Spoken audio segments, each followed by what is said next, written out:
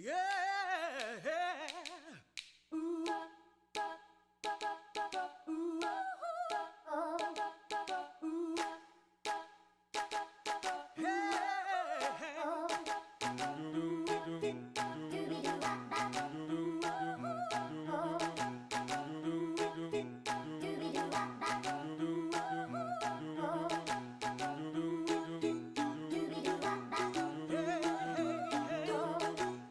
Ooh.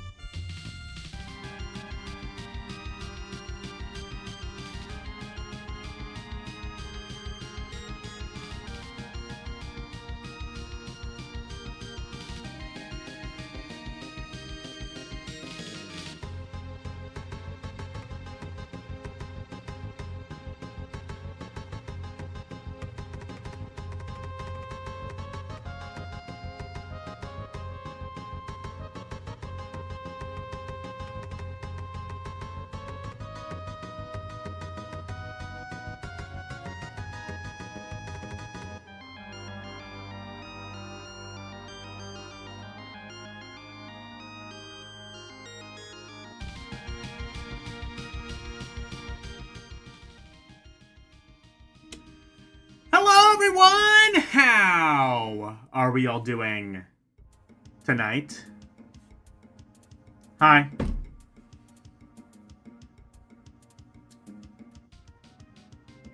It is ROMpourri time, yet again.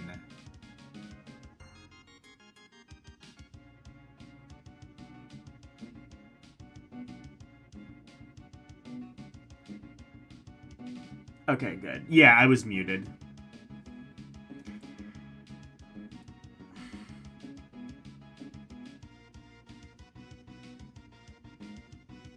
Alright, it is ROMpourri time. Hello, my fellow LD pirates. Hello, Arus. Arus! Sorry.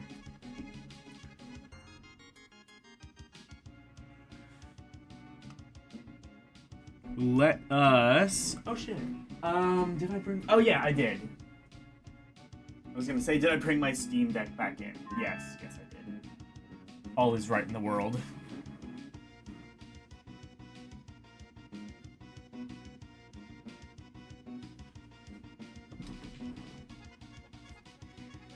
Anyway.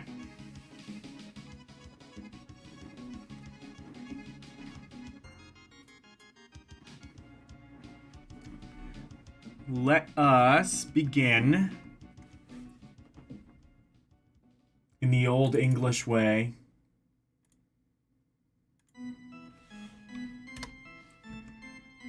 With the wheel! Wait, let me full screen this.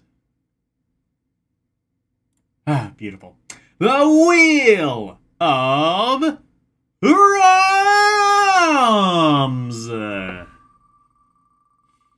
It's the wheel of ROMs.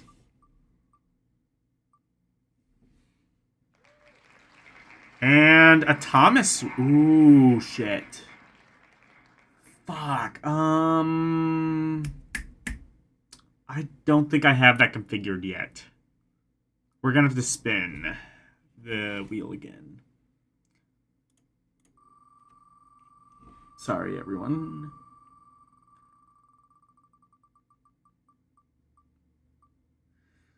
That's right, I do need to, like, actually configure shit on my new PC. I've been putting it off. Game Boy! That one is easy enough. And I can do it on my Steam Deck. Assuming the thing is actually going to cooperate. It's not. Okay, cool.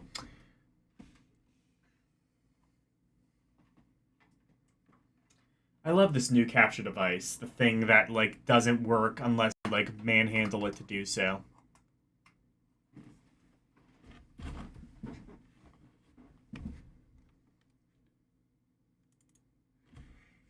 And again, I had to do this because... Oh, wait.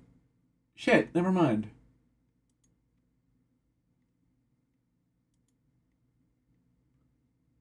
That's right.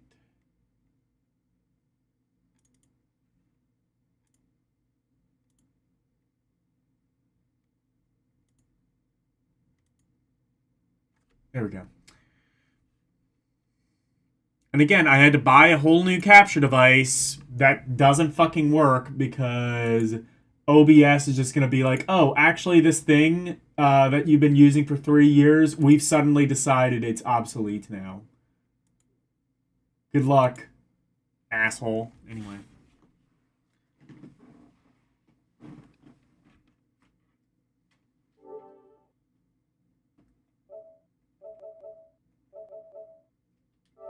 Anyway, Game Boy!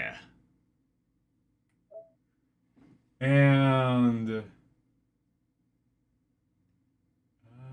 what is this? This might be an unlicensed game. Doesn't have, like...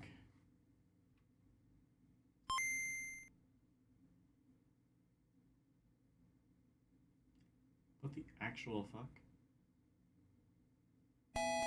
No, it's not unlicensed.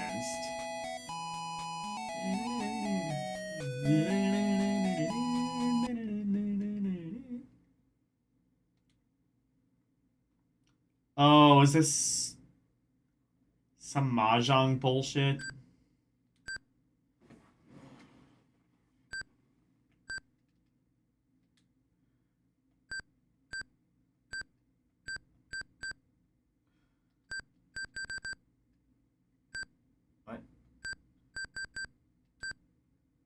Okay.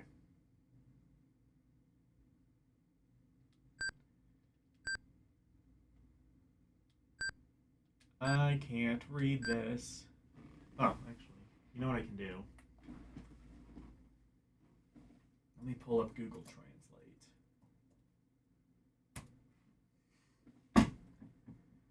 Honestly, even if I can read this, this doesn't look like a particularly interesting game, so I might just pick something else anyway, but...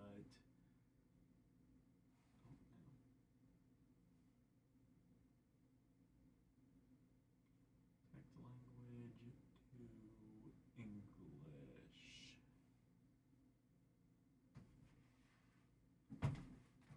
Oh, shit.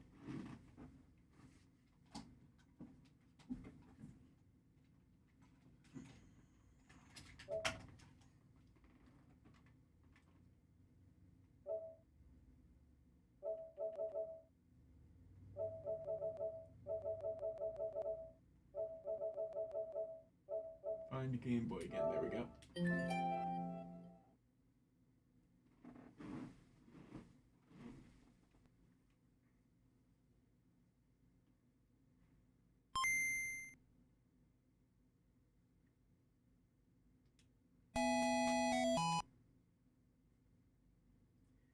Okay, we have...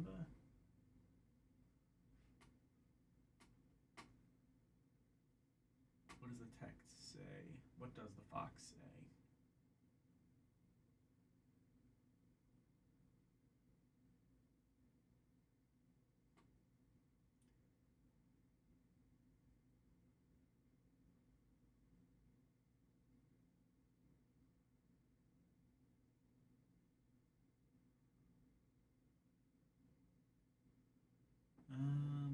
It's just not...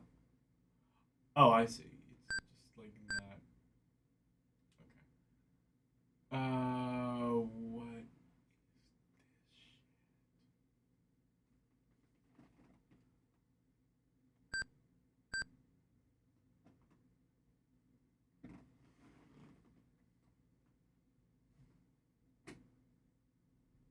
Okay, that says...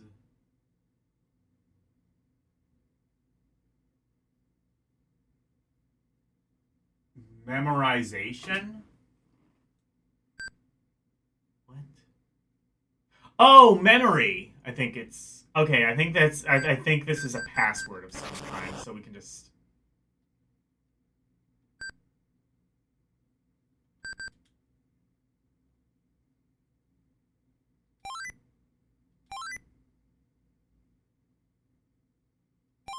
Oh, this is options. Never mind. Ah, here we go. I think that was a password screen. We... Oh, shit! Oh, this is a... I see what this is. This is like... What, some tool for learning English? Home?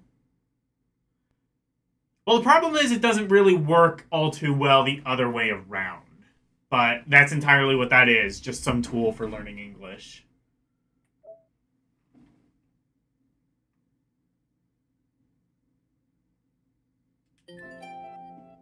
Xenon 2, here's an actual game. You can play it, possibly.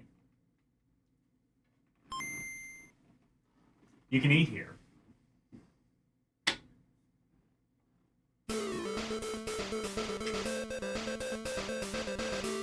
Oh, sounds great. Sounds great. Ship it, boss. Music? No. The music is still on! No! Oh, thank God.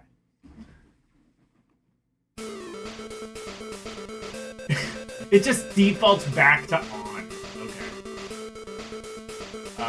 Okay. Difficulty medium? Oh, is this a puzzle game? Oh, what the flippy... I see. So it's the world's most boring shmup.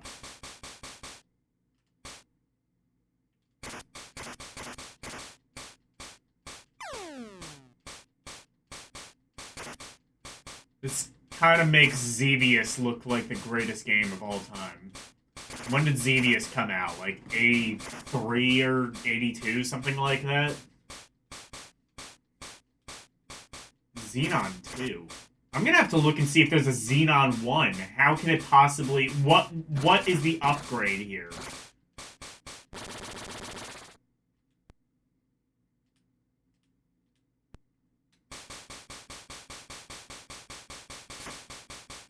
If you have a turbo button, you're golden. Obviously, they wouldn't have foreseen that, obviously.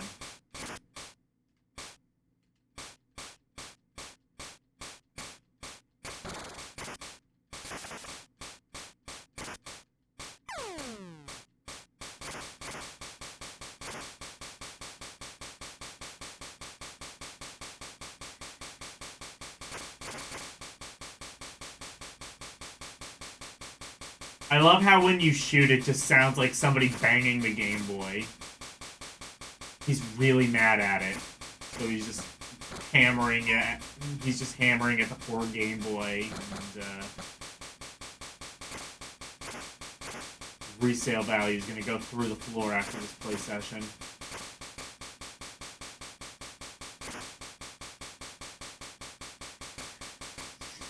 I always thought the most boring shmup was D-Force on Super Nintendo. I gotta show that one. Because that might be the most boring console shmup. This is like the shmup thing in the Game Boy camera had more to it than this.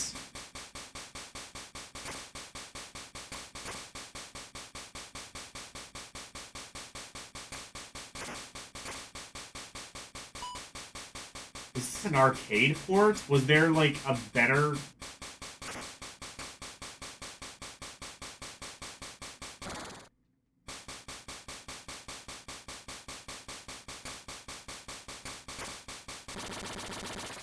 Wow. Who's behind this?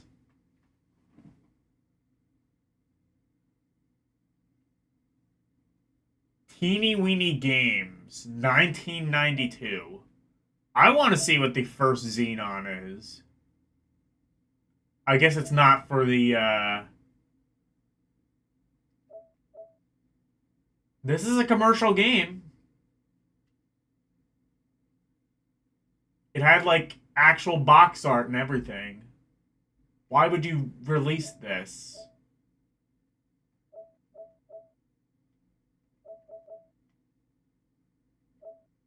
Why would anyone release this? What the hell is that? Oh, is that just fan art? Someone made fan art for this? Anyway, I'm going to show off D-Force, because it's kind of baffling that they even decided to release this.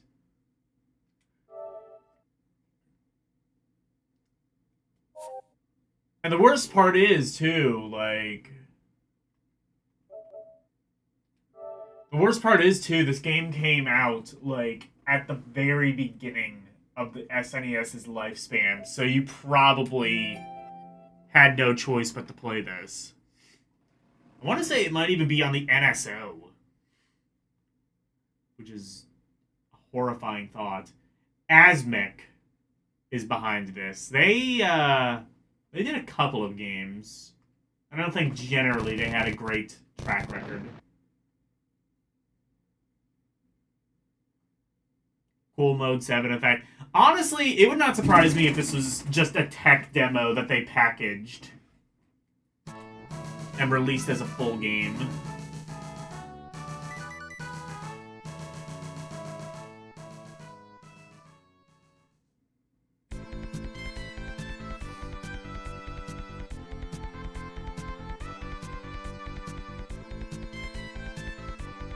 And here we go. Alright, bitrate dimension. Oh, they... Oh, wow, the colors are, like, muted. What the fuck happened here? Anyway, welcome to the bitrate dimension with this water, by the way.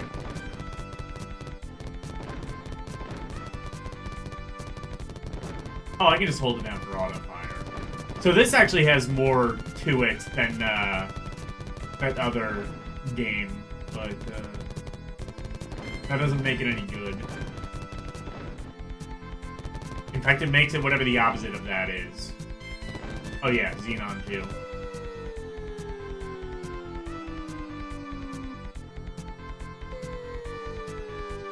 It has a neat little Mode 7 effect when you fall down, I guess. That's kind of cool. Like I said, I believe this is probably a tech demo. Also, the water shouldn't be that dark, I don't think. That's like a weird emulation glitch. Unless I'm wrong, maybe it is that dark.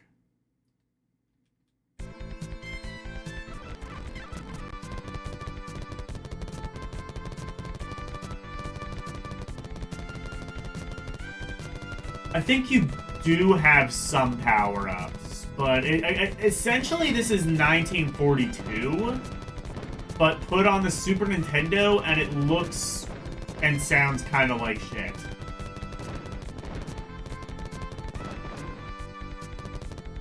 Actually, I'm not 100% sure it does have power-ups now that I say that.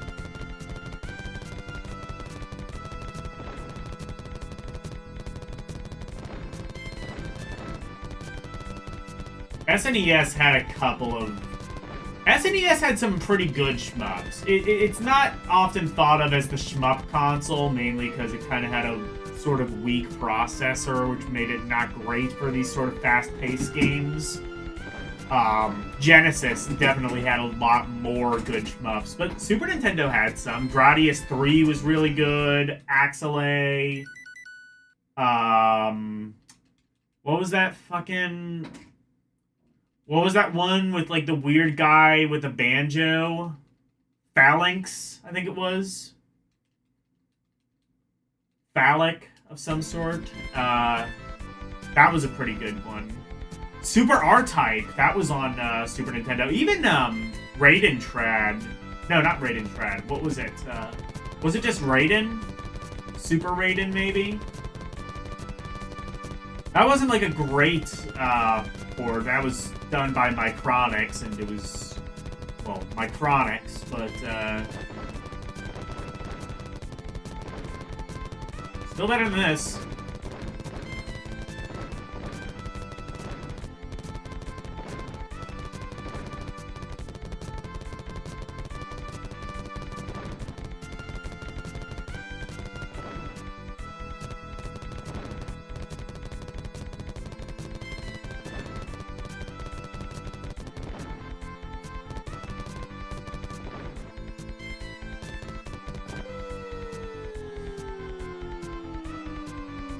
I mean, I'm not good at shmups. That doesn't help, but... You know what? I should save state my way through this. I'm gonna save scum my way through this level because I want to see, like... Because I don't know if I've ever seen beyond this level.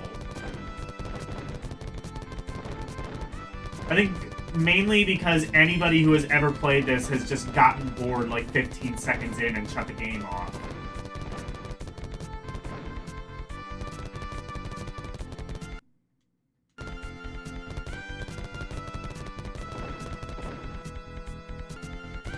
D-Force. The D stands for dull.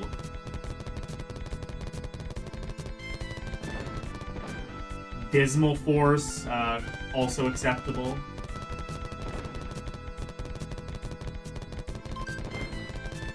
It does have power-ups, confirmed.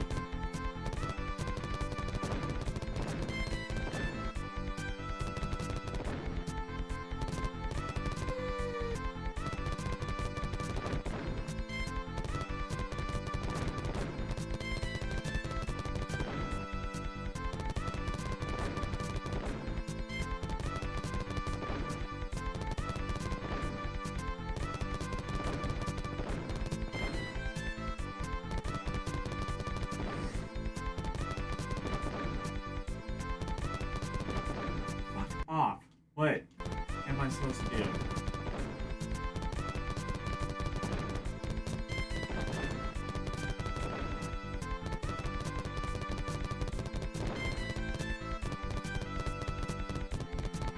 Oh, look at the slowdown. The slowdown to render... Well, honestly, this background probably does, like, cause a lot of CPU power.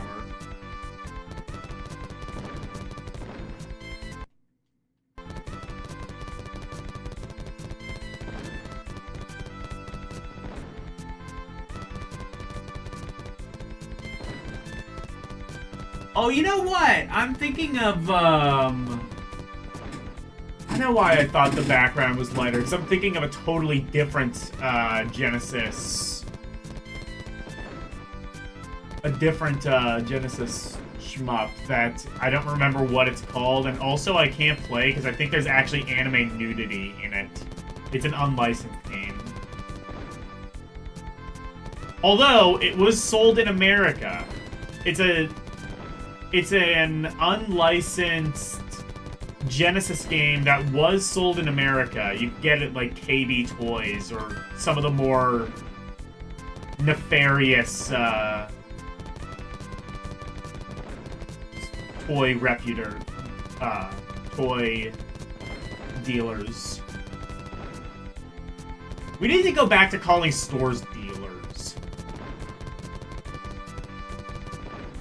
I think dealer has just, like...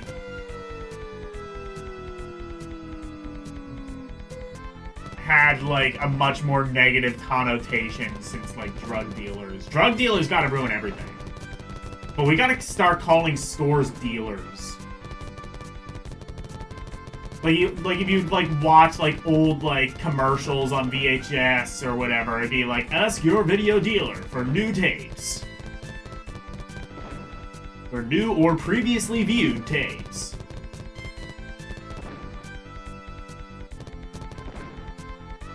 This game is ass. It's ass!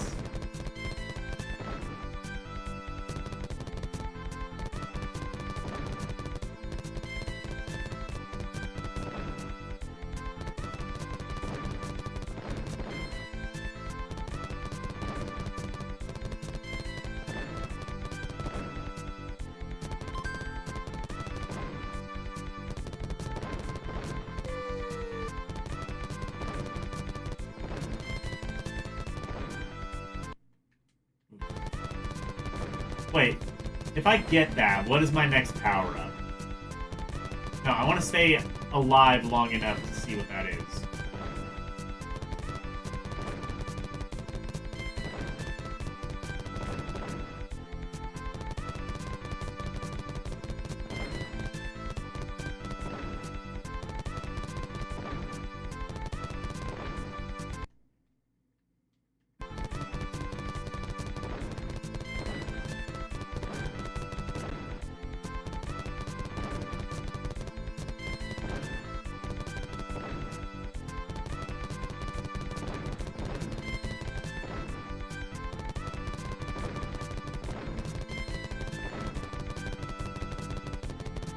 Oh, oh, that's what it is. Okay.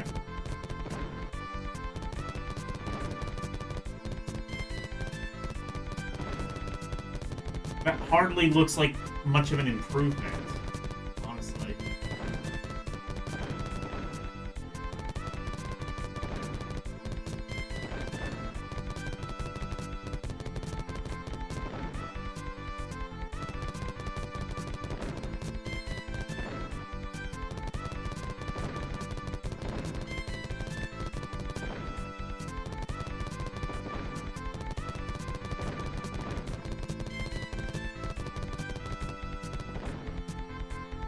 This game sucks, never mind. D-Force. All of the jokes I've made, yeah. D-Force. Anyway, let's play something that I'm probably better at. I lie through my teeth. Also, I have to extract it, because apparently on Windows, when you say extract all, it doesn't actually mean that. Why the hell would it? So I have to extract everything manually. I'm gonna install RIP. I'm reinstalling WinRAR. I don't. Just yeah.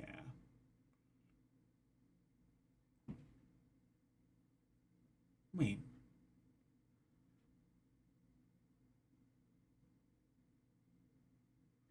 Oh shit.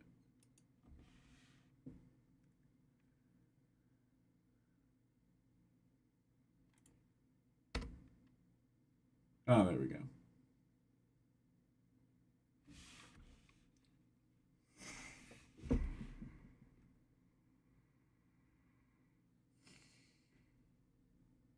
Because why would extract all the files that I have selected? Or extract all the zip files, whatever, that I've selected?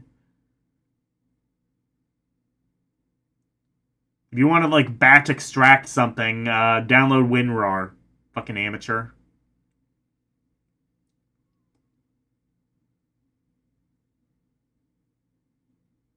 It's like a basic thing. Windows should be able to do that.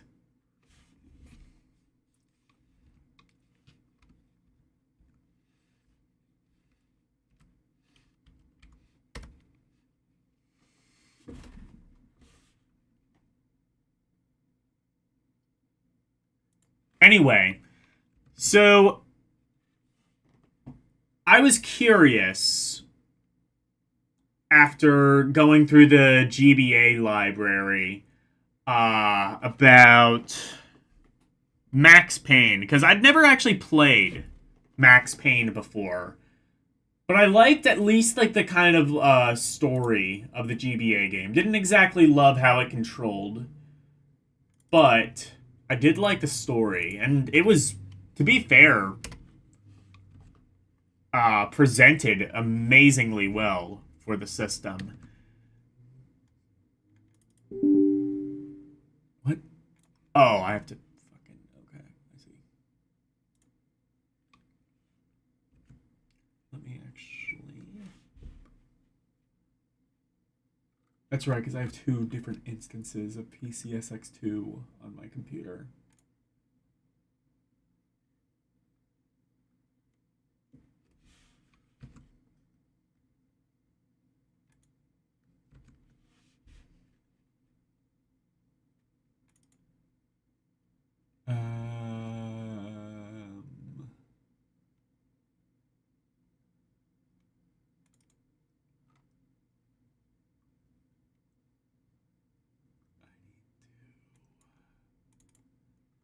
Remind me to actually figure this computer out properly.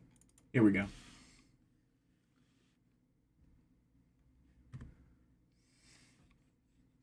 Do I want to update? Fuck no! Why would I ever do that?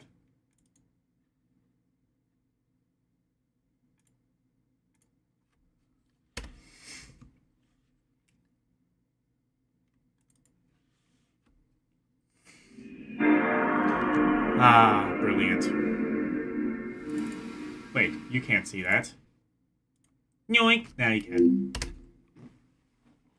Ah, nostalgia. Not for this game, though. I've never played it. I can't believe he's never played Max Payne. Well, he's going to. Right now. 3D Realms!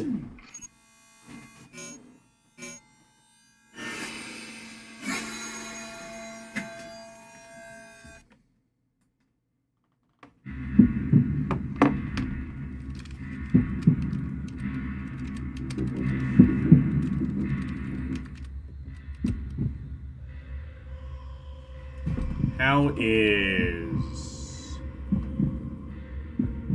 Oh, that looks like it might be loud. I improve.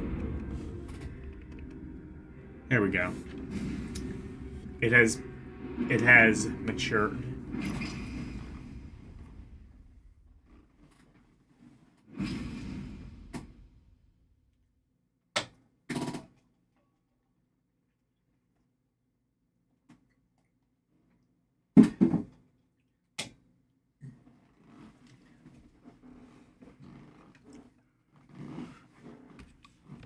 Okay.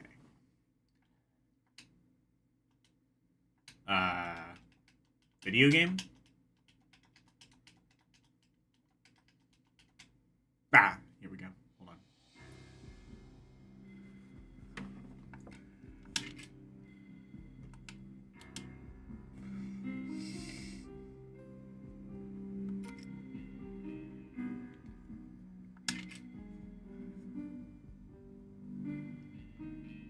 Ah, new game.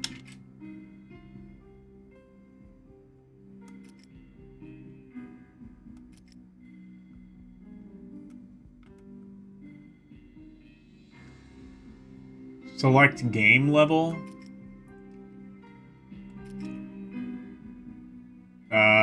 Fugitive, I guess.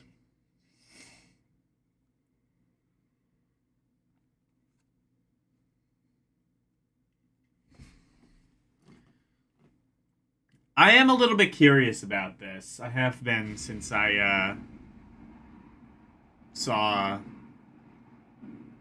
the GBA game.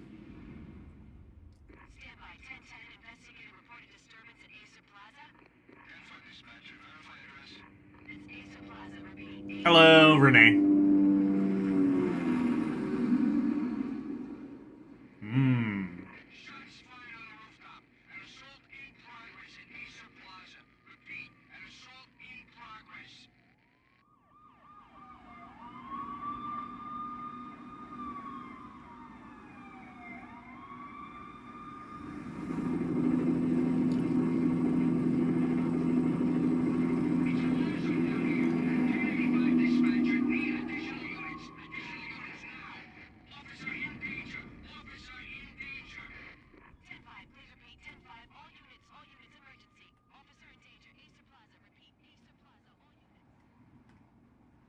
They were all dead. The final gunshot was an exclamation mark to everything that had led. Well, this is a completely different story from the trigger.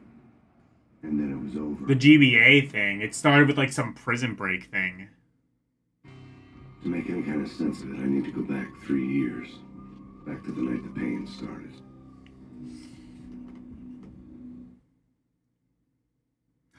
Ooh. Was the pain max? Or minimum? Was it just like a little prick or like a huge owie? That's what they should have named the game, Huge Owie. Still in the force back then. NYPD, Manhattan, Midtown North Precinct. That's what I would have named it. So when are you coming to work for me, Detective Payne? You'd make me work undercover in some hellhole. Sorry, Alex. Michelle and the baby come first. See? My last smoke. It's bad for the baby. That's you, Max. A regular Boy Scout. See, Alex. Still on for poker Thursday night, right? Like taking candy from a baby. Life was good. Sun setting on a sweet summer's day. Smell of freshly mowed lawns. Sounds of children playing. A house across the river on the Jersey side. Beautiful wife and a baby girl. The American dream come true. Tell me you've seen The Sopranos without telling me you've seen The Sopranos. When you're not looking.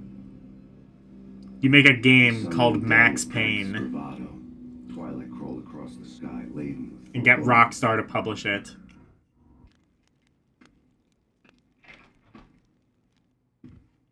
Michelle, honey, anybody home? I didn't like the way the show started. They've given me the best seat in the house, front row center.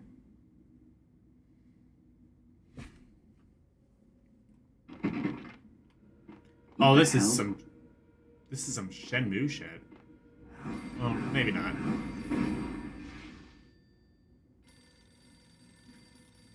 Honestly, I might enjoy this game.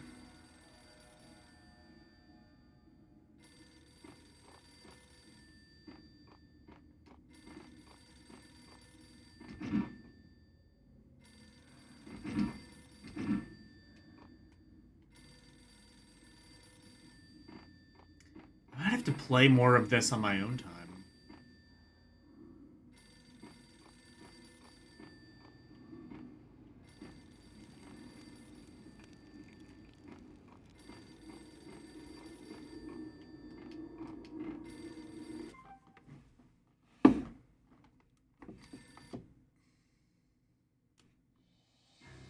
Oh, what? Oh, okay. Resume game, tutorial, options. Can I make it brighter?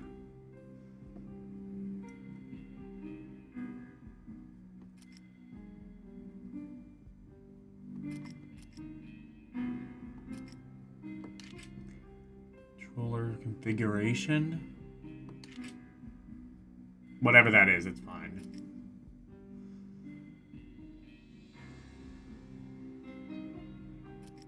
Game options?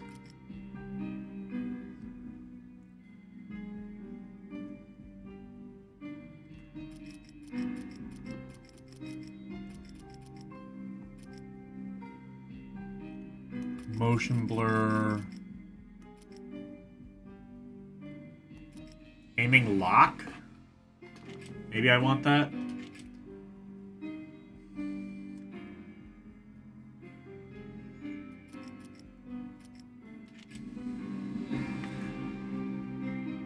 You can manually adjust. Man, tell me this is a PC game without telling me it's a PC game.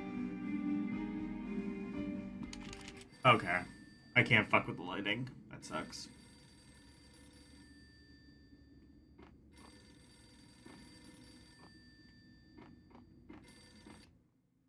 Oh, there we go. Listen, someone's broken into my house. Call 911. Is this the paying residence? Yes, someone's broken into my house. They're still here. You have to... Good. I'm afraid I cannot help you. Who is this? Hello? Good VA.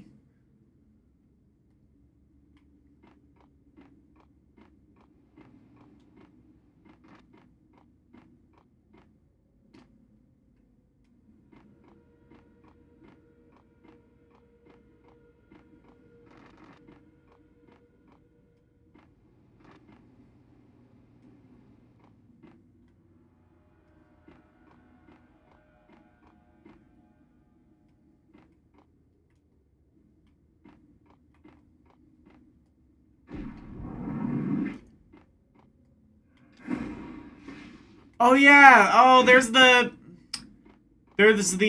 Matrix bullet time, like from the GBA game. Cool. Oh, I can shoot already. Okay. Fair enough. I am being robbed. Just use my Second Amendment right and take care of them myself. The true American way.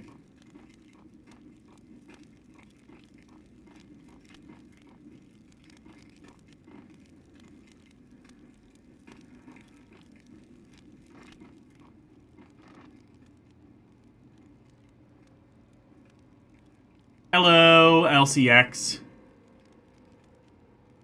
Why am I playing a very dark 3D game? Because the GBA version had me curious with its story, and honestly, I might have to see if I can, like, get, like, a filter or something that, like, makes it lighter. That is supposed to be a thing in PCSX2, and I've never worked out how to make it work.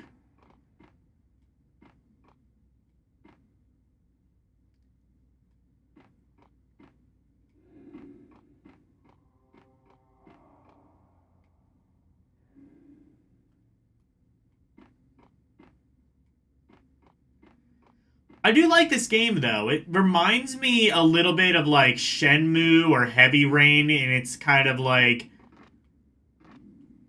I don't know, like, what would you call these types of games? Because they aren't... Well, Max Payne is an action game, I guess, but, like, Shenmue or Heavy Rain, like, those, like, kind of cinematic games, that, but they aren't, like, FMV games. That's, like, a totally different thing. It's like FMV the way that it should have been from the start. Like, Heavy Rain is kind of like what the Sega CD could have been if the tech was there.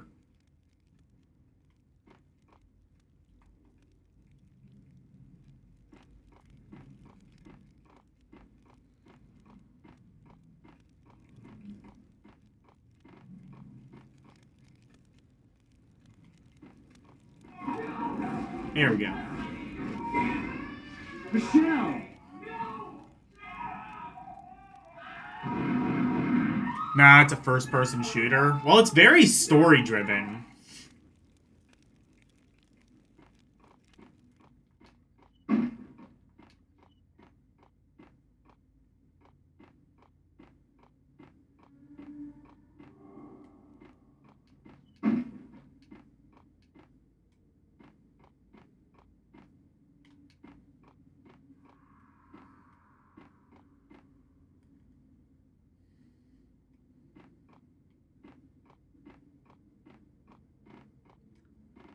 Actually, even if I did turn the brightness up, it feels very washed out. That's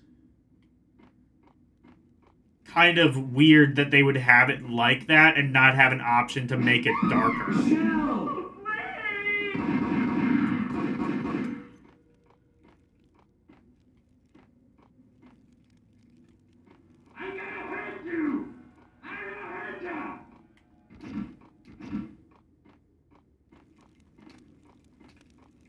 Did he say I'm getting a hand job? Sorry. That's what I heard.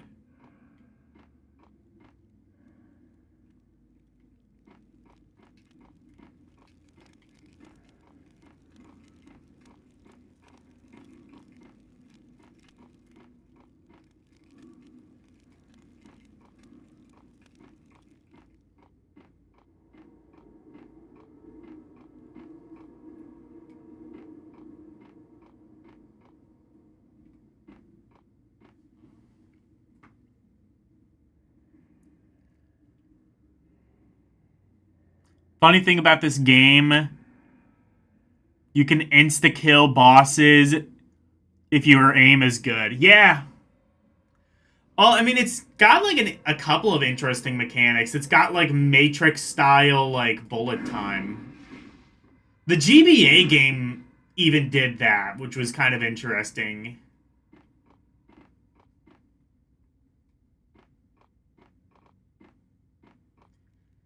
Is there, like, a remaster of this game? Has Rockstar, like, done that yet? There has to be, right? People have played this. People would want to play it again.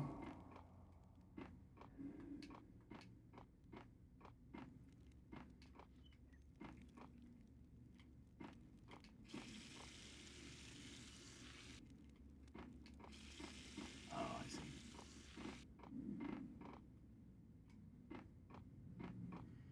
Oh, I guess it's not here. Okay. Also, I just noticed that's a... Okay, never mind. I was gonna say that... Like, can you see your own reflection? Is he actually a vampire? NYPD's dropping.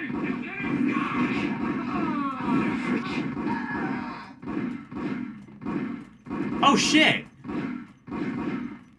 Oh, never mind. I was gonna say, I thought I was in control of the cutscene. No.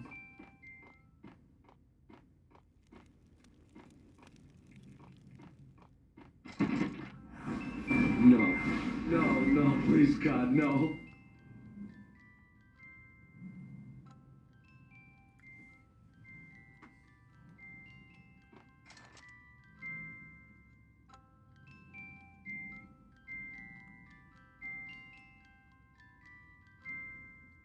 Bullet time is limited. I do know that, yeah.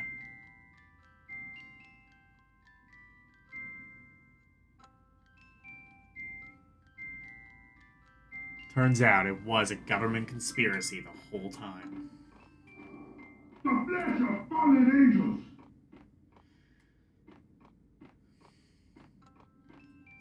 Turns out the real aggravators were the police all along.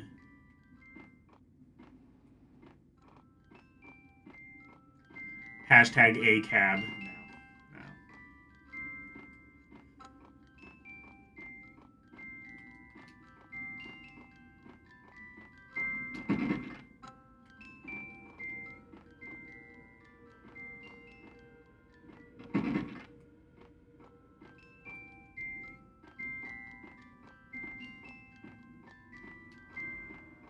What the fuck? Can I shoot that? No. Probably not. I should be able to shoot the music box. The fact that I can't makes this game immediately a 0 out of 10.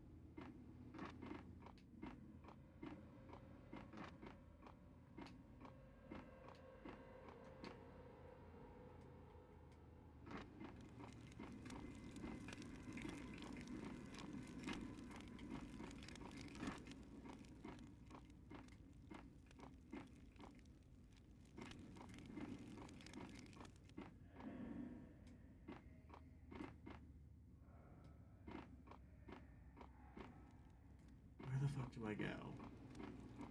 Probably have to go back where that music box thing was again. Can I, like, wander my way around and find that?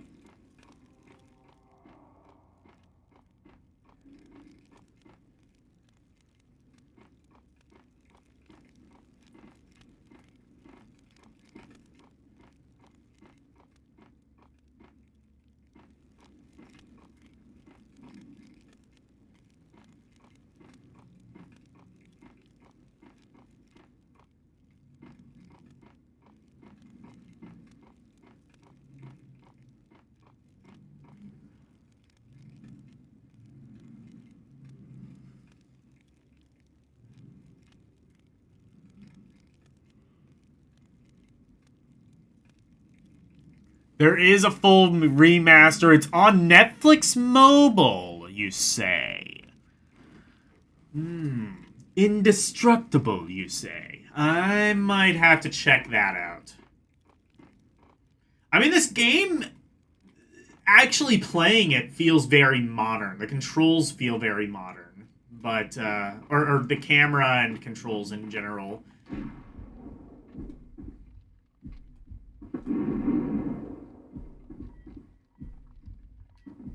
I might have to play that, though, because the graphics are probably a bit more defined.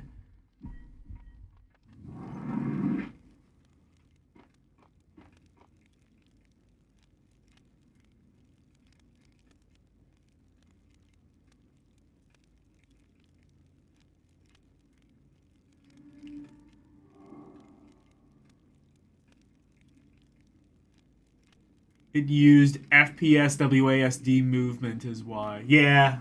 Well, I imagine if this is 3D Realms, then this was probably a PC game first and foremost. That's probably... I'm guessing the PS2 version isn't, like, the best way to play it. Or it wasn't, like, even at the time. I'm sure it's a fine port, but I'm guessing the PC one is what purists would recommend.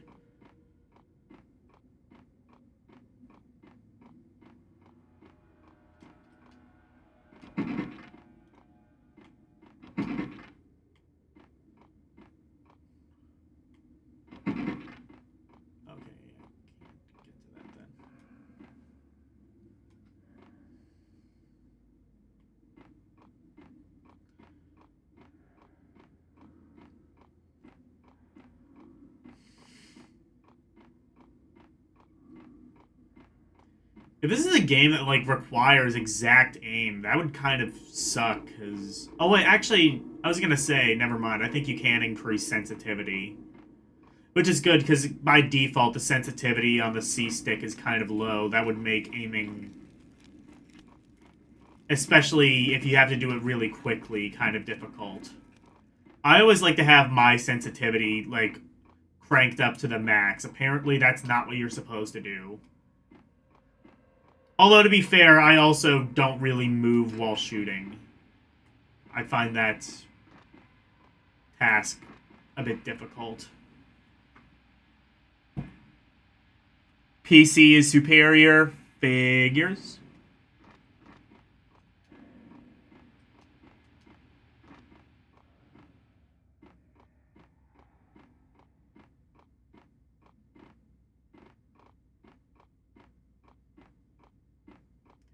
Okay, the only other place where can I go, though? Besides, like, this and the bathroom. I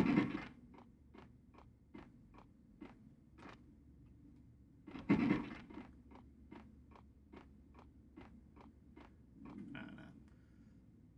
I'll have to play... Hello, Joe. Hello, Orc.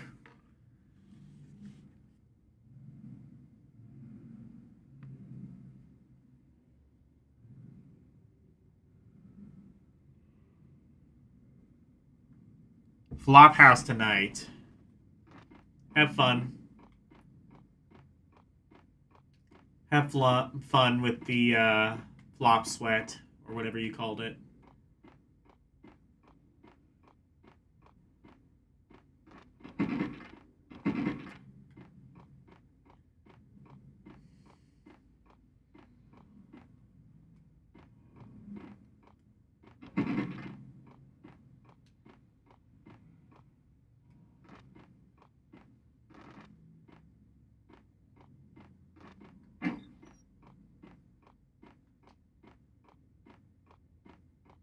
Yeah, I don't... Yeah, I can't really navigate this well. I'm gonna have to try the remaster, apparently. Although if I can't navigate this, I would not be able to navigate with fucking touch controls. Actually, that's okay. I can probably like hook some sort of controller up.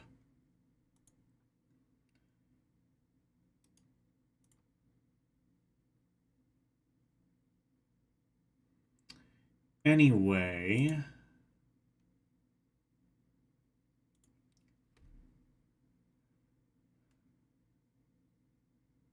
what else did I do? Oh yeah, so let me try.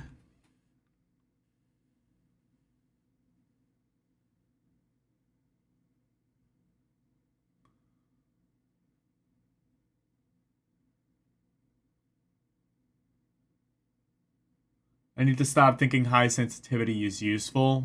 Well, how... Well, like, if I, like, want to aim to someone quickly, why... Yeah, I don't know.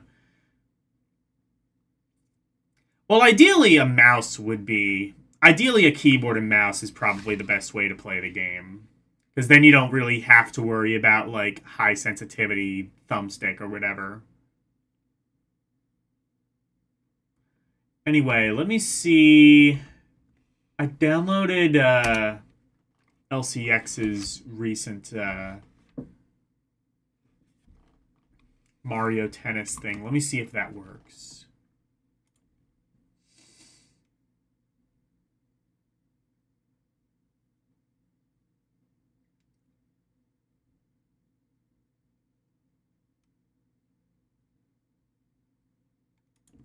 Load ROM in archive? Oh, okay, got it. Yeah.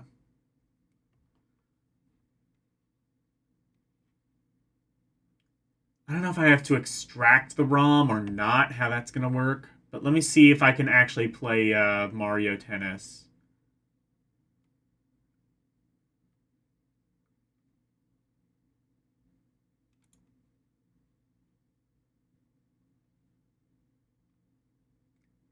First of all, let me find the ROM.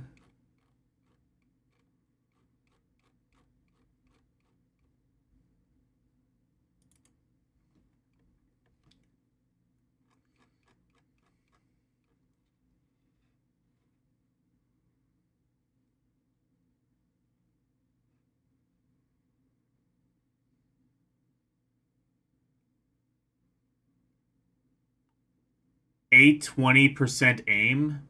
I don't know what that means.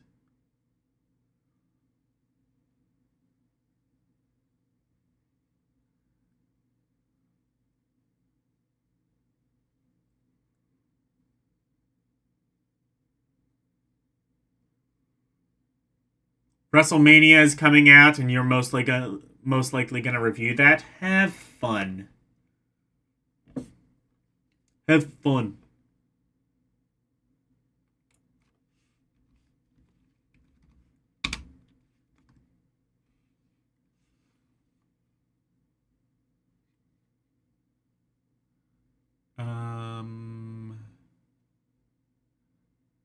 Save. I think it's this then.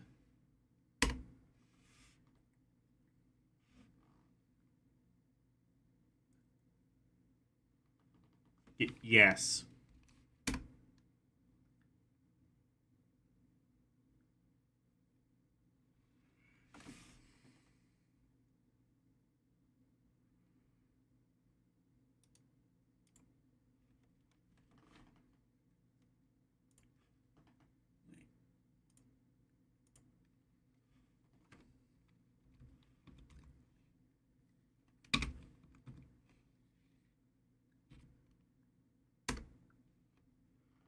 Okay. Brings up the language select. That's not what I want. How do I load from a state?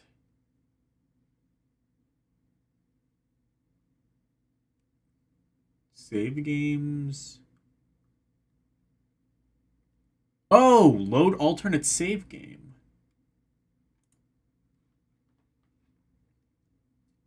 .sav. Oh shit, I found it. Okay. That's what I have to do. So I win. Aha! Success. Hold on. You can't see my success though. I must improve. Must be corrected.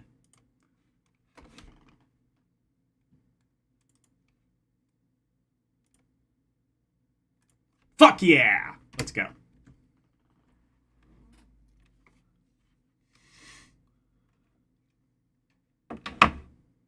Max Payne has no aim assist? It looked like it had some sort of aim assist. But I don't know to what end that would have worked. Or had, like, aim lock, whatever the hell that meant. Anyway, Mario Tennis.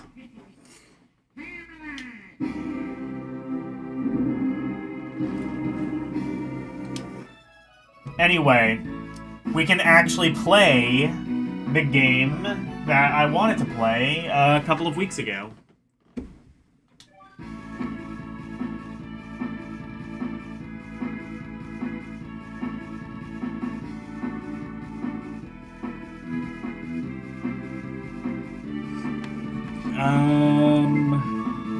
Can I have exhibition? Power Tour, I assume, is like the RPG shit, so exhibition is probably... Or what's this? Stats, yeah, exhibition. I assume this is just regular tennis.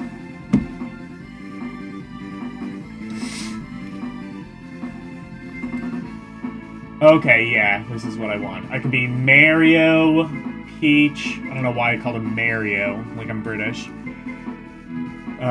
Luigi... Waluigi! Oh, fuck yeah. This game is sick. Conky Dong. Jack Black. Other princess? Is that supposed to be Daisy, I guess? I don't know who that is. Wait. Oh, no, wait, no. These aren't Mario characters. Who are they?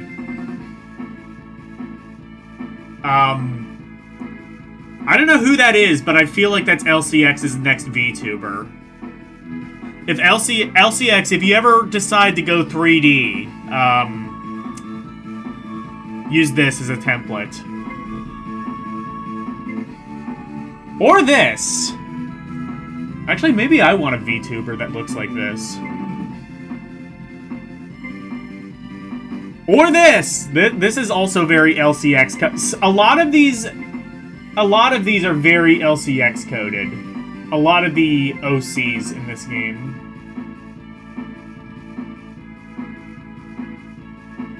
What the hell? That? Okay.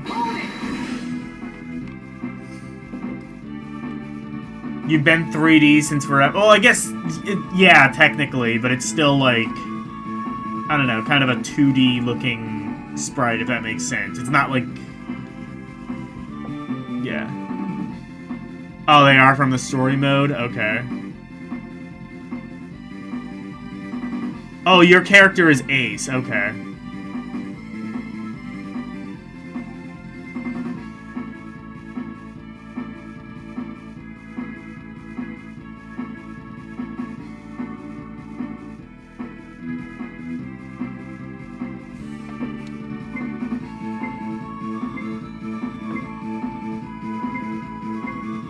Anyway, I'm always Peach.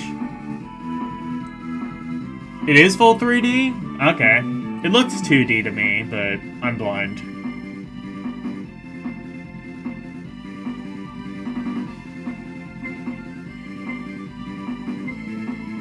Singles. Oh, wait.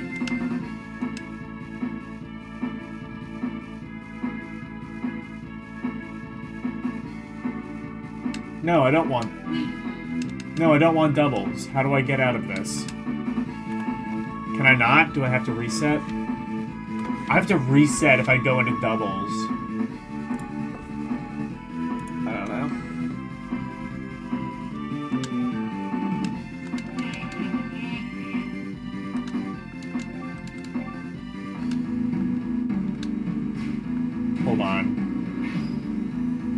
don't want doubles, so I'm gonna quit out.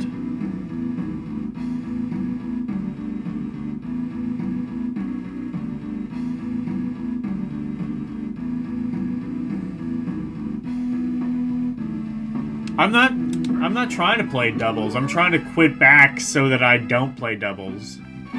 There we go.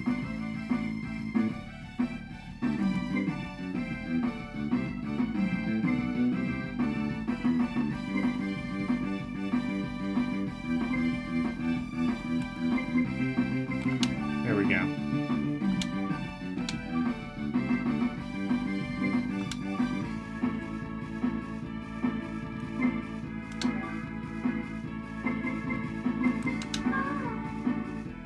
There we go, singles. And my opponent can be Waluigi. Because the Waluigi is probably going to own me, and as he should. He's in dire need of some sort of victory. Hard clay? Ooh.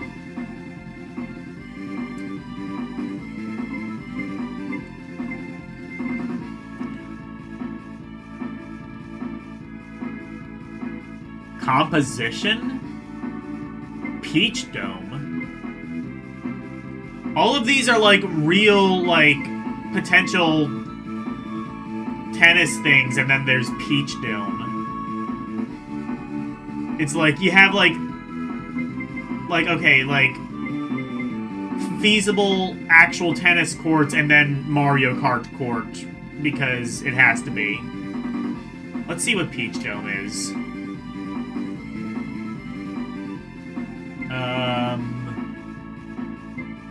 Yeah, start.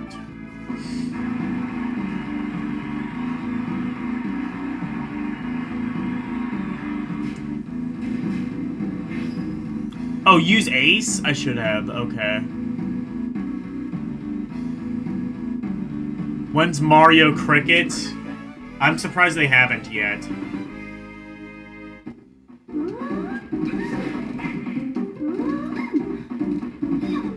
This is an amazing looking...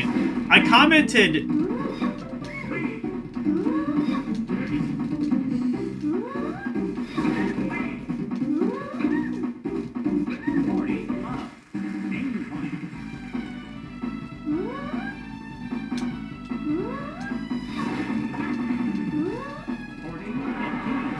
Okay, I'm gonna pick a different course. And also, I guess I'll be Ace. But...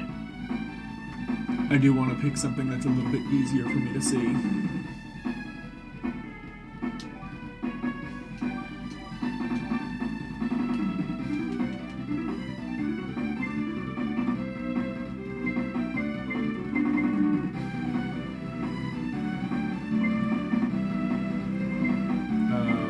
Where is it?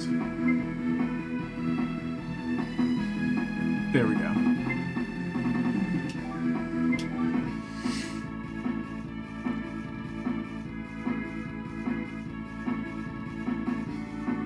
Mario Rugby? Oh, that would be cool.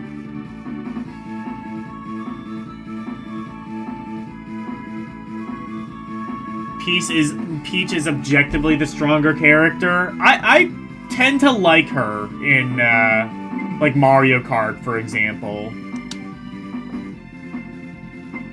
She's who I always play.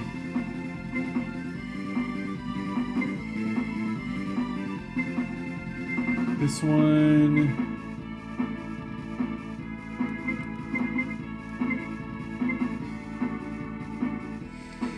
Here's Ace, okay.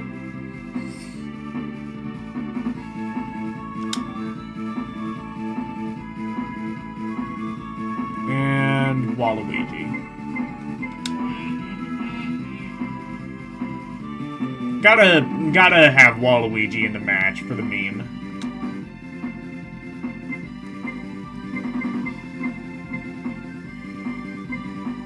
Alright, let's just do the regular one.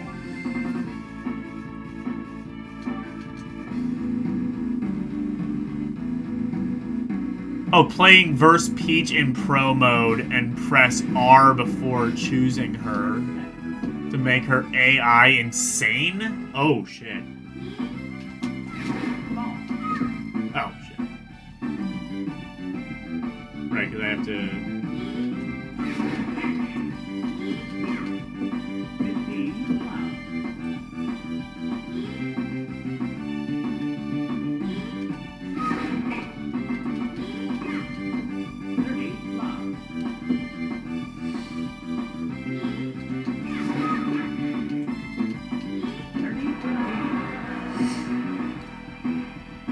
Oh, this is like easy mode.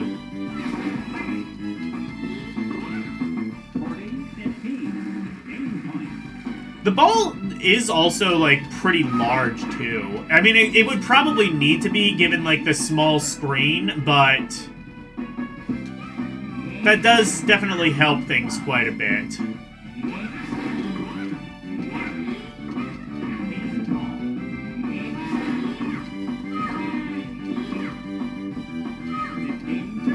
Seems like you don't really have, like, full court movement.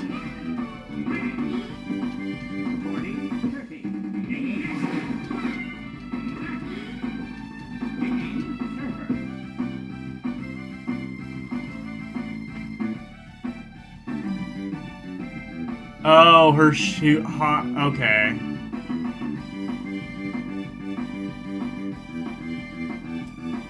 Okay.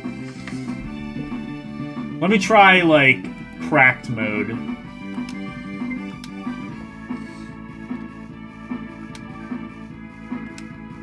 Oh no, I don't want this.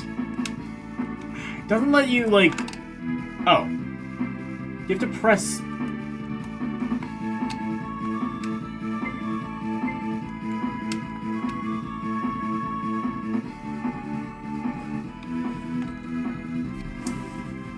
Okay, yeah, you can't, like... Unless... Oh, I wonder if the B button's just... Is the B button just not... Oh, I see. Okay, never mind. You can go back. It's just the A and the B buttons are mapped weirdly in MGBA by default. I see.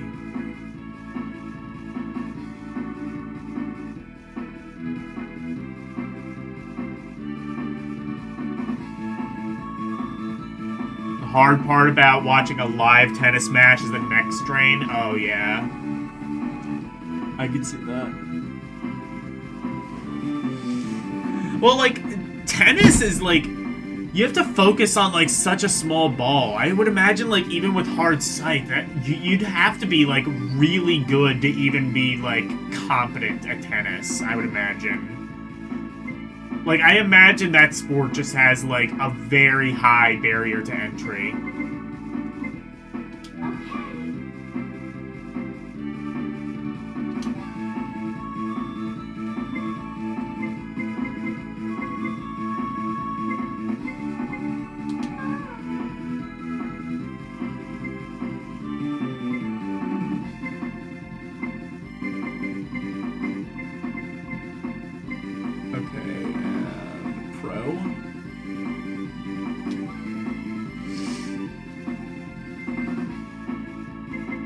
Let's do clay this time.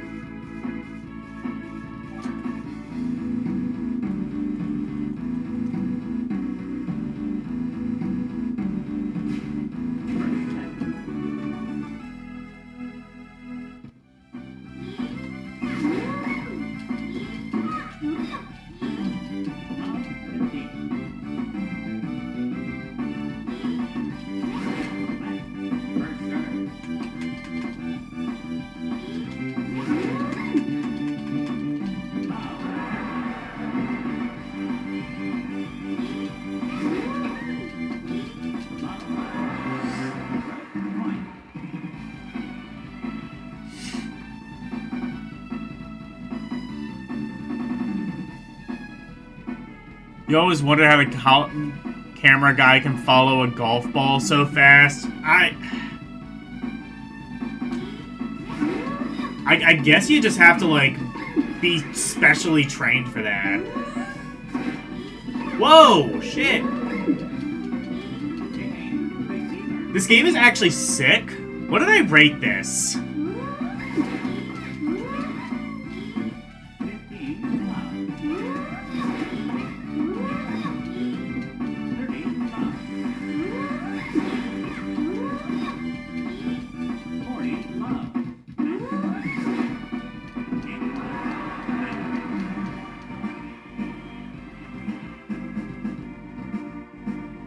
This is how it feels playing someone way better than you IRL. Yeah. It's a fighting game. Yeah, you know what? Maybe I do need to, like, play, like, the RPG mode on my own time.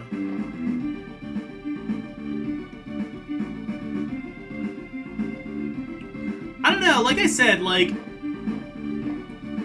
I kind of wish it just had, like, a normal story mode, or, like, a normal campaign mode, and not, like, this whole RPG story thing. I'm not super invested in the story of Mario Tennis, but...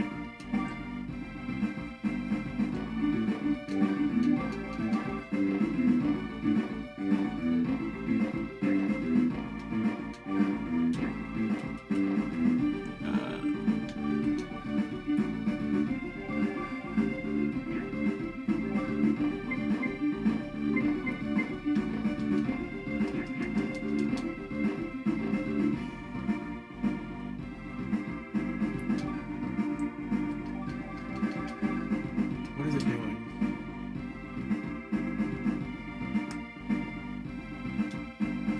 Oh, I see.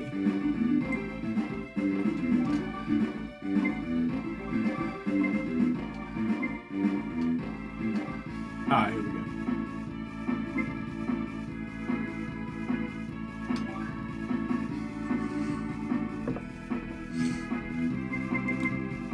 Let's see.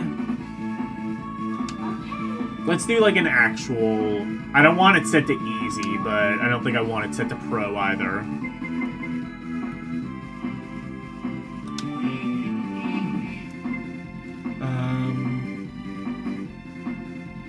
Novice, normal. Let's try normal.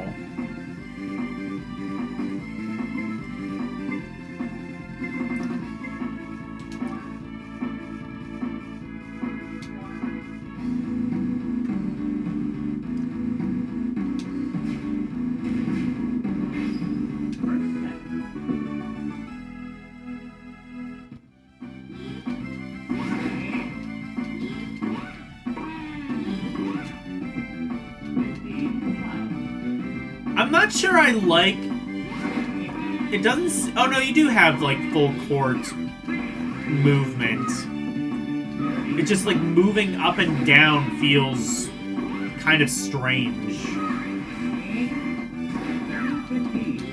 Oh, how do I do the... How do I do, like, those power shots?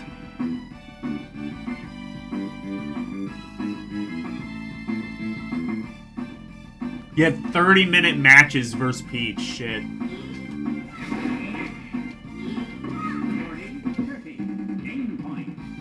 I could make a valid argument that this is maybe one of the best-looking GBA games. Like, we've had... Like, we've seen several first-person shooters, which on paper should be more impressive than a simple tennis game. And yet...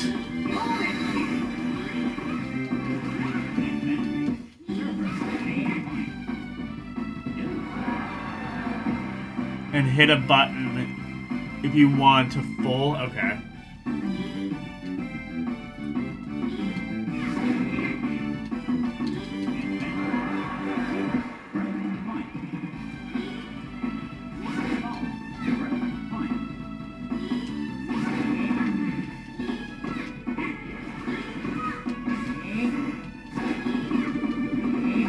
Oh shit.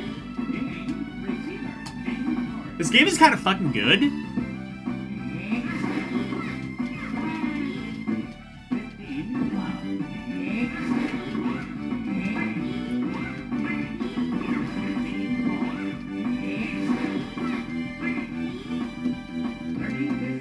I'm gonna have to look at my list and see where this is. I think I have it in Outstanding. I don't know if I would... I don't know. I'll look and see if I would, like, put it any higher. I don't think I would. Oh, when the meter is full. Got it.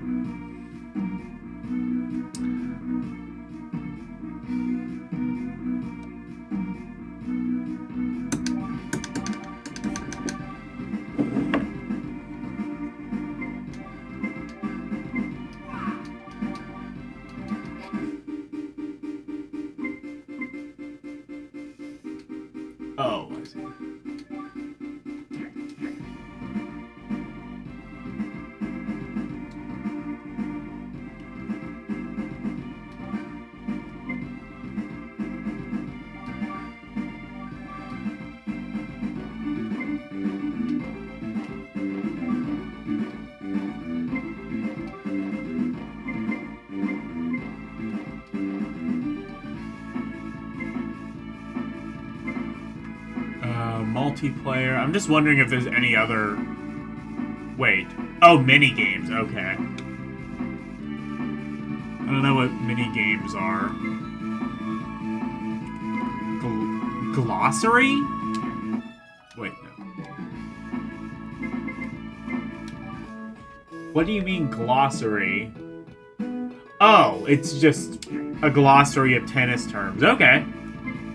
That's neat to have if you don't know about tennis. Options. Ooh, actually, let me see something. Music, controls, data. Okay.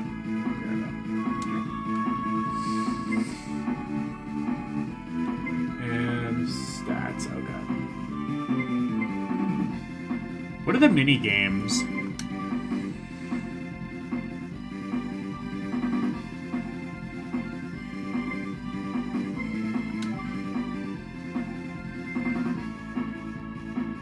Oh, training, power train. Okay, I see what that is. Okay. That's the reason. Okay.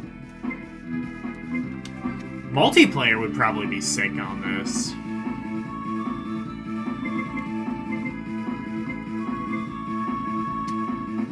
How about... I'll be Luigi.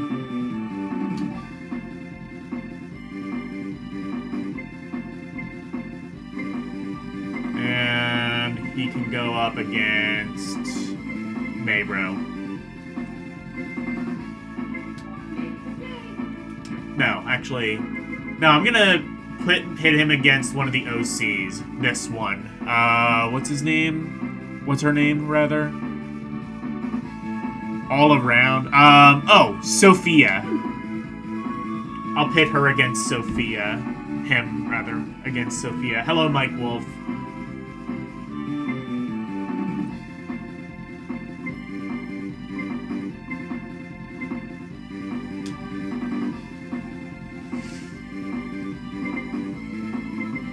Let's try this. Because I didn't actually try this one very much.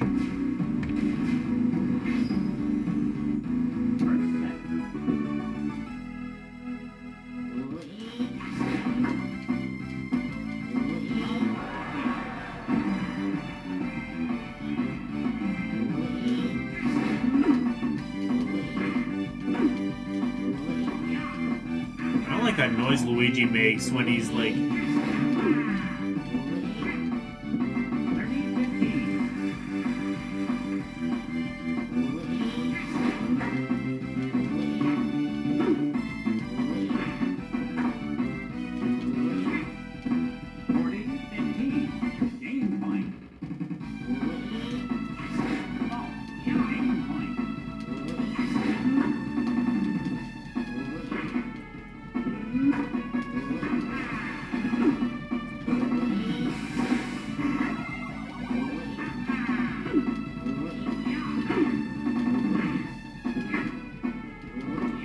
Do they all have, like, different...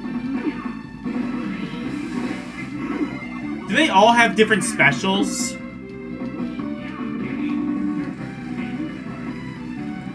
Do they all have different specials? I think they do, because...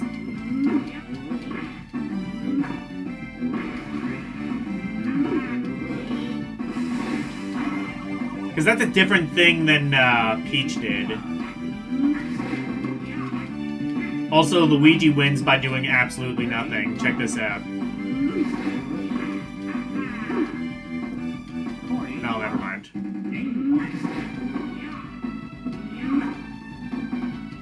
Damn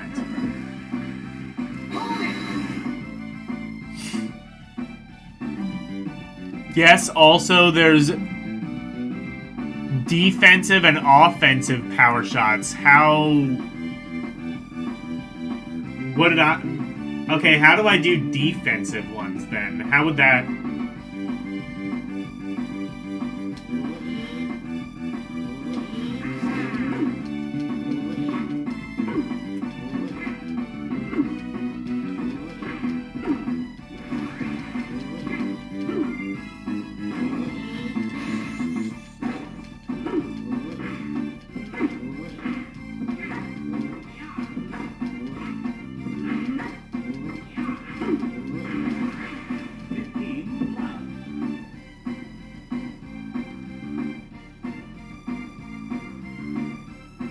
Oh, you use it when it's... Oh, I see. Got it.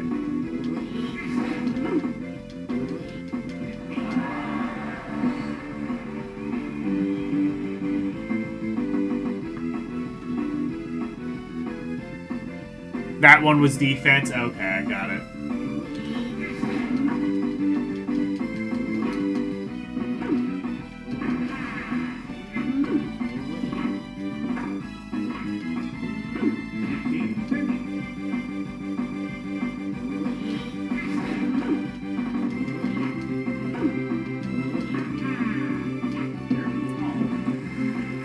This is a really intuitive tennis game.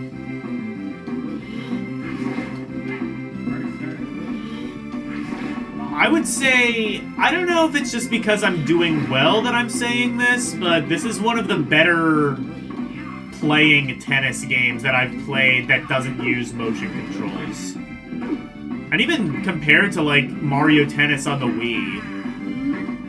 Or, not Mario Tennis, but, like, Wii Tennis. That's, like, mostly...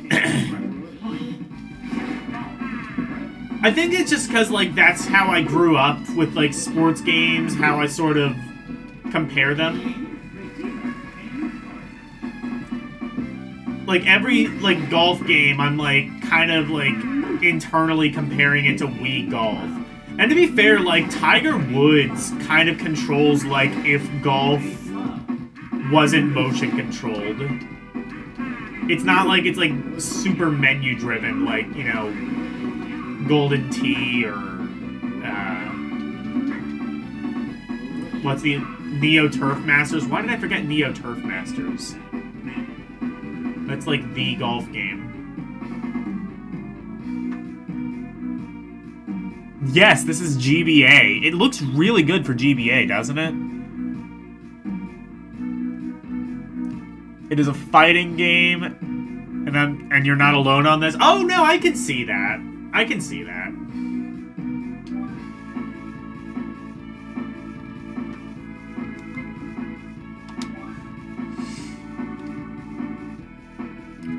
Now I just want to, like, try all the different characters and see what their specials are.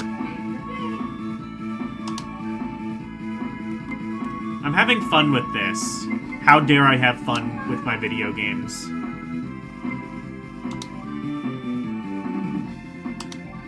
I can't believe he would have fun on stream, unsubscribed, indefinitely. Oh shit, I should have used the opportunity to change to, like, the grass.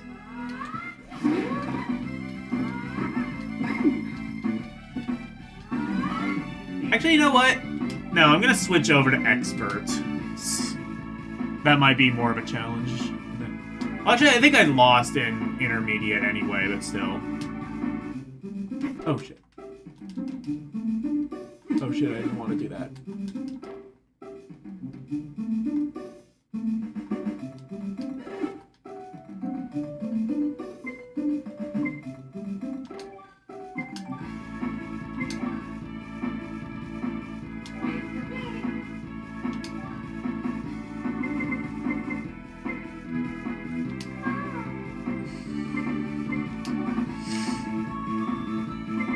And let me try grass. Finally, I will do the unthinkable and actually touch grass in Mario Tennis.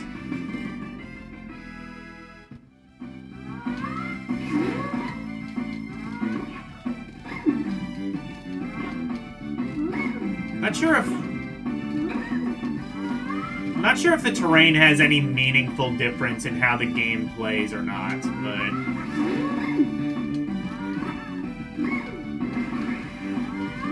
it's at least different pretty backgrounds.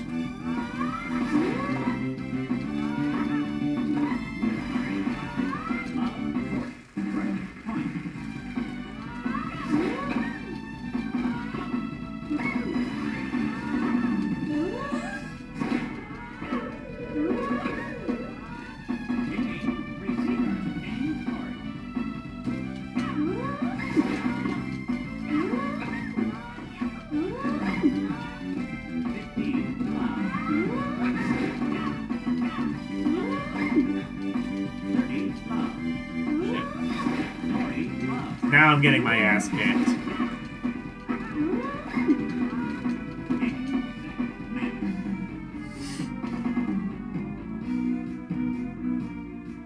Surfaces affect how much the ball... Oh, that makes sense.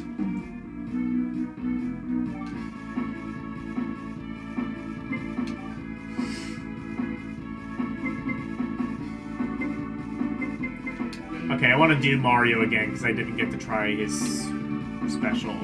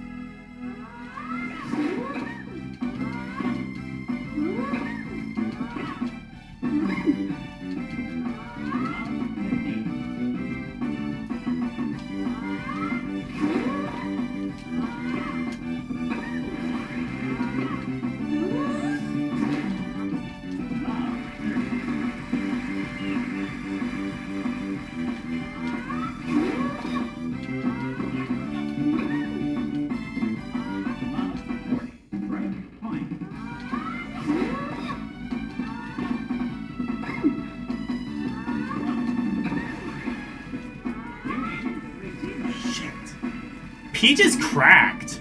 Peach is just cracked at this video game.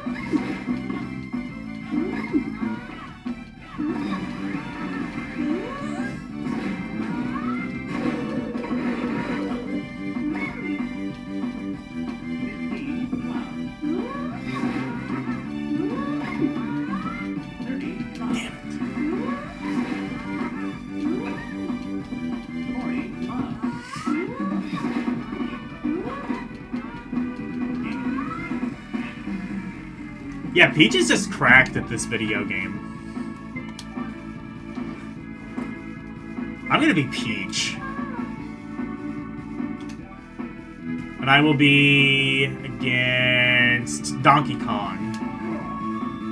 Oh no, wait, no, that's Bowser. Whatever. I'll be Bowser. I'll play against Bowser.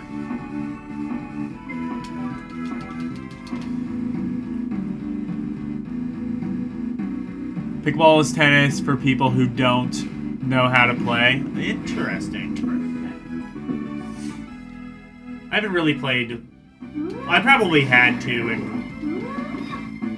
I probably had to play some of that in high school or something for, like...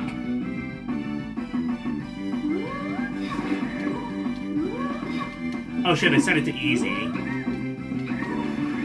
I just now realized.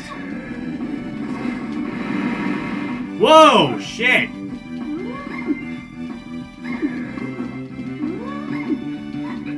Bowser's special kind of whips ass.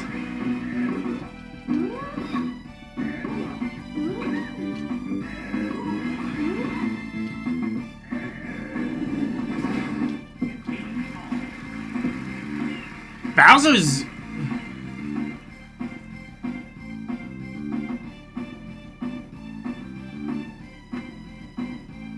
Bowser is slow, yeah, but it's... Bowser is slow, yeah, but, like, his, special kind of whips ass. That's his advantage.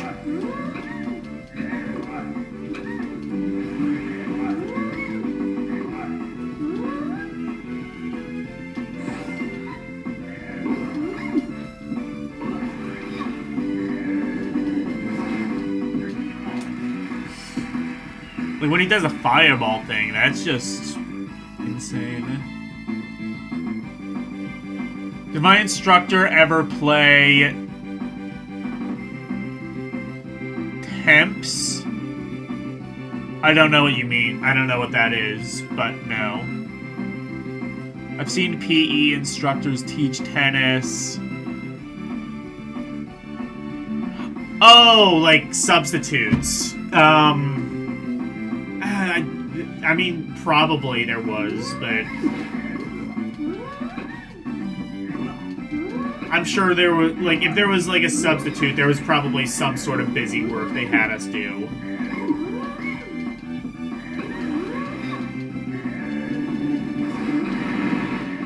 Oh, shit.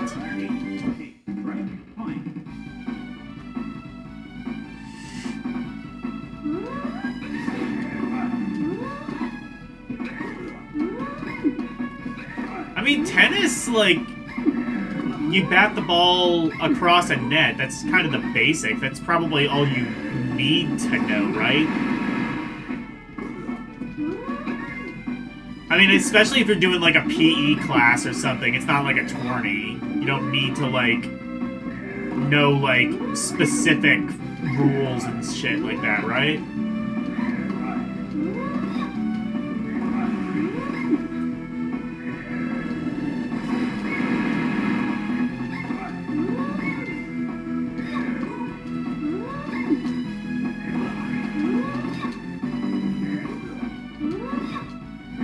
Peach is fucking cracked at this video game. Are there tourneys for this game? And if so, is Peach banned from them?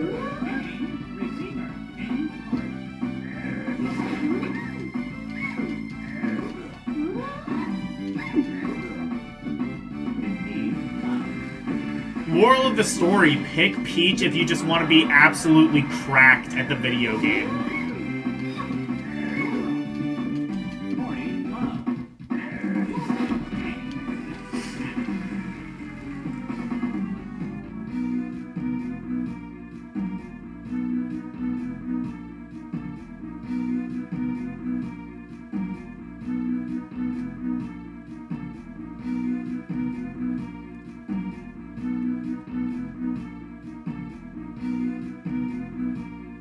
Alright, bye, York.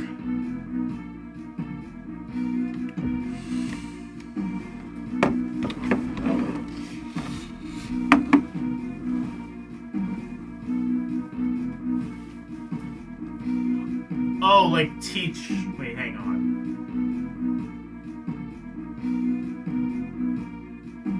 Let me pull up the thing.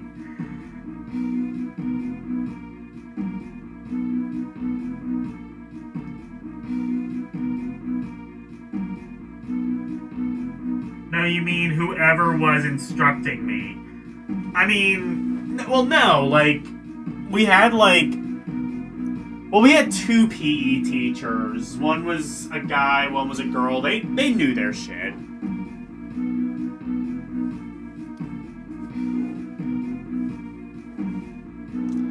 I obviously did not remember PE very well.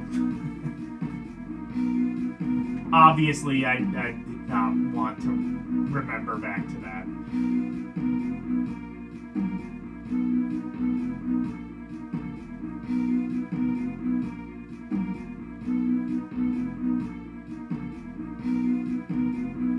You would be very surprised if I could hit. No, I'm not saying like. Well, I'm not saying like. I was saying like obviously like. Tennis is like a hard game to play. I'm saying like the rules are relatively basic. At least the basics are anyway, right?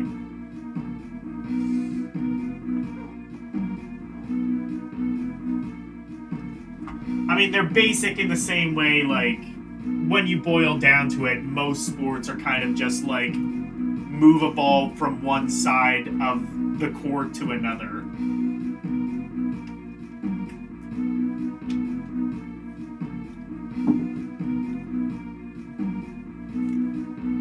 Football, soccer, hockey, basketball generally kind of have like similar gameplay mechanics. You play them differently, and the balls are different, and everything is done differently, but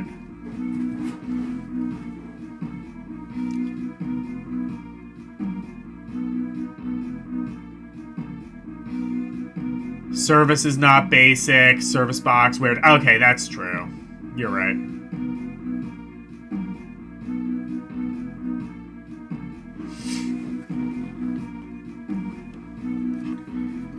I don't know. I don't think our PE class ever, like, got that involved in sports. It was more just, like... Honestly, it was probably just more so to fit... It was... honestly, it was probably more so just like, oh, well, like, we have, like, this fitness mandate that we have to, you know, do, that we have to, like, fill. So, I don't know, go outside and touch grass for, like, 40 minutes or whatever. Now, we did have, like, football teams. We had a pretty good football team, actually. And we had a decent football team. We had... Did we have a tennis team? We had a tennis court, so we must have had a tennis team.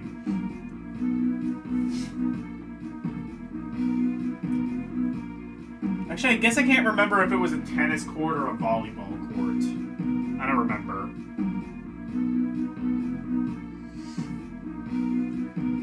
But we had a football field. We had, well, it was a football field enclosed inside of a track and field, like a running...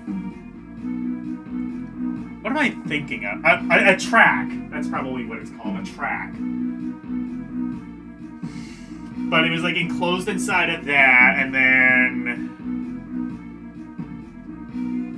We didn't have a baseball field, but... Literally just down the street of my house was, like, an actual baseball field, and, like, some local teams would play. So, like, literally, like, growing up, if I wanted to go see a baseball game... Well, they were, like, I don't know if, like, any, like, local teams actually played, but, like, definitely, like, Little League games happened there. And you could literally walk, like, 2 blocks down and go see, like, a baseball game. And I don't even think it, like, cost much of anything to enter, especially if it was, like, a Little League game. I don't think it would have cost much to enter. My friend did Little League baseball. He was pretty decent at it, too.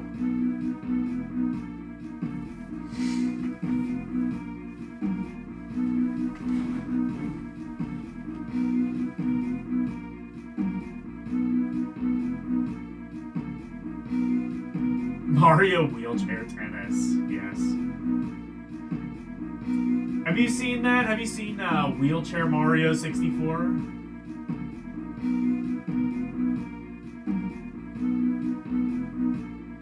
Also, just serving in general isn't something you can do first. Yeah, true. You're right.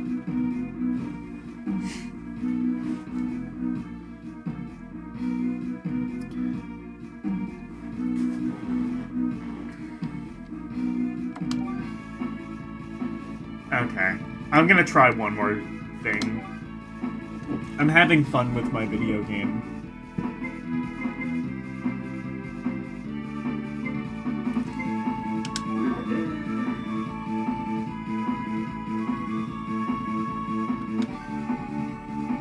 Donkey Kong versus... Weird they have Wario, but not... Oh, wait! Actually, all these characters probably have their own specials as well. Shit. I'll be the spiky-haired guy. What's the name? Mason. Oh, there's, like, so many characters and shit, too.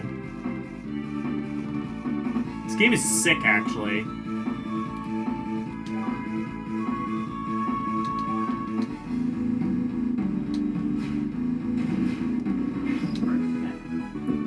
You didn't tell me this game would be sick.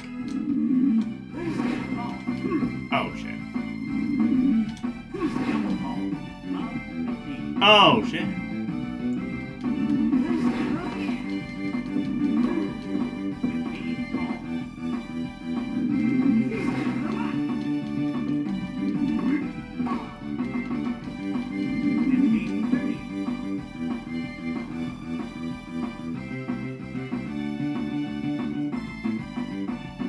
I can switch supers around in RPG mode.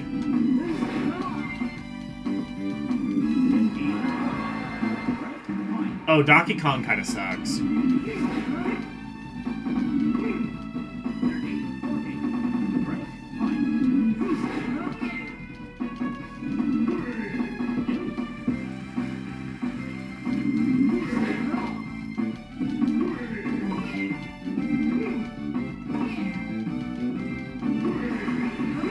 To be fair, I think Mason kind of sucks too.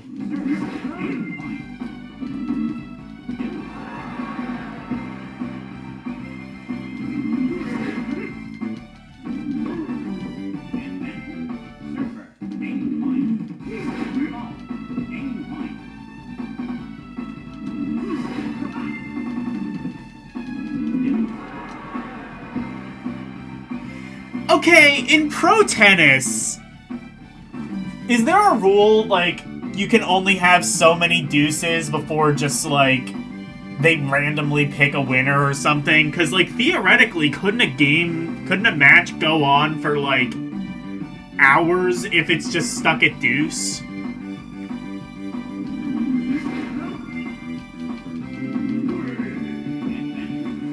I feel like there has to be, like, a maximum deuce rule or something, right? Because I could not imagine this really being viable. Yes, it could. Oh no, there's no like multiple deuce rule, and yes, it can go on for hours. Sick.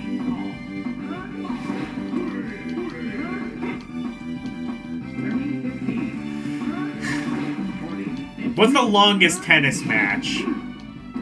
I'm gonna look that up. Well, actually, I got my meta bands on. I'll ask that once they boot up.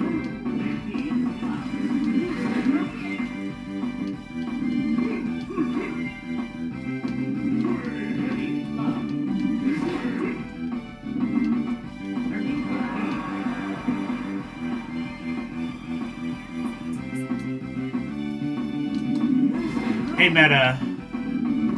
What's the longest recorded tennis match?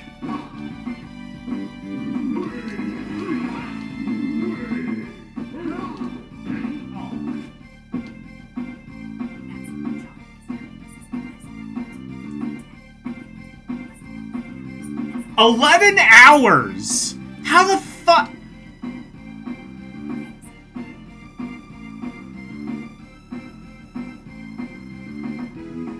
No, this is citing something, 2010 at Wimbledon. Oh, I didn't catch what it was, but it said about 11 hours.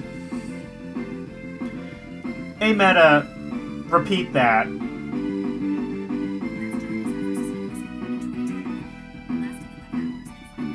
John Isner and Nicholas Mahut, I guess. I don't think it's pronouncing those names right. It's probably Eisner, John Eisner, right? Or maybe it is no, I don't know. That's what it's saying. It's saying there's a match that lasted over 11 hours. How? They were roiding. There's no fucking way you can have a match for 11 hours and not, like, be doing some sort of doping.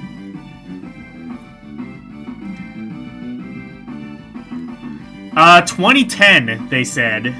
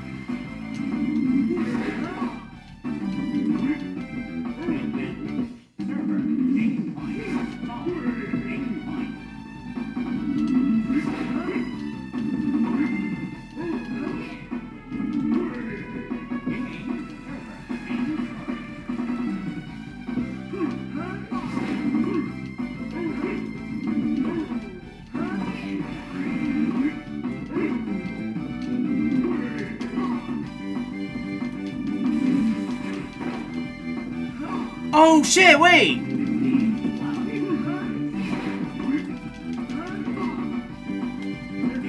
Wait, I did a thing by, like, fucking around with a D-pad. How did I do that?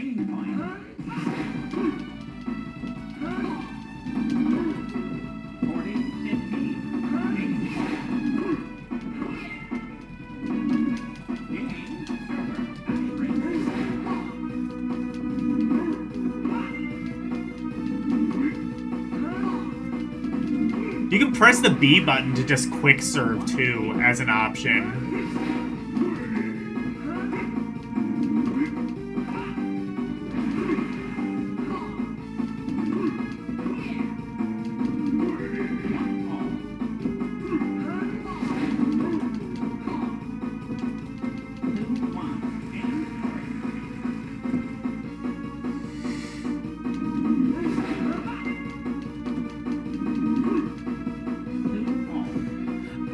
It would be funny if meta just, like, invented... It'd be funny if my meta just invented a tennis game that lasted 11 hours. With AI, you can't really be too sure. It can just, like, invent shit out of thin air. Like, it found, like, some fanfic on the internet. Like, John Isner played a tennis match for 11 hours, and then we totally banged, and it was the best night ever.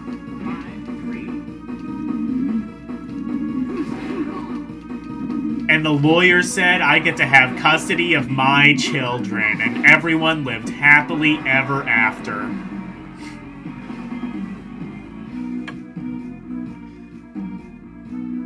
A is tap spin.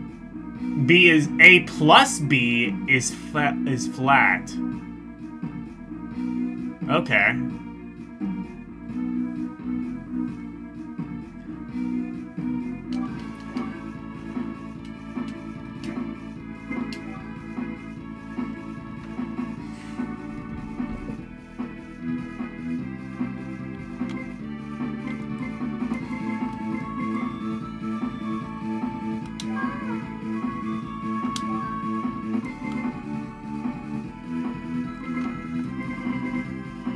I'll be that one.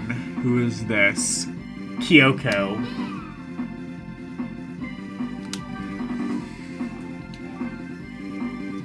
I'm having fun with this. Okay.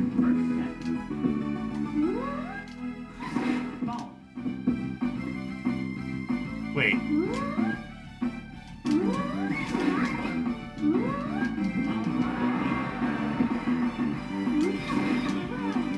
Oh, I see how that works. Got it.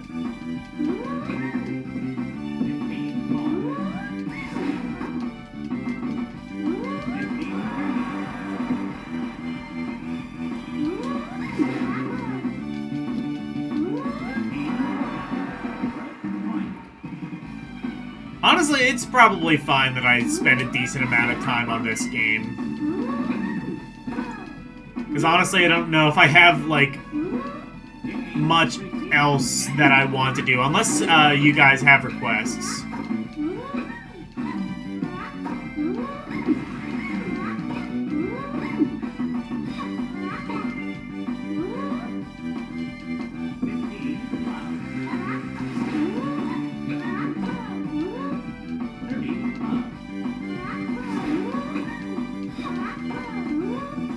I was gonna check out... Oh yeah, the one game I wanted to check out was The Suffering. That's another game I wanted to check out. I wanted to, like, keep a volley going long enough so that I can actually... You know what? I should probably try a doubles match, see what that is. Peach and Bowser is probably the dream team.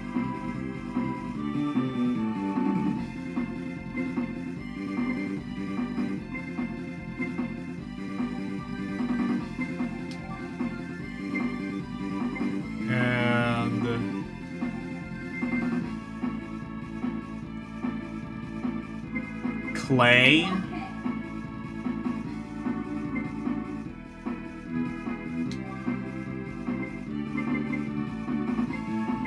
And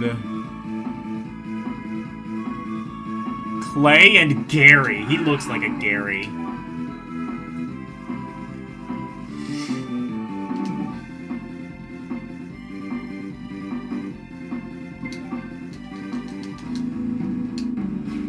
Alright, let me try doubles.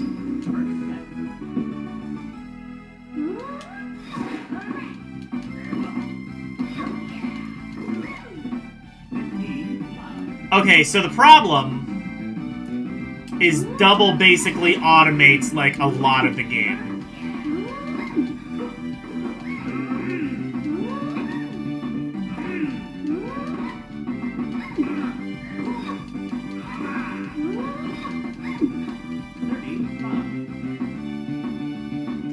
I see why you warned against doubles. It's because it just automates a great deal of the game.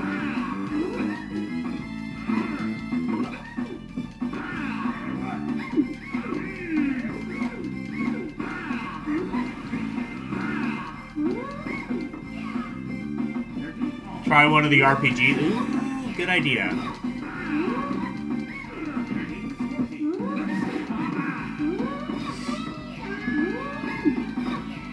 Try Lunar, Sega. Ooh, you know what? Good idea.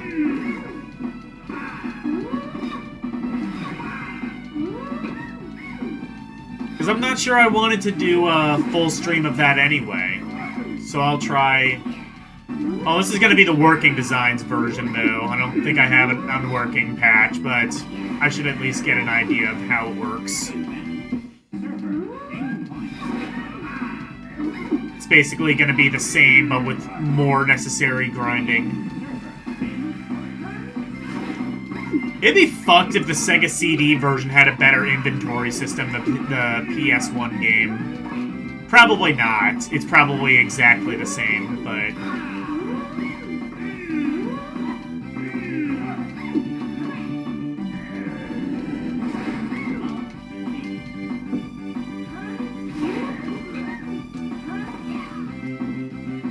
Okay, double sucks. In fact, I'm gonna do that.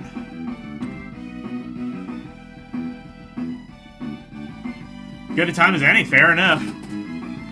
Having played through the original Lunar, I'm an expert on all things Lunar. That's what I've said. That's what I say. Alright. Lunar! I'm excited for the Magical School game on Game Gear.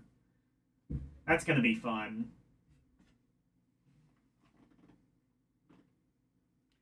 I did check to absolutely confirm, yes, there is an English version of Lunar Magical School on Game Gear.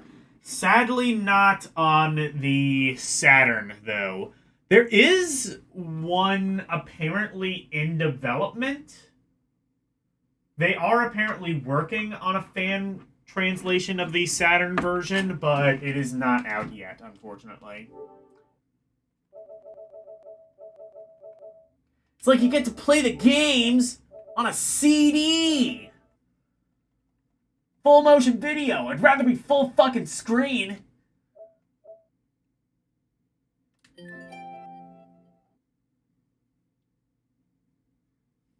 The Silver Star.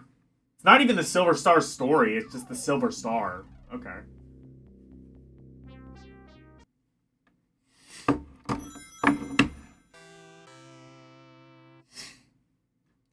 Sega.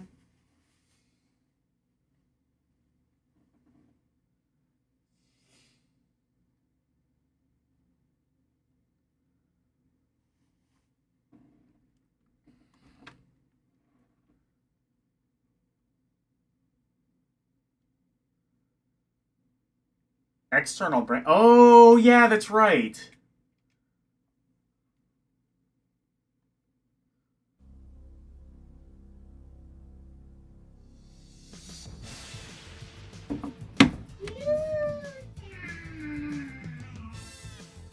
Damn right.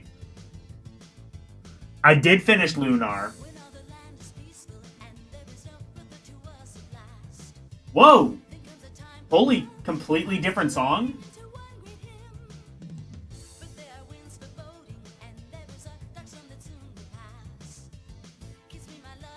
This game has an entirely different soundtrack.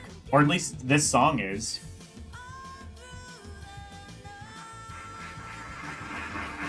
Thanks for the GGs. Get Jeremiah in here. We're playing his baby.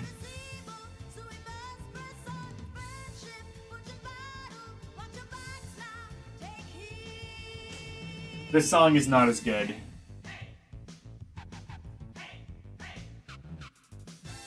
Oh, this... Working Design's fucked with this something fierce.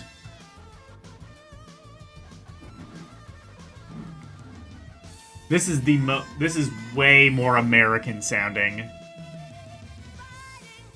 It was also completely different from the Japanese version. That sounds about right. Working Designs got their stink all over this. I can immediately tell. This is giving me, like, Popple Mail vibes.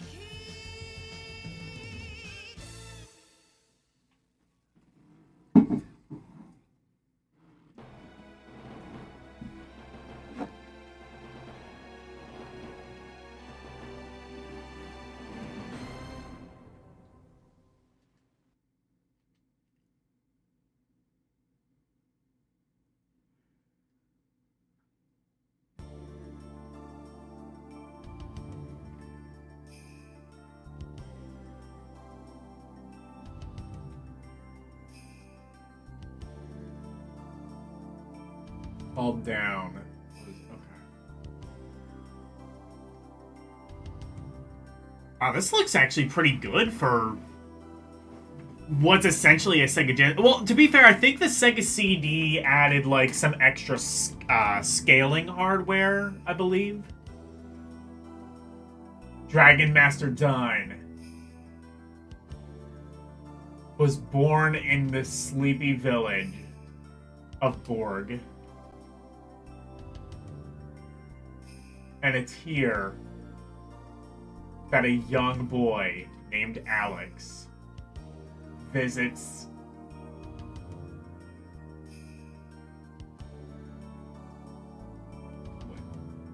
the memorial of his fallen hero every day. That's called foreshadowing.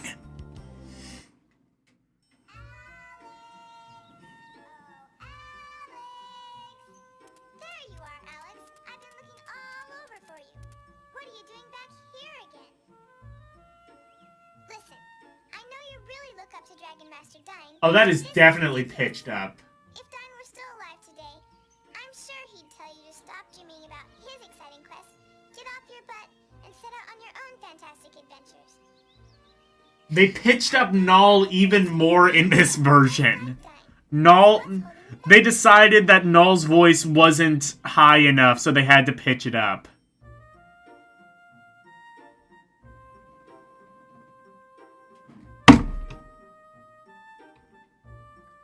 I'll be honest, I like this music, though. I think I have heard this somewhere. Alex, didn't you promise Luna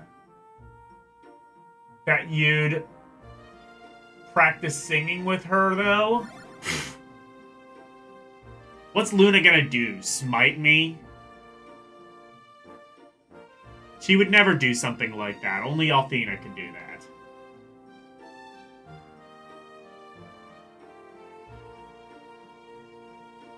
It is weird playing this, having played the PS1 version together. This actually has pretty decent graphics for a Sega CD, though, I must say.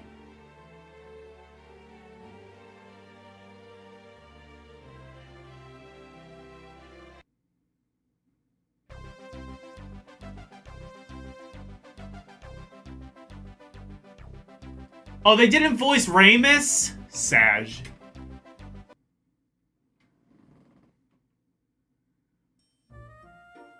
Seems like they wanted to, but they just didn't. Presumably that line was voiced in the Japanese version, but they couldn't do it then. Alex! Guess what I just heard?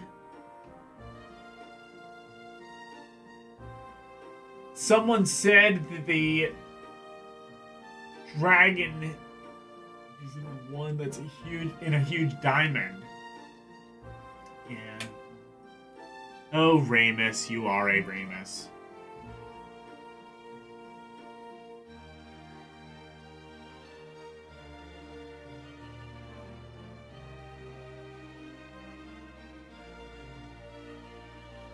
Your movement speed seems a little bit faster in this game, I've noticed.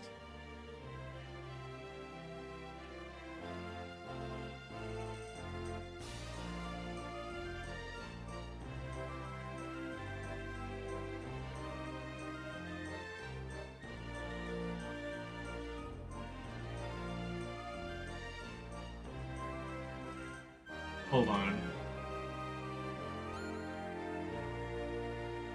How does... Guys.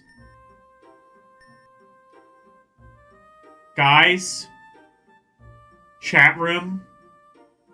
Sega CD has a better menu system than the PS1. First of all, it's... Well, okay, fair enough. It separates... Wait, hold on. So, go to item. It just has one pool to go through. So it's not... It doesn't, like, separate the items. Like... Fuck you. So the PS1 version is the only one that has that broken inventory system. That's fucked. That is some bullshit.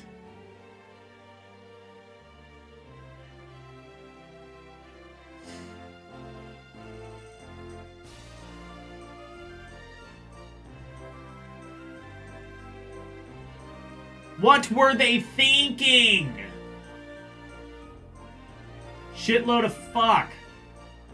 And other AVGN-isms.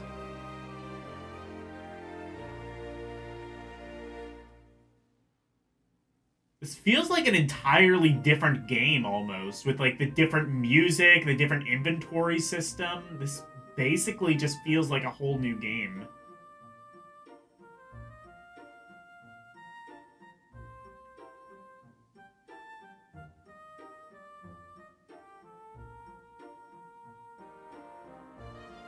I guess the only thing that stays the same, and to be fair, the only thing that really matters is the story.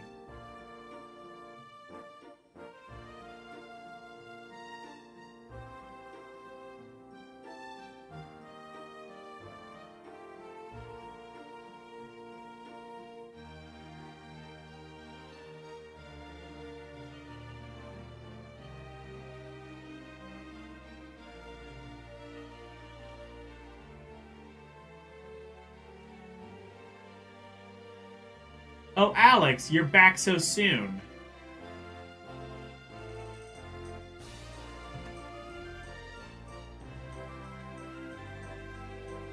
Superior to PS1, apparently.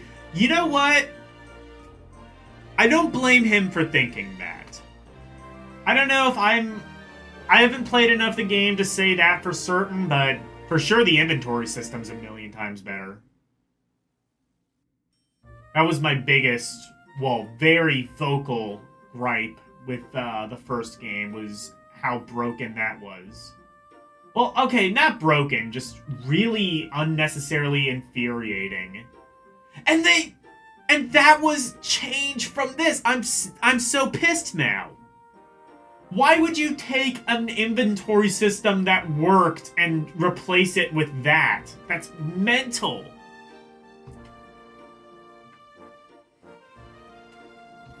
Like, in this game, everyone just has one shared pool of inventory.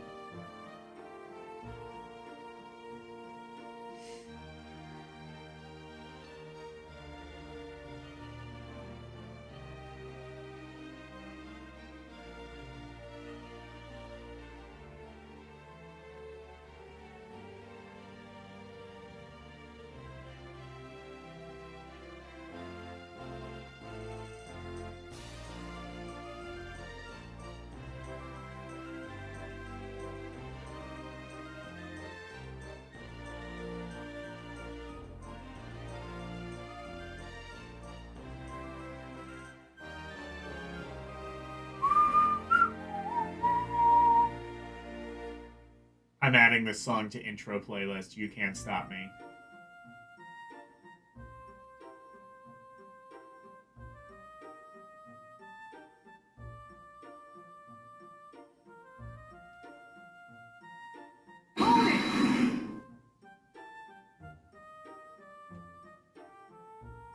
we have to go north, maybe?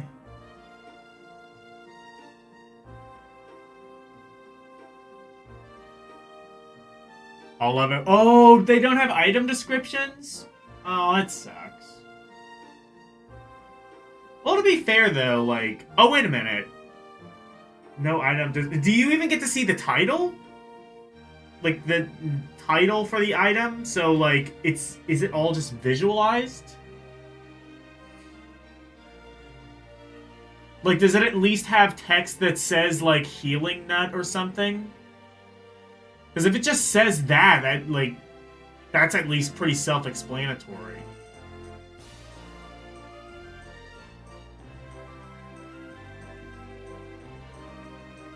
Okay.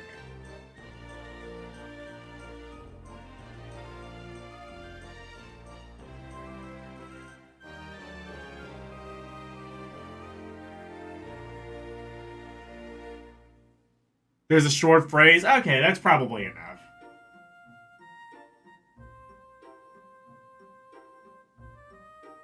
I'll be honest, I'm not really sure the items needed much of a descriptor.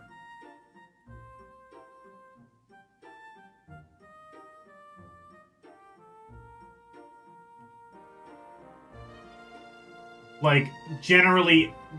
Well, I guess herb could be anything, but, like, healing nut, that's right there in the name entirely what that is. Starlight, I guess that... I don't know, that sounds... That makes kind of sense what that would be.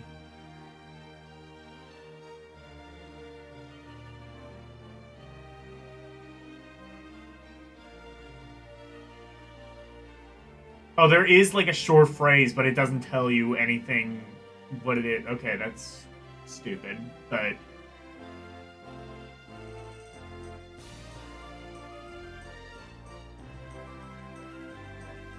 I wanted to... Oh, wait! Oh, the first line of dialogue, it's I''L. Just one L for Isle. Typo on the first, basically the first screen of the RPG. Good fucking work, Working Designs. Should have worked a little harder on your design. Got him.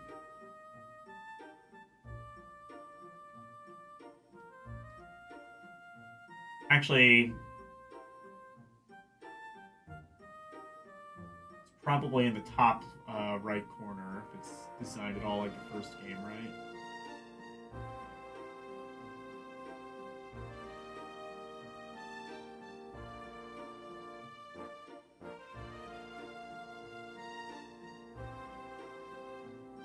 Maybe not.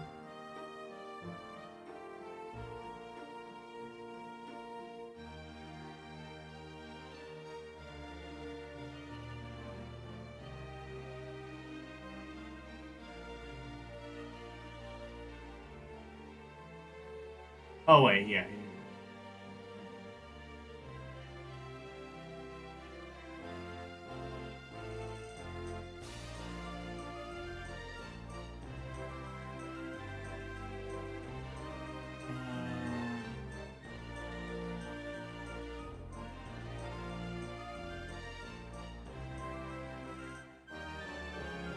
Oh, I might need to go to Luna's house, I guess.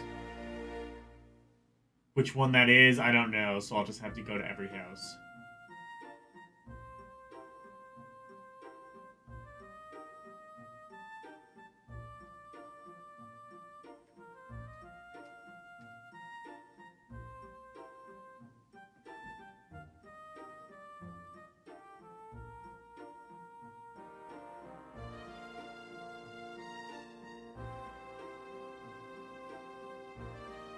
You think play this one all the way? Well, I'm not playing. I don't know if I would do that. I want to at least like get to like some combat, kind of see what the combat system is like.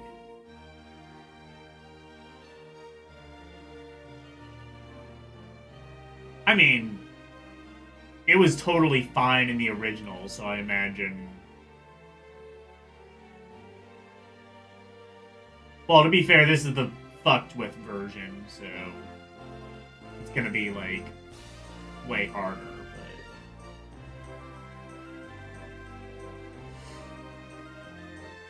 I haven't actually seen what the poll said.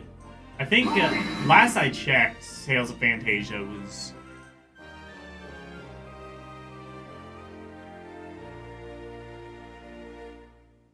Just go out. I can even meet Jessica at the shrine? I get to meet Jessica this early?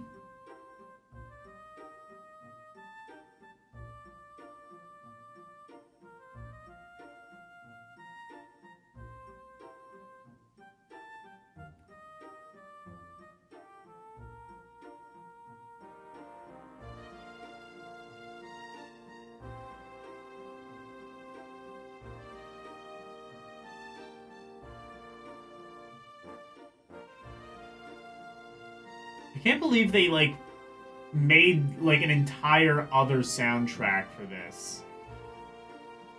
I'll give them this. That's dedication to your craft. I'm not sure it was really necessary. I think many people would argue it probably wasn't, but... I mean, they did a decent job.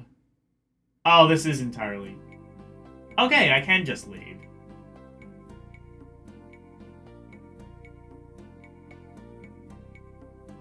I thought I had to... I'm starting to realize this version might not be so complete. If only there was a complete version of this.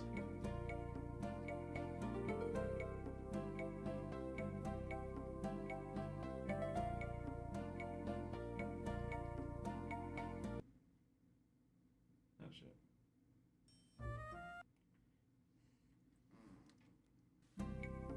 Exit, yeah.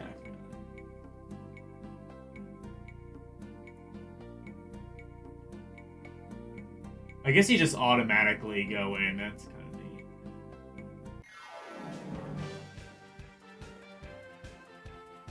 Oh, so the attack.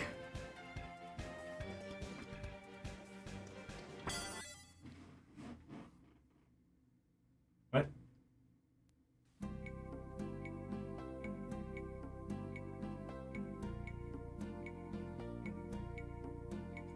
I see, so the random encounters are just on the overworld.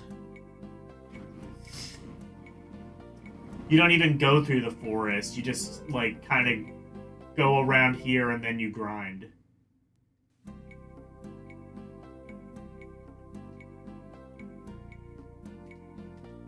Definitely, this is definitely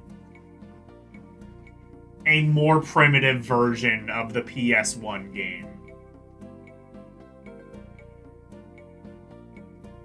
That said, I do like the music. I think a case could even be made that this maybe even looks better than the PS1 game. Or at least looks about as good, and that's impressive. This game looks amazing, and this is on inferior hardware. I don't know if I would say it actually looks better. I might have to take that back, but...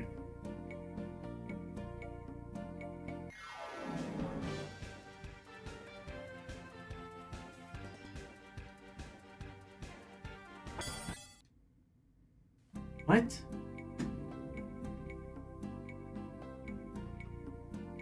Do I just... I can just exit the battle?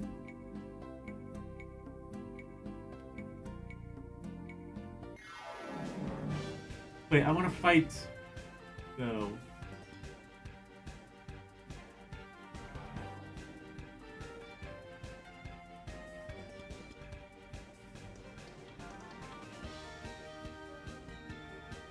Oh, I was using AI. Okay, attack. No, I don't want to exit the battle. What?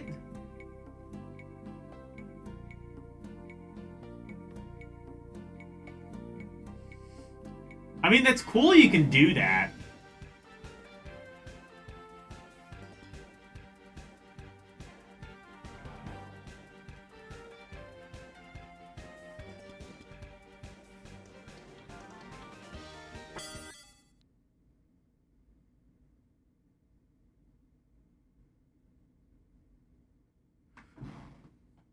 Alex's party ran away. I want to fight, though.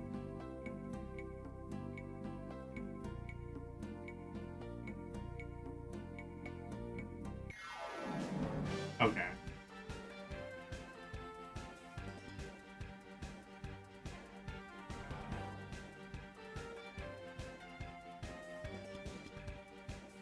That is strange that run is the default option. I've never seen an RPG do that.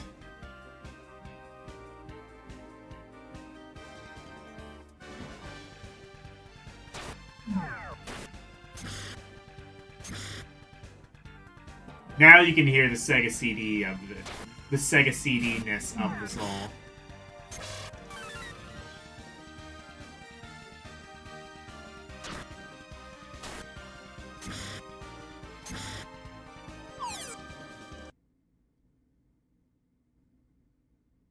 Party is over. That is the best way. Forget you and your friends are dead. The party is over is now my new favorite way to say game over. The party's over. Move along. Move along, people. Nothing to see here.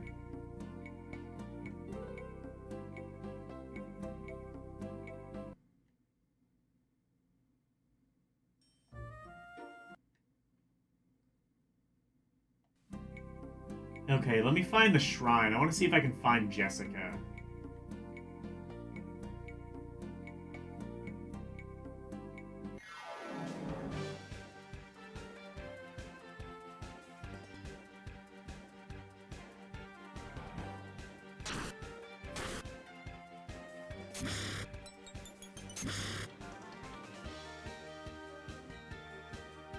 I think I understand why run is the default option.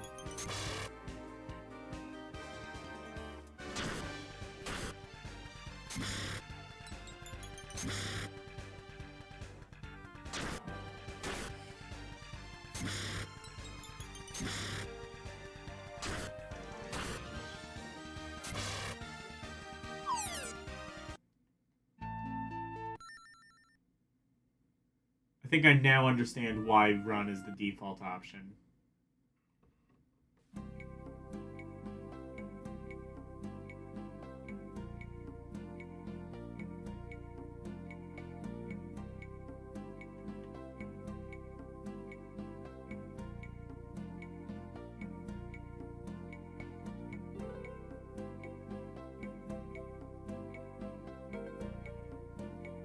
You can just move around the overworld. It's kind of like free moving. Fuck.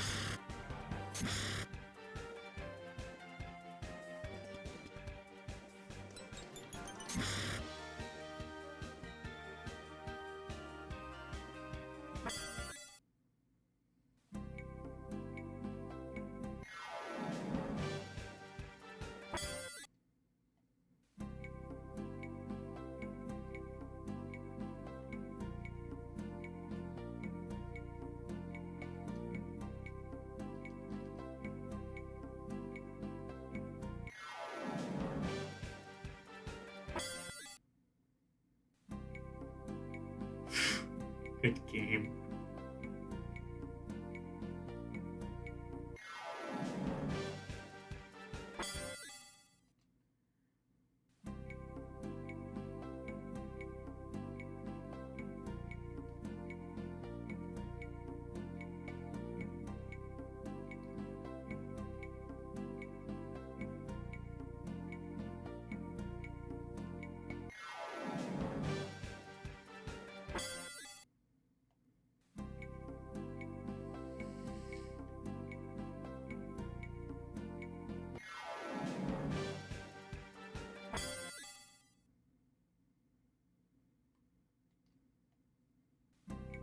Probably need to find Luna somewhere.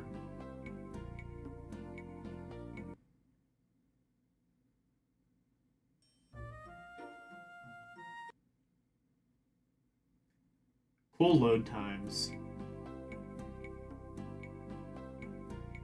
Actually, the load times aren't too bad, but also I imagine they are probably way worse on real hardware.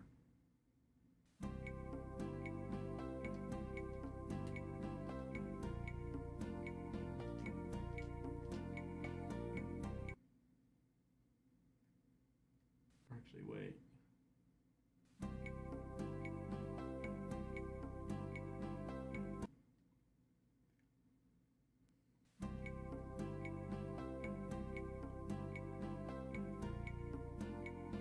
Should watch a playthrough of Lunar. Retro Pals probably have one. They covered every Sega CD game. I should watch a playthrough of this. Since I will not be getting very far.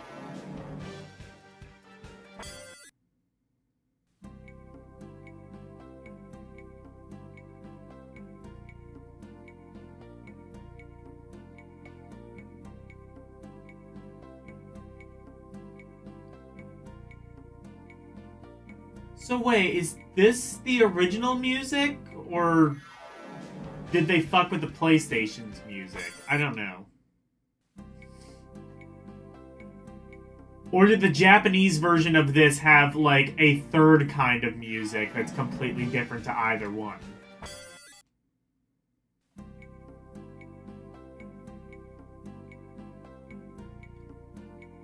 If I had to guess, this does not... I'm thinking this is not the original music. This kind of just sounds like some generic, like, easy listening public domain thing they had on file. Which, I mean, if you're gonna do that, just keep the original music. Why did you feel the need to change it?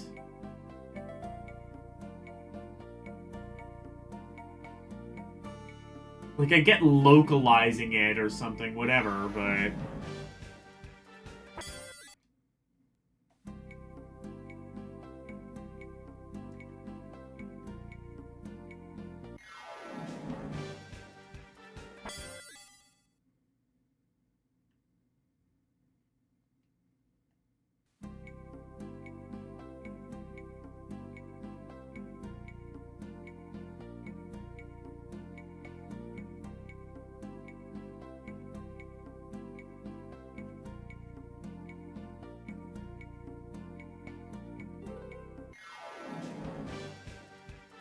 I can just keep fleeing.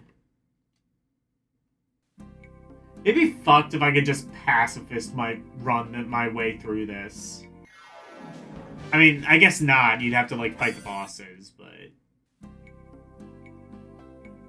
Like, outside of that, I wonder if you could just pacifist... Actually, no, you wouldn't be able to, because you'd have to grind your way to get the bosses.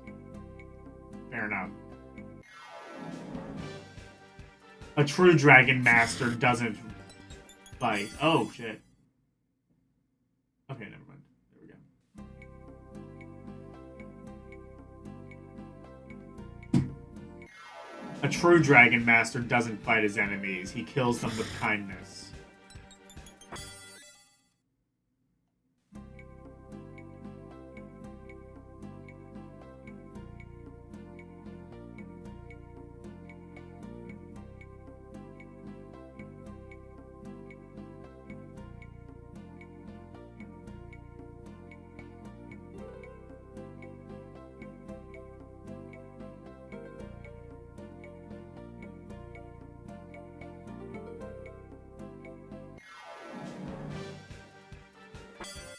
Bye, Arus.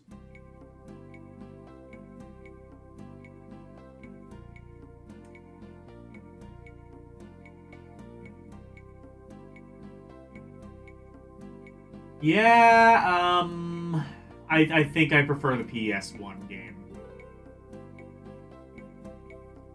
If for no other reason, then it's a lot easier to navigate.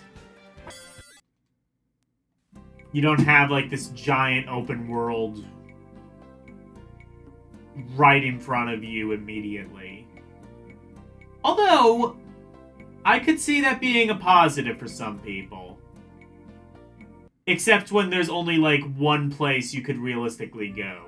In which case, No, it's not. It's not really a positive. Especially when like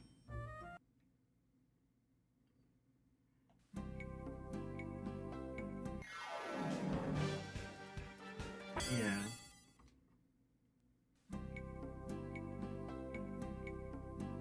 Especially when like it's not like the game is open. You have like a certain like order in which you need to do things.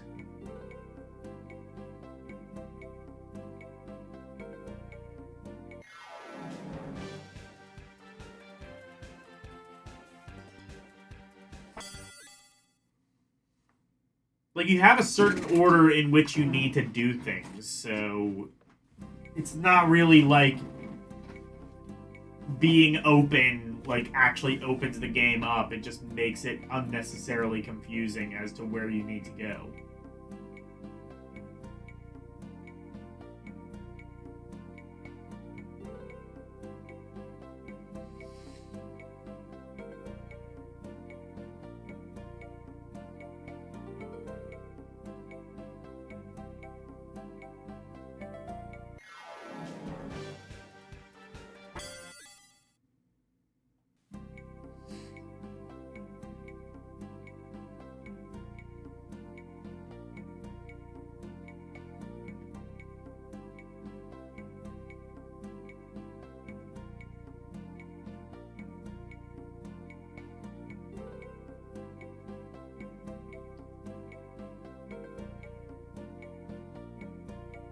Played a bit of Suikoden too. I should download Tales of Phantasia for PSP though.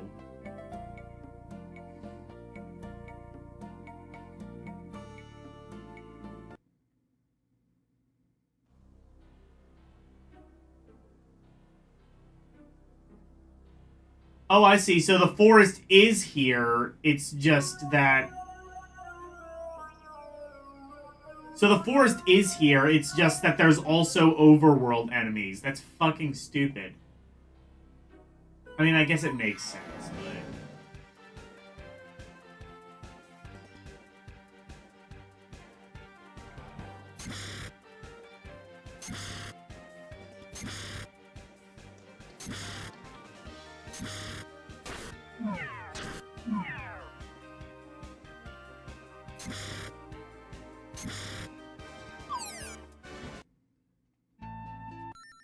Okay.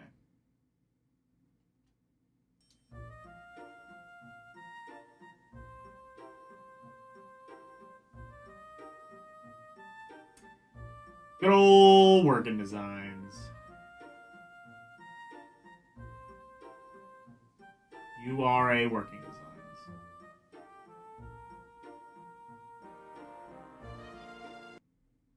Yeah, I think we're done here.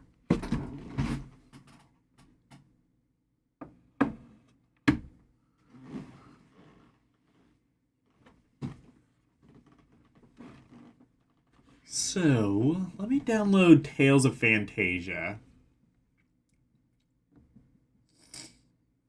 I don't think I have Lunar 2 yet, and if I were to do that, I would want the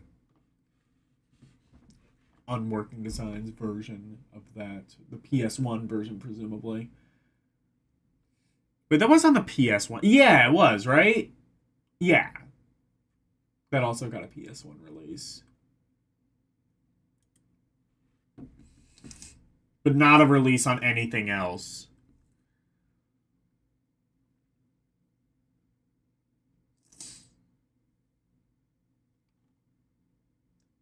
Lunar 2 needs love.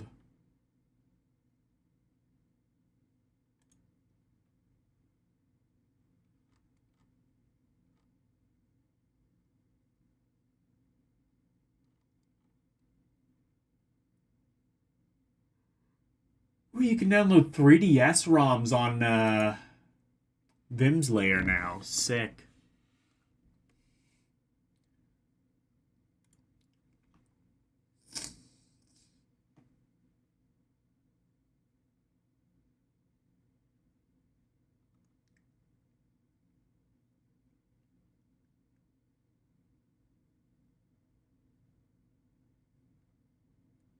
Wait. Oh, wait. Here we are. Tales of... Oh, Lemia is also on PSP.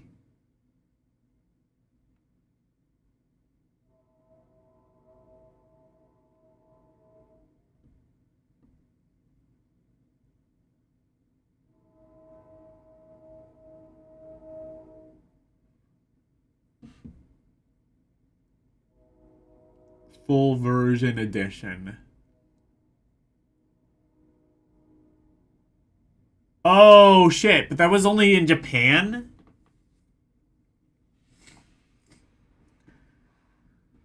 Oh, shit. Okay.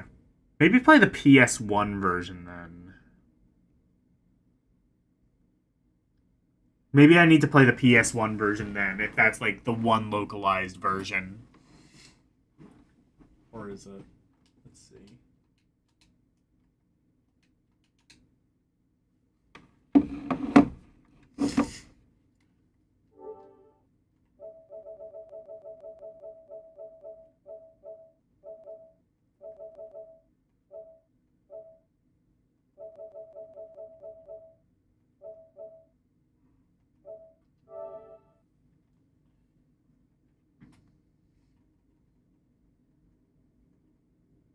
I'm pretty sure there's a PS1 version that's just straight up localized.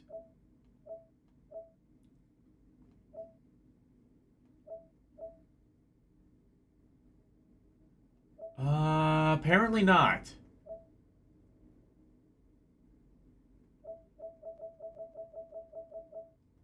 There's Tales of Destiny. Was Tales of Fantasia just never released officially?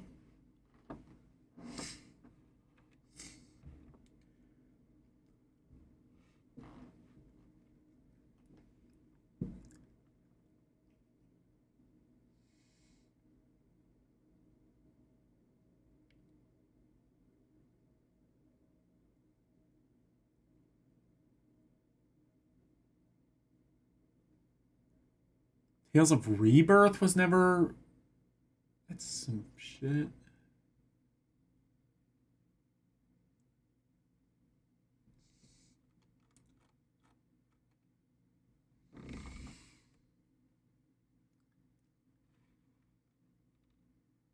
Impressions of Lunar?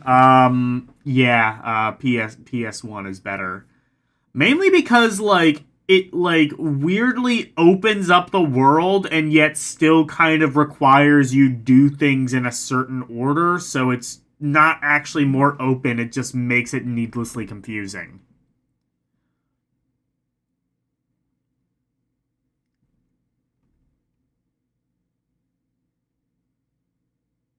Strider 2. Ooh.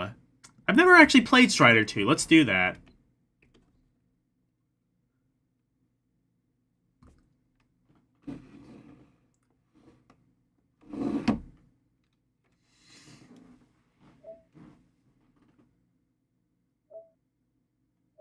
Suikoden 2 is on here. I've played that a number of times. Or I've played the beginning of that at least a number of times.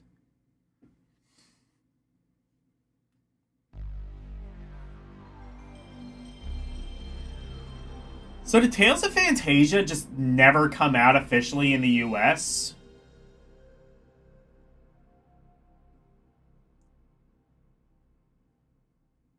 You're at Endgame and Wonder Boy? Sick.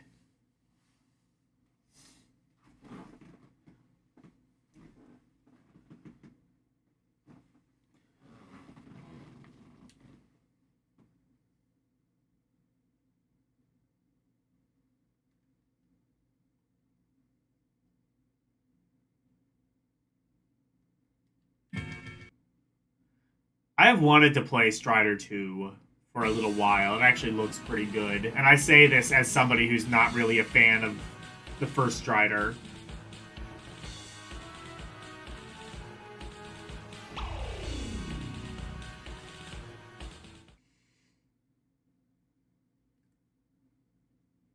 The new Strider is pretty good. I think was I the one who gifted that one? L?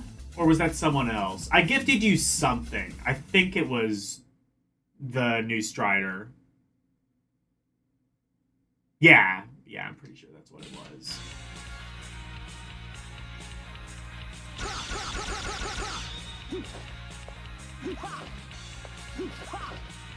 Ooh, sensible jumping.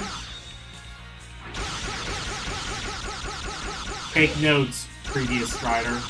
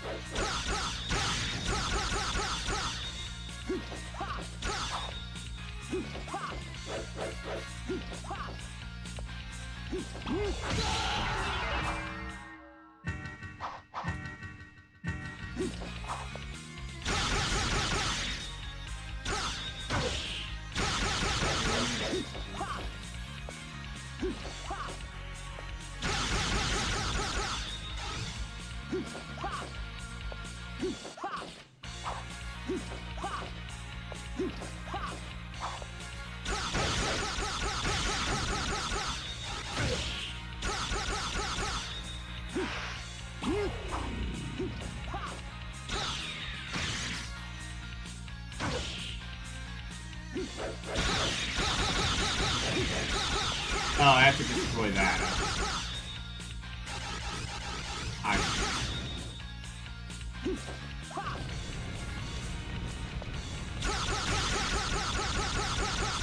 It's like a leap of faith, but there's arrows pointing you in the direction, so it's not a leap of faith.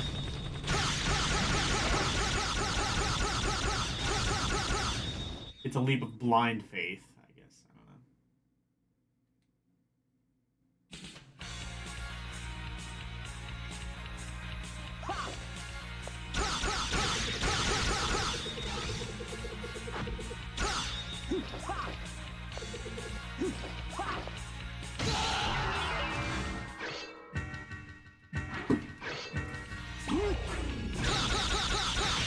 Blind Fury, exactly.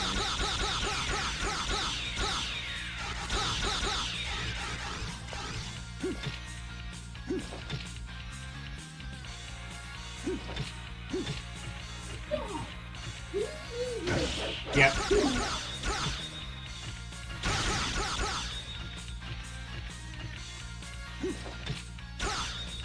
This is what I kind of wish Strider was to begin with.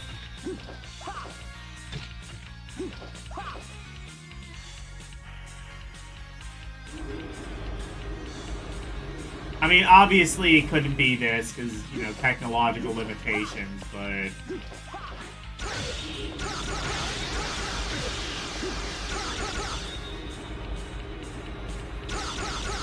Still, this feels like the first game kind of fully realized immediately.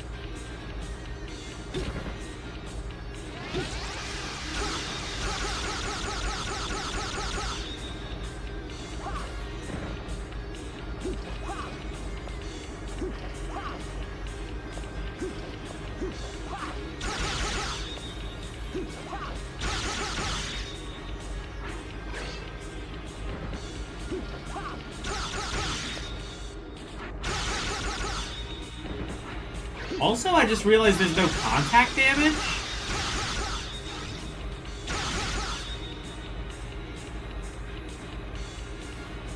This is kind of so good that it's making me wonder if I was actually wrong about Strider the first time. I mean, I don't like the jumps, but like, I think in some ways Strider might be more ahead of its time than we gave it credit for.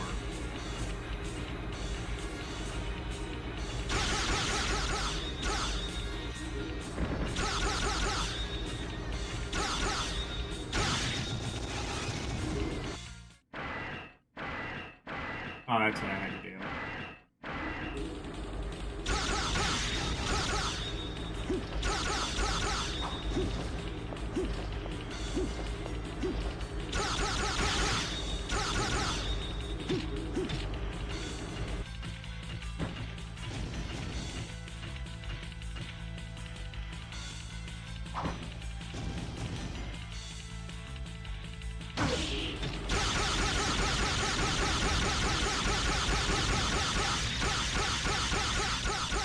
People can do that IRL? Shit, really? It's kind of sick, actually. Well, it's not as floaty in this game as in the first.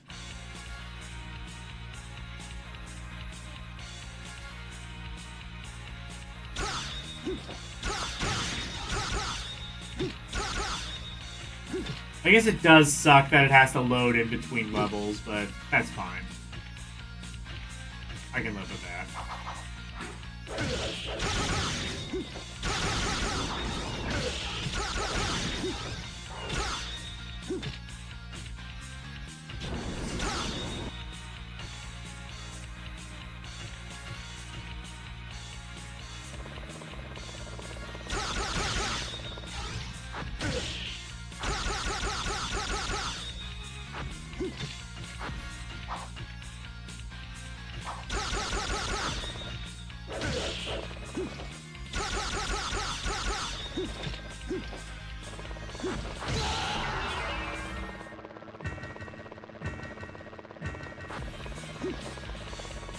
This is a 2-disc game? Kind of.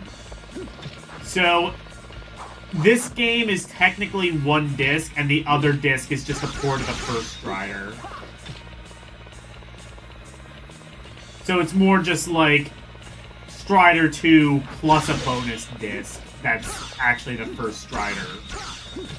And it's just a port of the first Strider. Decent port.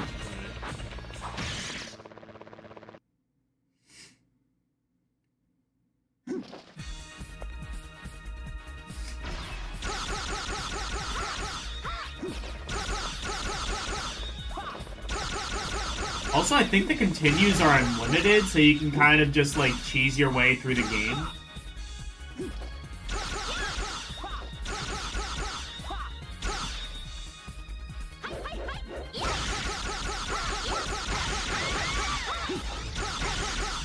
This game is actually kind of mega sick.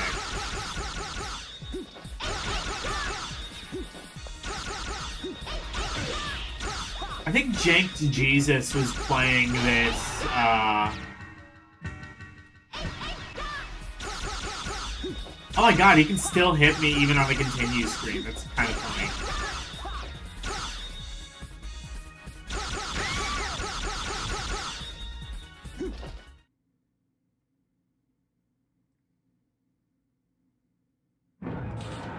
I think Jinx was playing this one a little while ago, and I was like, you know what?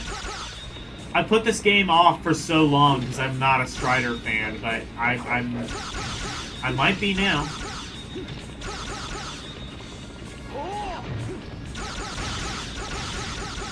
This game might have finally been the thing to open my eyes, my third eye to Strider.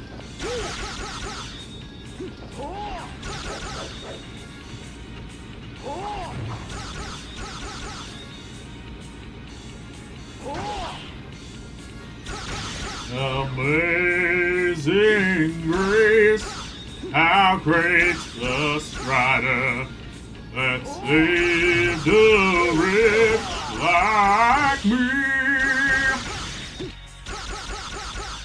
I don't know why I sung that like, what's his face from Creed? Scott Stapp, I think his name was. I don't know why I sang it like that. With arms wide open. Well, I just heard the news today.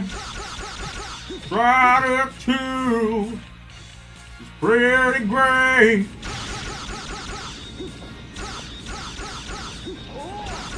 I'm braced with arms wide open.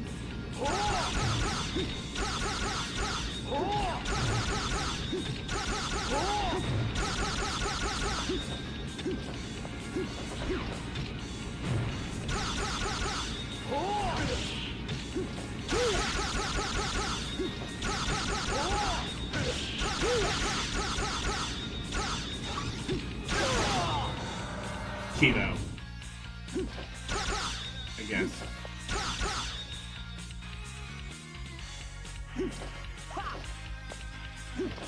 It's kind of cool. I can just kind of like credit feed this game.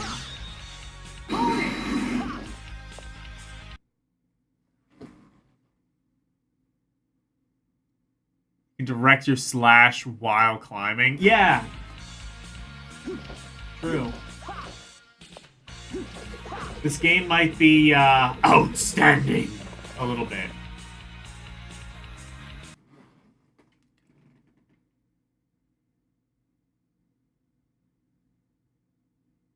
Nickelback and Creed will not be tolerated. Look, Creed had some good songs, okay?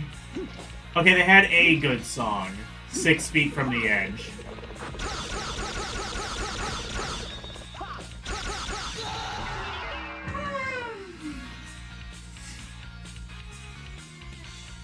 Hold me now. I'm 6 feet from the edge and I'm thinking.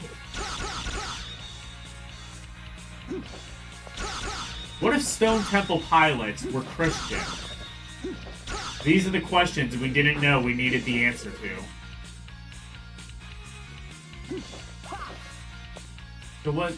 How does this work?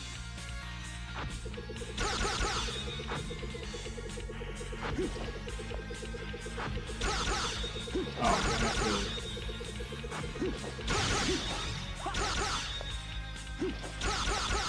Okay, I just have to kill that.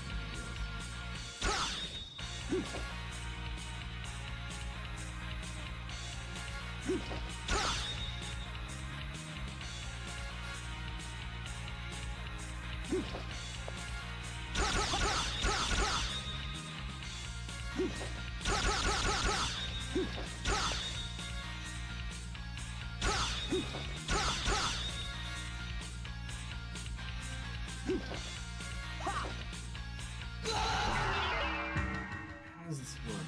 Oh, wait.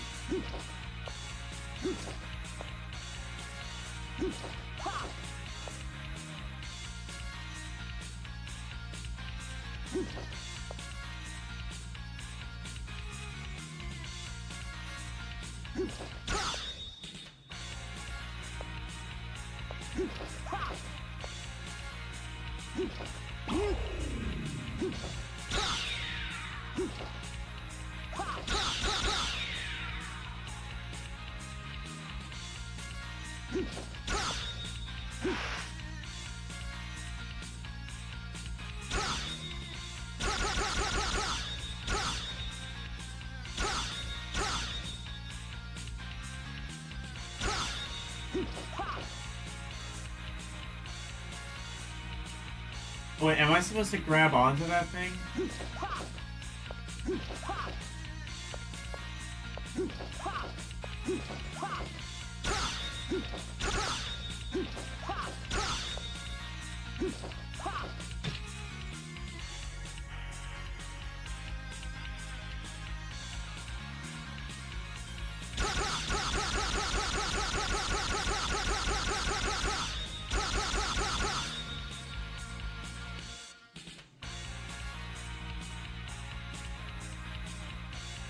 You wanted to sound like Scott Weiland's voice. It all makes sense. Yeah, kinda.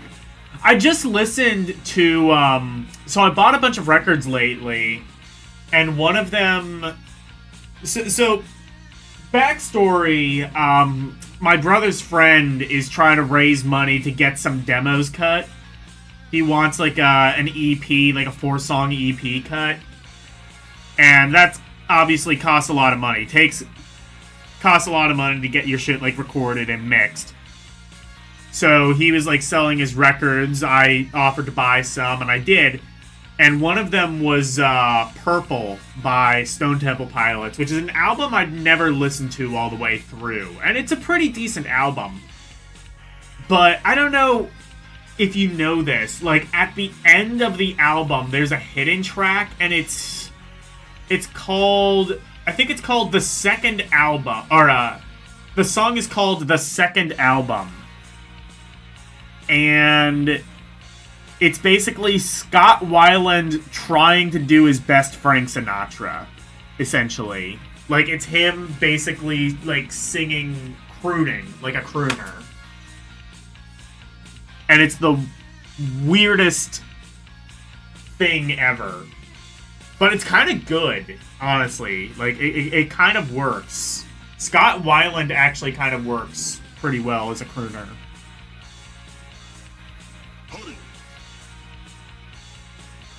Oh shit, he has an idle animation. That's cool. One time a thing occurred to you. What's real and what's for... Yeah. Deep shit. Yeah. I got some other albums too. I got 2 T-Rex albums. I got like a Kenny Rogers Greatest Hits, which is kind of cool.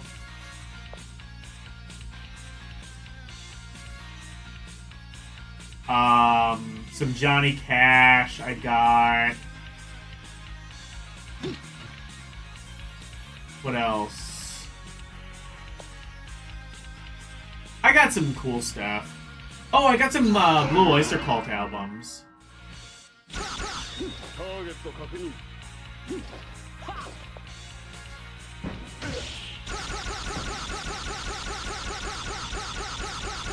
Oh god, you're right, you can change. You can adjust while you're, like, on the air. That's cool.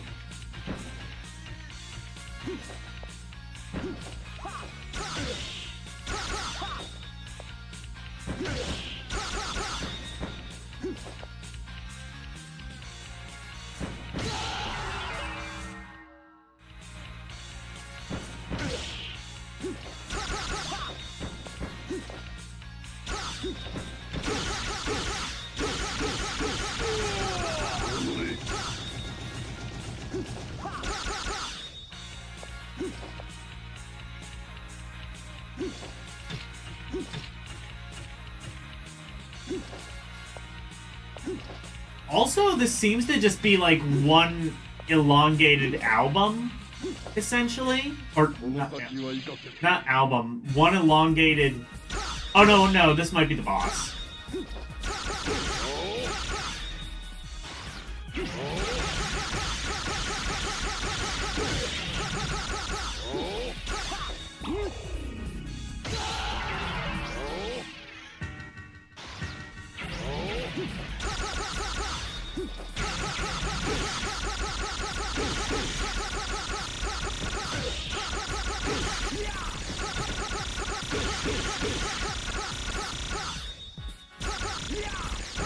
Oh shit, you can like... Oh, you can like 360 degree the thing. Oh, it's sick.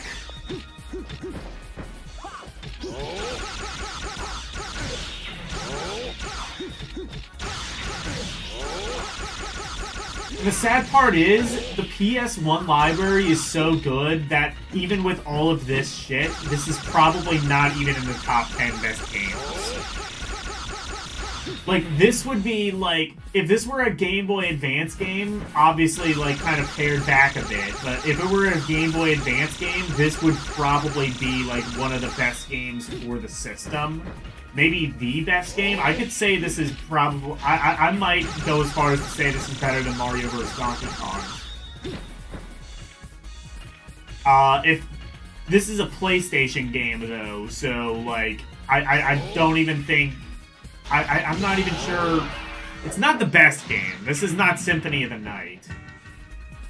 I don't know, maybe I could, like, see this in top 5.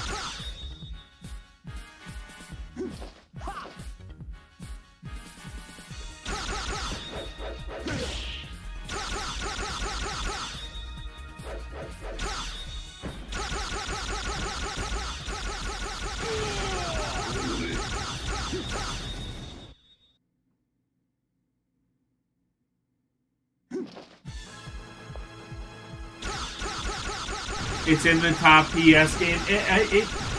I would say so for me.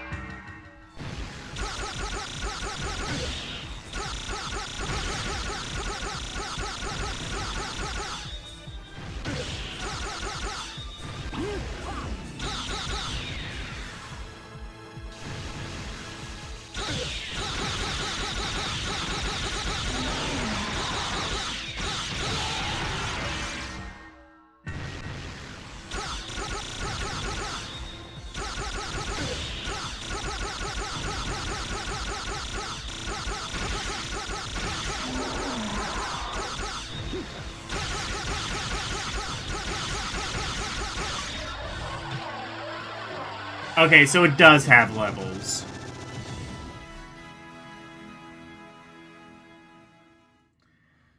Yeah, I wasn't even, like, planning to play this. It's just, like, Nintendo saw Strider 2. I was like, oh yeah, I have been meaning to try this one.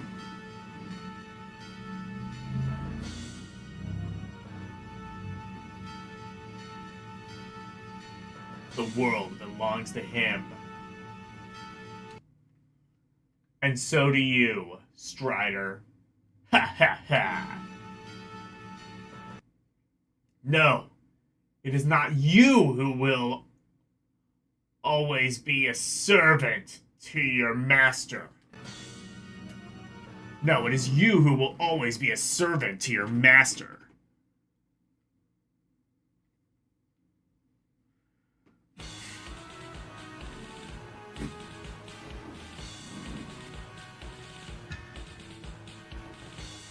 What? Well, that was stage 2? Or, oh. Okay, I see. So it's, you can do all the stages in any order you want, but yeah, I see.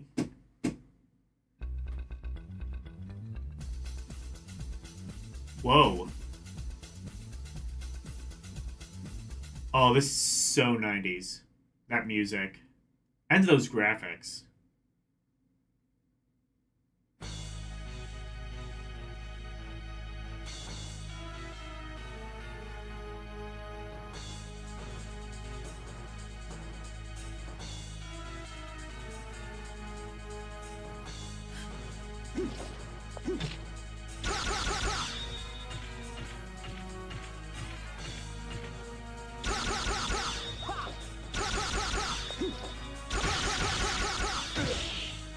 Maybe if I had a gripe, and I guess this still has the potential to be solved, but this seems a little bit samey so far.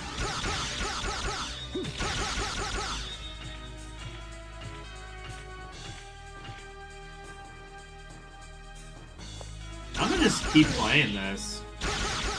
Maybe I'll beat it. Probably not tonight, but...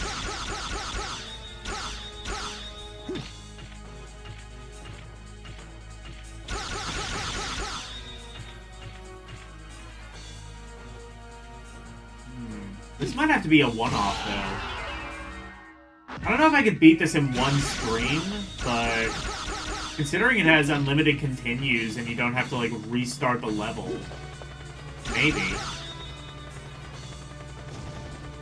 I could probably beat this. I could probably credit scum this in one stream.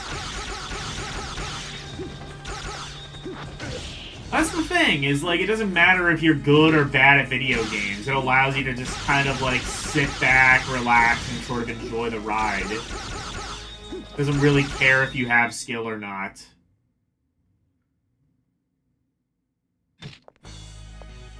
I admire that to a degree. Like, it's brainless and mindless and, like... If the presentation wasn't there, I would call that a gripe that the game is a bit too easy, but also... And also, if you aren't credit scumming it, it probably is a bit more difficult, but...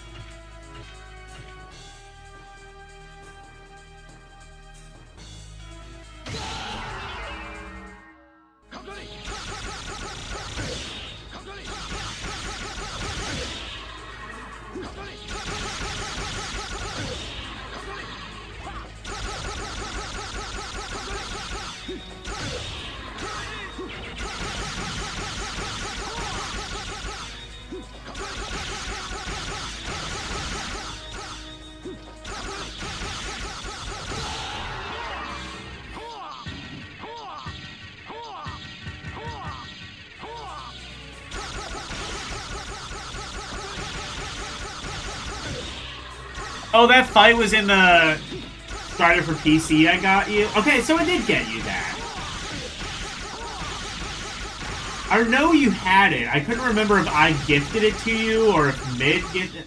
No, Mid wouldn't have gifted it to you. I did.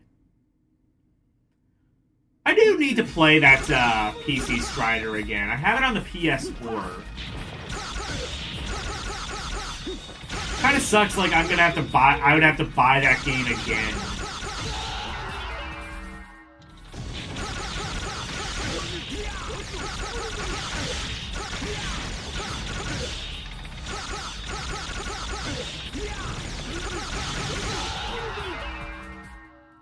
Kind of sucks I would have to, like, buy that game again to do that.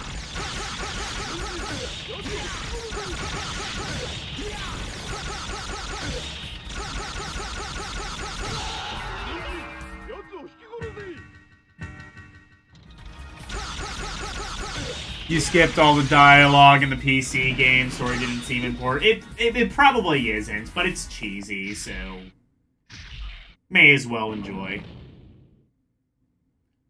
Well, I don't know. Well, I don't know about the PC game, but this definitely has like some pretty cheesy dialogue. So imagine if it was voice acted. Imagine if it had like Castlevania Symphony of the Night level voice acting. That would go so hard.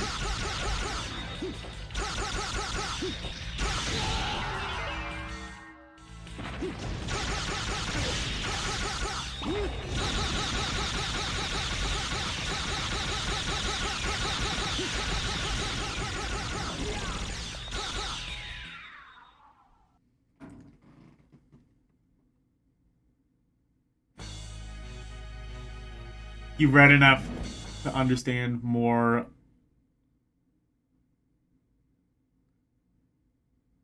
It's more of an afterthought to Mario Tennis. Yeah, I mean, fair enough. I don't think anyone was expecting Strider to have a very deep narrative. And again, nobody expected Mega Man to have a deep narrative, and look how that turned out.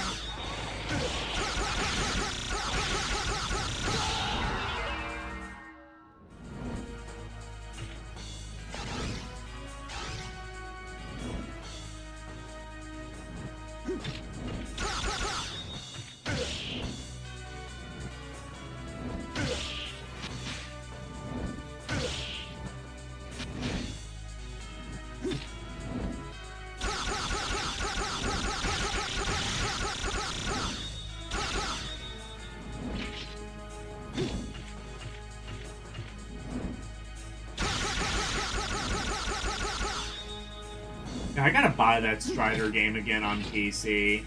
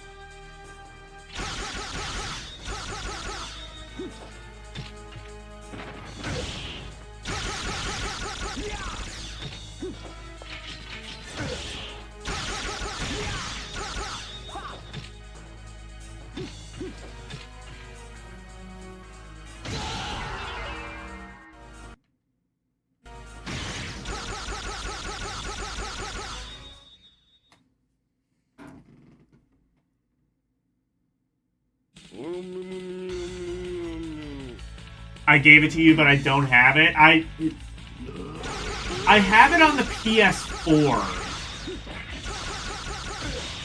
So, like, I knew what the game was. Well, I didn't even have it on PS4. It was Tyler's game. It was Tyler's game, and I played it, and I enjoyed it. So I was like, oh, this is a Metroidvania. Elle likes Metroidvanias. I'll gift this to her.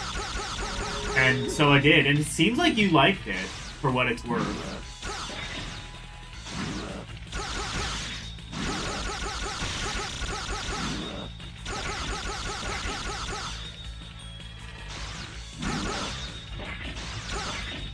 At least you played a decent amount of it on stream.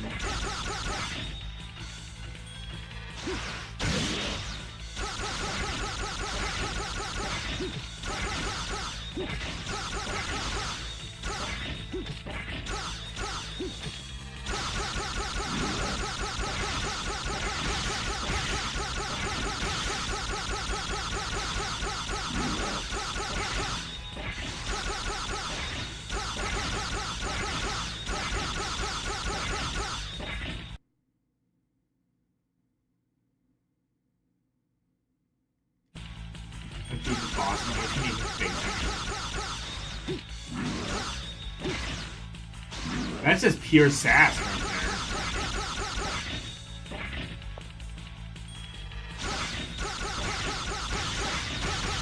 Talk to the... What is it they used to say in the 90s? Talk to the hand? What does that even mean anyway? Talk to the hand. That never makes sense. What, like... Oh, like, okay, like you're slapping someone. I get it.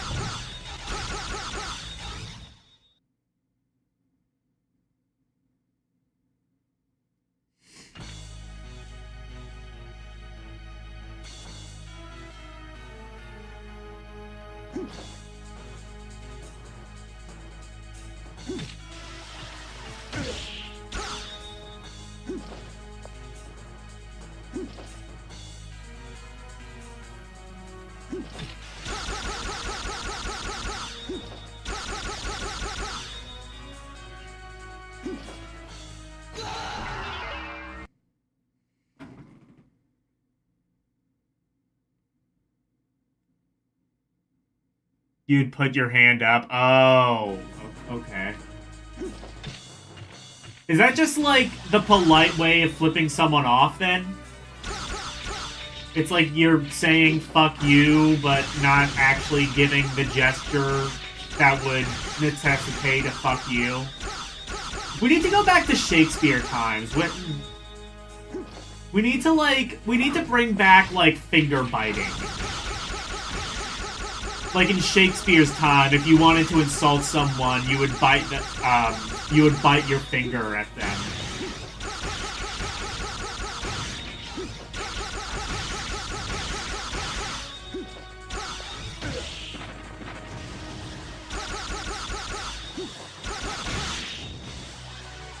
Millennials don't want you to bite your hand. They're scared of bacteria.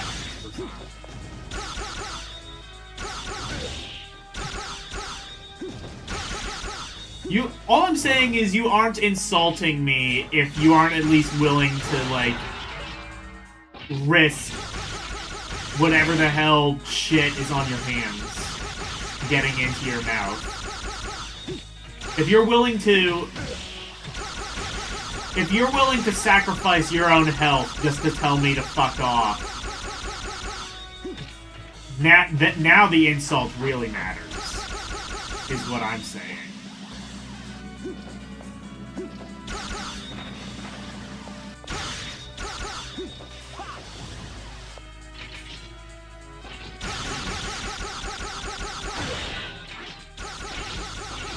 Or more like, shut the fuck up. Okay, fair enough.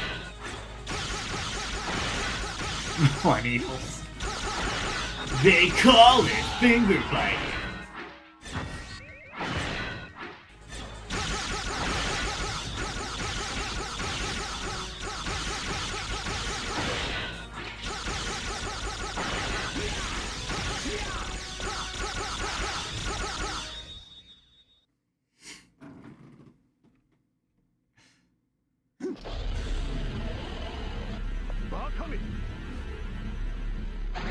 I wasn't even focused on this. Game is fucking easy.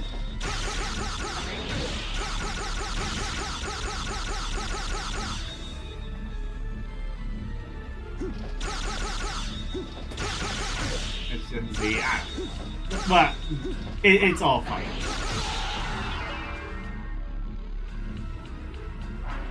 It's bullshit and it's bad for you.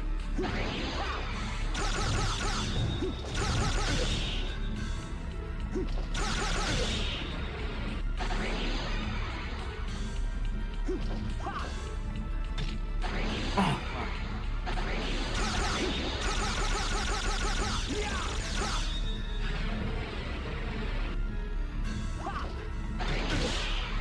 Not to pull a Jeremiah Thomas, but I do kind of feel like this is, like, Capcom's answer to Symphony of the Night. This is actually Capcom's answer to Castlevania. I mean, it's not like a Metroidvania, but I don't know. Like, it just has, like, a weird kind of similar feel to it. I guess it's just sort of like the really sort of grody, grungy atmosphere of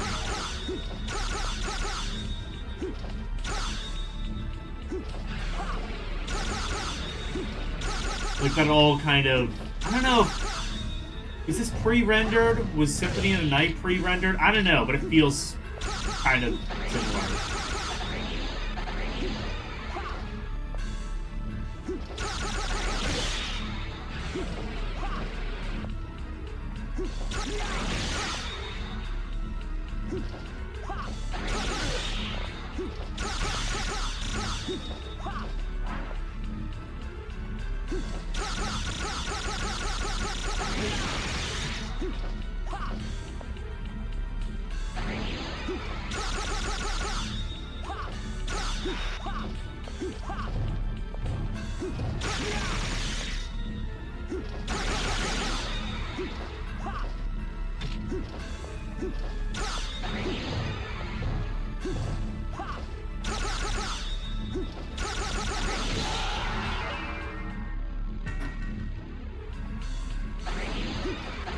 Welcome back, Slim.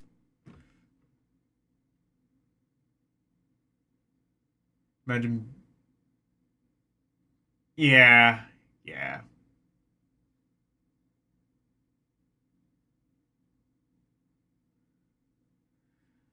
I don't know if they're scared of Word. It's more just like they're...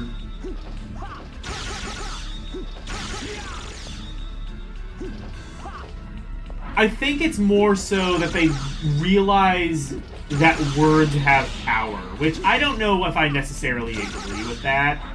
My general view is words are powerless without action. Again, that's why, like...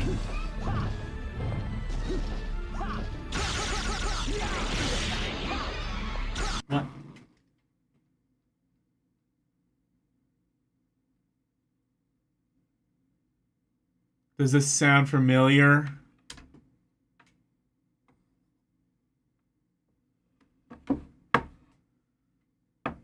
Words are also powerless without reaction. True.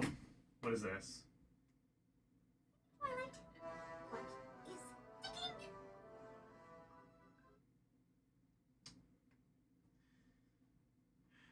Anyway.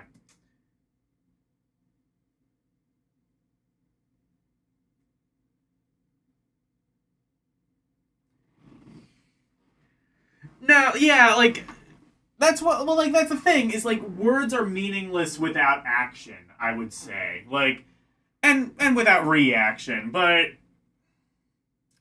like, look, like, I want to, like, distance myself too much from, like, I think, like, there's people who kind of take, I want to, like, distance myself from people who, like, take that philosophy, I think, a bit too far.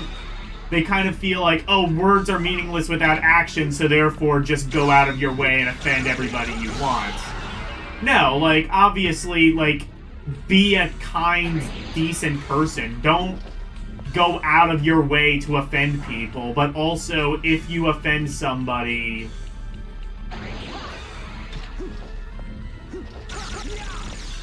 you know,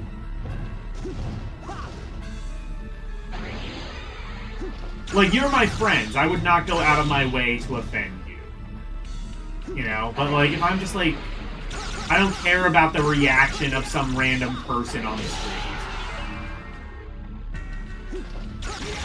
You know, I try to be a nice, decent person. And, you know, sometimes we're successful at that in life, sometimes we aren't. And if we aren't, we apologize because we genuinely don't want to hurt people's feelings. But also, like, I wouldn't go as far as to say, like, obviously words are violence, because words are meaningless, again, without action. And I would even say, like,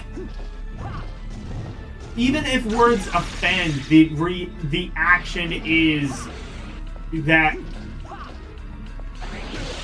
like, I feel like offense should be taken if there is malicious intent.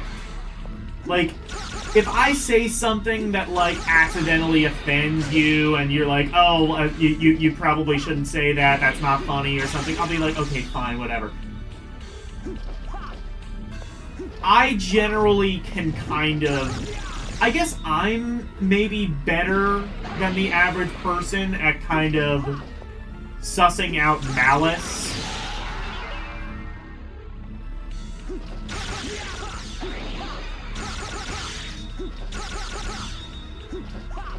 But, I don't know, I'm better, I guess, at the average person at, like, sussing out, like, malicious intent. And I guess that's just sort of a skill you sort of hone with life, if that makes sense. So how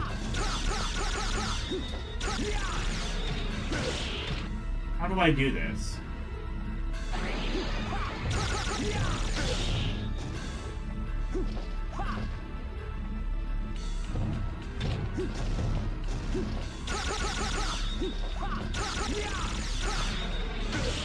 Oh, okay, I guess I do just that.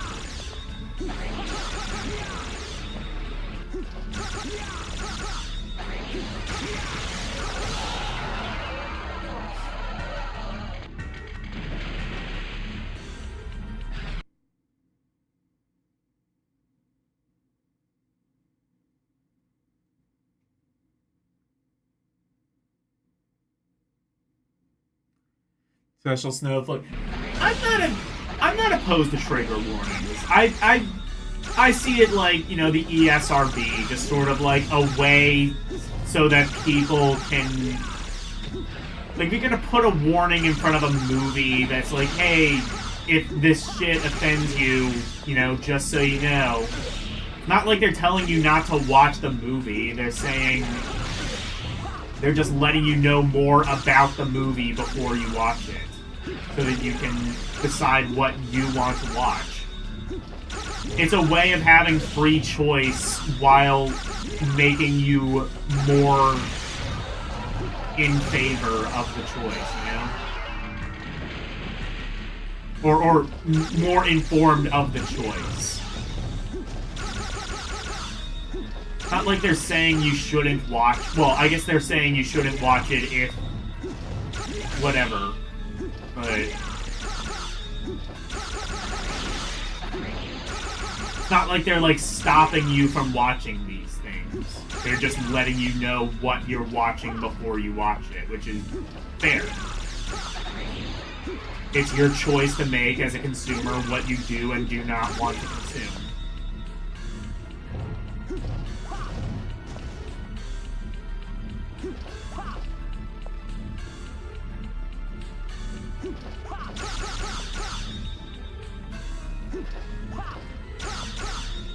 Wait, so the boss is gone, now what?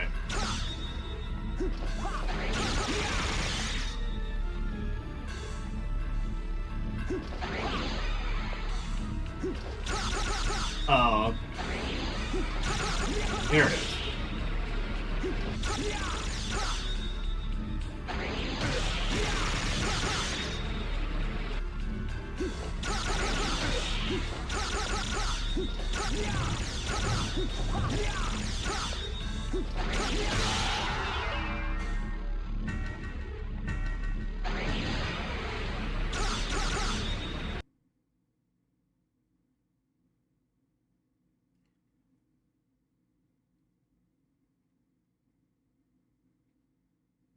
Content of this video may be disturbing to some. LOL, viewer discretion. Yeah, exactly. It's shit like that.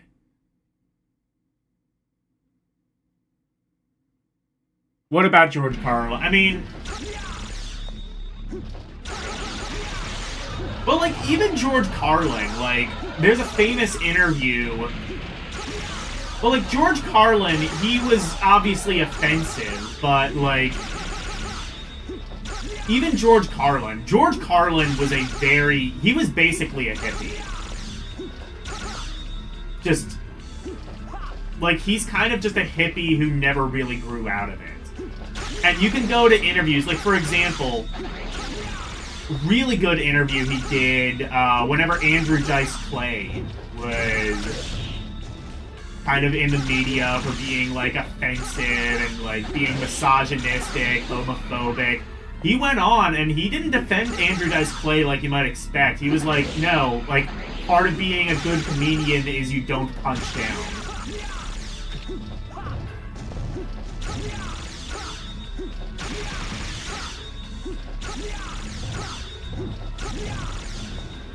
You don't punch down, you only punch up. Like, you gotta, like...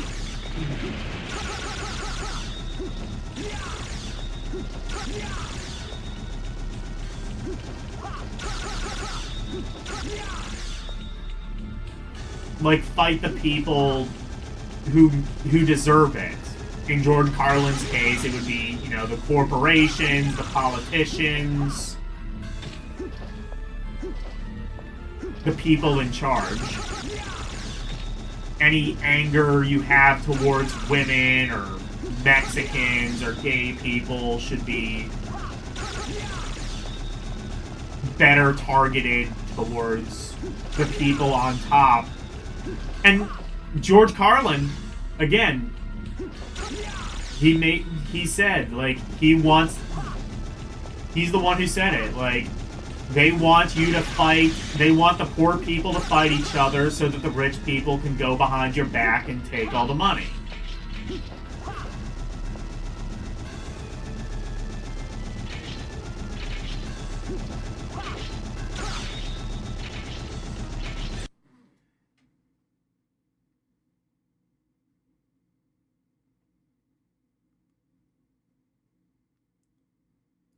Andrew Dice Clay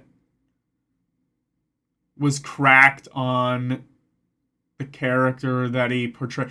And for the record, I think a lot of the Andrew Dice Clay stuff was kind of blown out of proportion. I don't think he was particularly offensive. I also just don't think he was that funny. Like, I just think he was a bad comedian. It's not that I was offended ever by him. I just thought he wasn't very good. And I actually saw Andrew Dice Clay live, technically. Fun story about that. So, total side tangent. Because, well, this is an LDP stream. Would you expect anything else? I saw Andrew Dice Clay, even though I technically wasn't supposed to. So what happened, I was at Sonic Temple. It's a music festival in Columbus, Ohio. And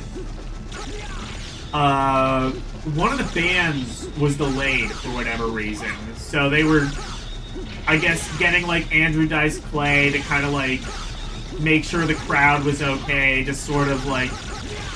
Because he performed, like, an opening act earlier in the day, and they still had him, so he just, like...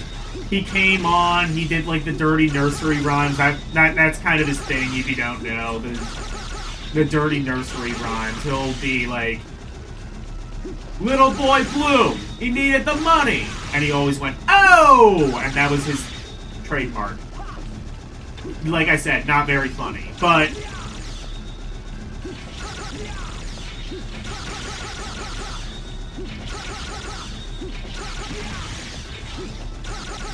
And then I guess there was also, like, some homophobic or misogynistic shit. I don't care enough about him.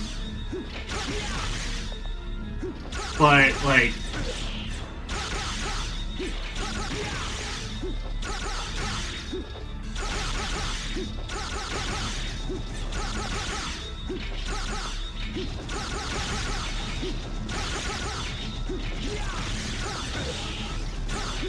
But yeah, like, so he was, like, keeping the crowd warm. I think it was Disturbed was having, like, some technical issues, so, like, they were kind of late.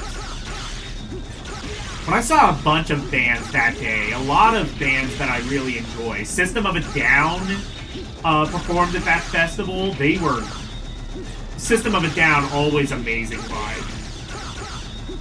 Disturbed, they were great live. Fucking... The Cure... No, not The Cure, The Cult. I get them confused. But I saw The Cult. I saw Joan Jett and the Blackhearts, and... like, kind of just got caught up in a mosh, because, like, it was also raining a lot that day, and a lot of shows got canceled, so, like, when Joan Jett announced that they were performing, everyone was super rowdy and drunk, and it was just, like, an insane mosh that I was caught up in. Foo Fighters, I'm not a fan of the Foo Fighters at fucking all. They are, like, one of my least favorite bands of all time. They put on, admittedly, a decent show.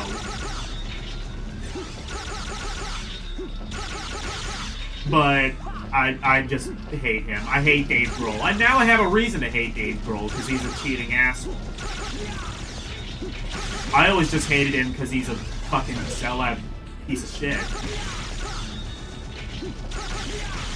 Like, okay, going back to, like, Nickelback and Creed, my pet fucking peeve about, like, the public at large is how they will shame Creed and Nickelback and then praise Foo Fighters for doing the exact same fucking thing. Dave Grohl is no different than Chad Kroeger or fucking Scott Stapp or whoever. And everyone just critically, he's a darling. Commercially, everyone loves him. Well, not anymore, now that, again, he's a cheating asshole. But they loved him. And to be fair, like, outside of that, he's a pretty kind of good guy, from what I understand. But... And my also hot take is I don't necessarily begrudge people for cheating if they have a reason for it. Like, sometimes, like, cheating is the only way you can get out of a relationship. Like, I see people say, like, oh, cheating is abuse. I don't necessarily agree to that. Now, there are many bad reasons to cheat, but I also think there are valid reasons to do so. Again, if you're in a... Like, you know what's actually abuse? Abuse. And you know how you get out of that? You cheat and... You know, try and be happy the best you can, because leaving can often be far more dangerous.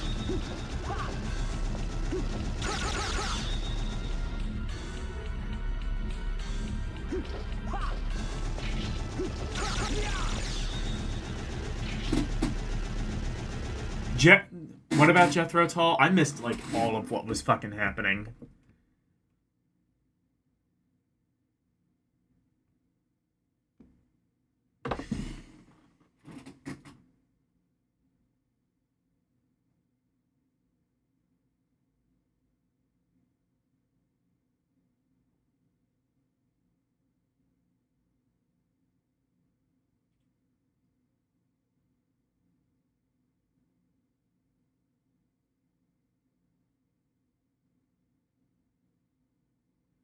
The amount of famous bands you have seen. Oh, yeah, yeah.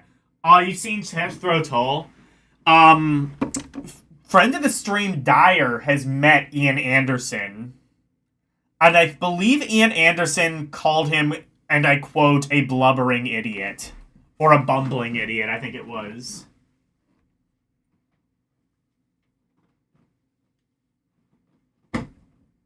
Which is great. Ian Anderson is a funny dude. He basically wrote Thick as a Brick, because, like, he never saw himself as prog rock, but everyone kept labeling him that, so they were like, okay. What if I just write, like, a 40-minute long epic that's about nothing and literally written by a 3-year-old, at least in this sort of fictitious world? Or not a 3-year-old, like an 8-year-old boy genius or something. You've seen Peter, Paul, and Mary? God, how old... Of Peter, Paul, and Mary, which ones are still alive?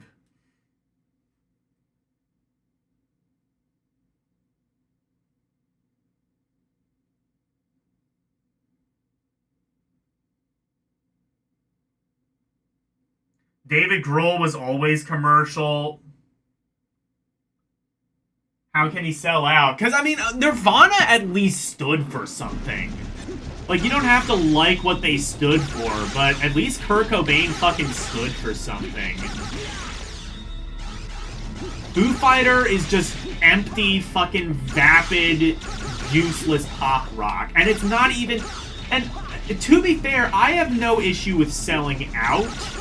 I have an issue with selling out and doing so to the lowest fucking common denominator of these fucking support the troops, rah-rah, fucking empty, vapid motherfuckers.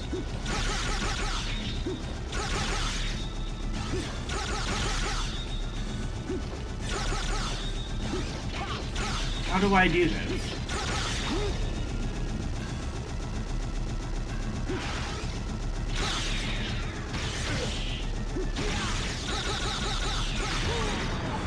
I guess that's how, okay.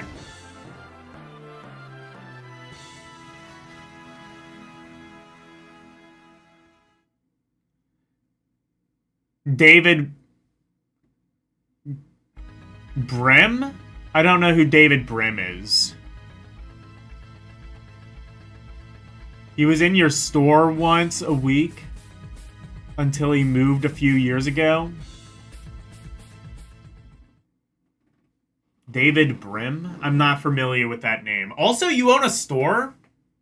I didn't know that. That's sick.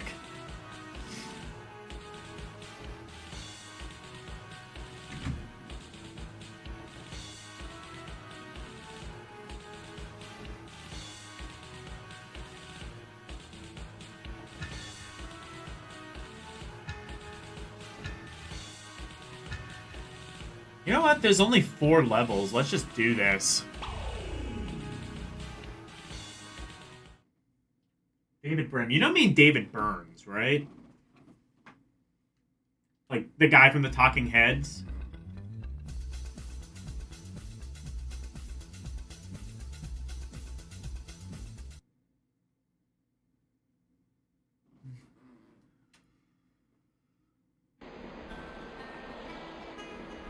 The Talking Head. Oh, that's David Byrne.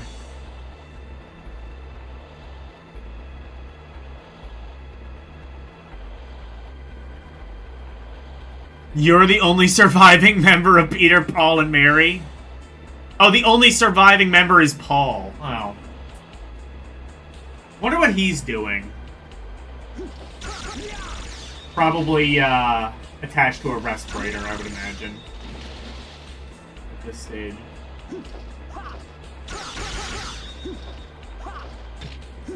Oh, cool, ice level.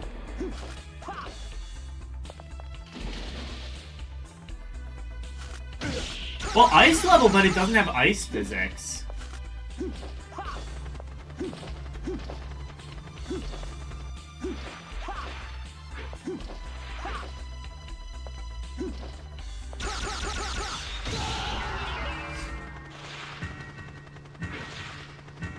It is pronounced burn? Yeah, I thought so.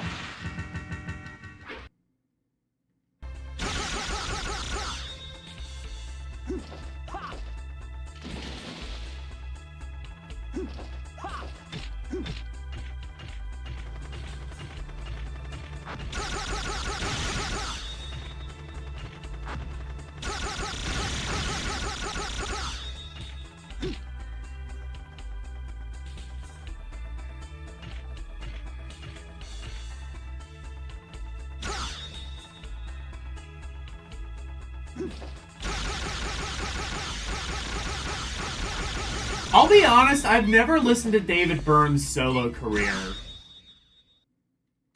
I don't know if there's any... Is there anything salvageable in David Byrne's solo career? I know it sounds nothing like Talking Heads.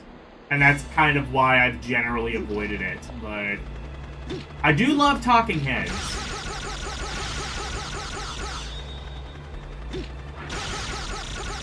I didn't know that's how it was spelled. It's spelled Brim. But pronounced Burns. Or Burn.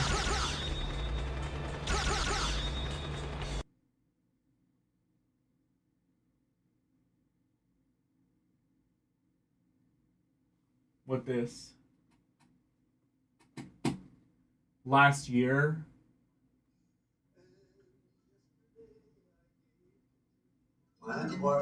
Little toy is Noel Paul is his name, apparently. right out of his head.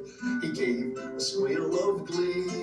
Neither one of us knows just what it is, but he loves it just like me. Aw, he's having a good time. Zip, zip, when it stops, when it stands still. I never knew just. Aw, he's just like a happy old man. That man, I hope I'm that happy when I'm his age. How old is he gotta be? Like fucking like 80? Probably? Bob Dylan's like roughly about 80, I think, so probably about the same age. Yes, Paul is his middle name. Okay.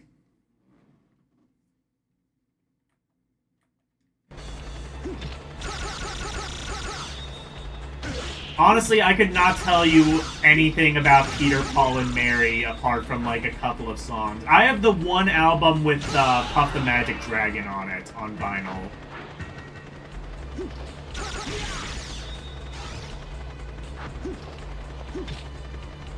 Oh, also, didn't they do a version of Leaving on a Jet Plane?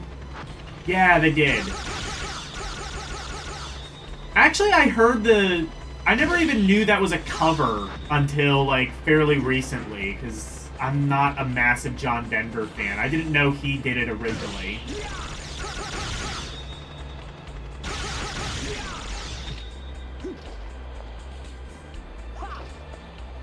Kind of weirdly fucking, like, apocalyptic knowing how he died.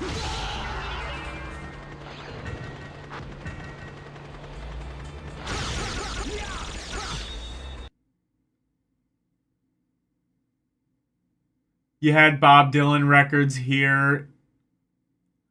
You had Bob Dylan record here in town? What?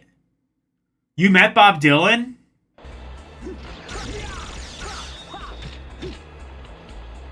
Dude, I don't think you understand how fucking jealous I am of that. That's kind of my dream, would be to meet Bob Dylan. I feel like Bob Dylan would probably hate me, but...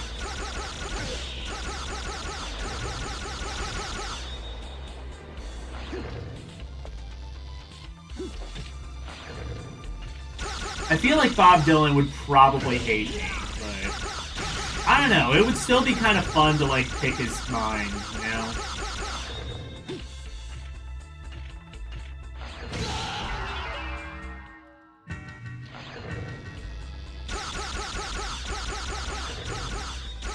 Most of Peter, Paul, and Mary... Yeah, well, that was just the thing to do back then. I mean, even Bob Dylan's first album was entirely covers, and a lot of his second. Hell, I mean, Bob Dylan arguably got big because of Peter, Paul, and Mary. Because they covered Blowing in the Wind. They hit #1. Bob Dylan never... Apparently, Bob Dylan never had a #1 hit. He hit #2 twice, but never #1.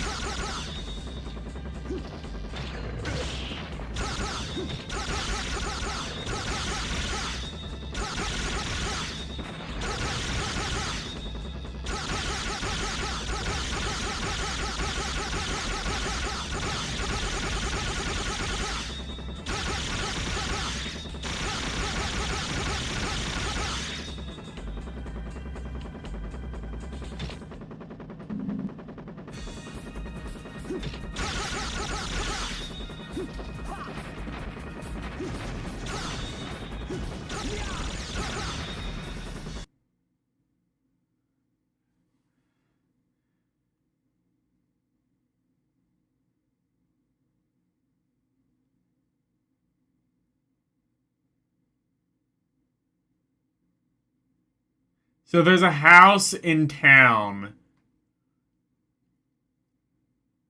It's a kind of away from everything else downtown, so bands will come in and rent the house and record. What was Dylan recording? Do you know? Like, when would this have been?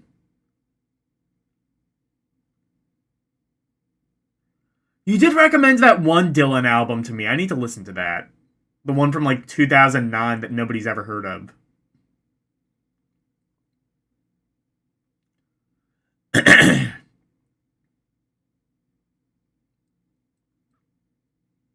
Whenever studio and do all of the editing and stuff. Okay.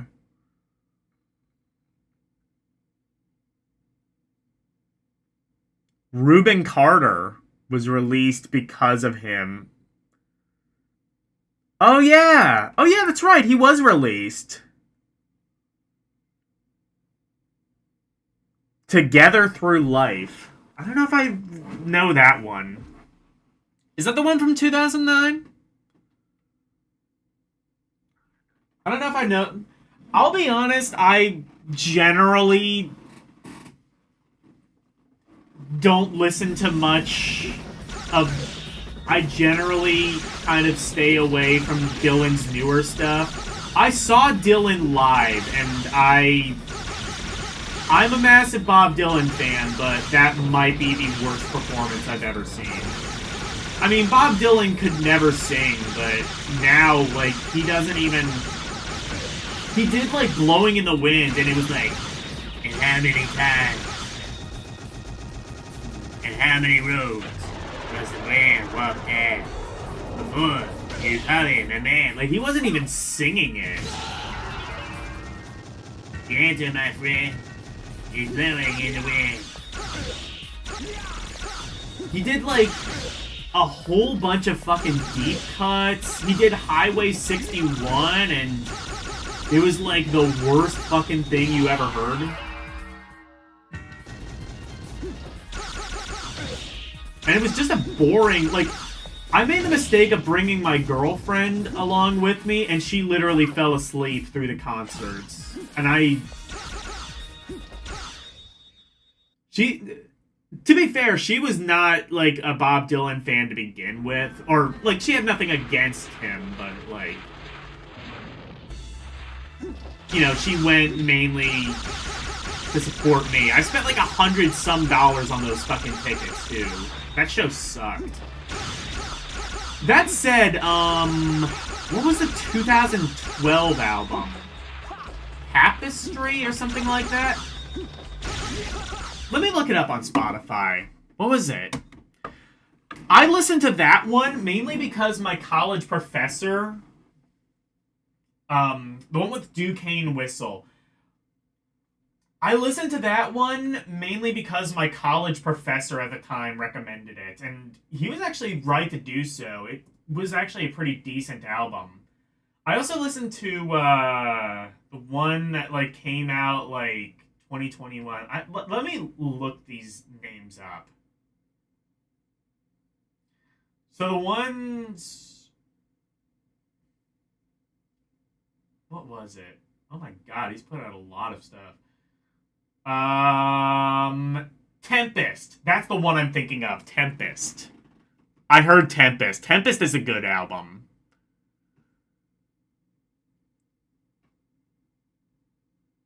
Bob Dylan really isn't a singer. Well, I mean, like to a degree, he kind of sounds bad on purpose. Like, if you listen to, like, the first Bob Dylan album, he does, like, a bunch of covers. He does, like, a cover of, like, The House of the Rising Sun, for example. And you can hear it, and it's, like, it's not like he's a good singer, but he's, you know, on key. Like, he knows how to be on key.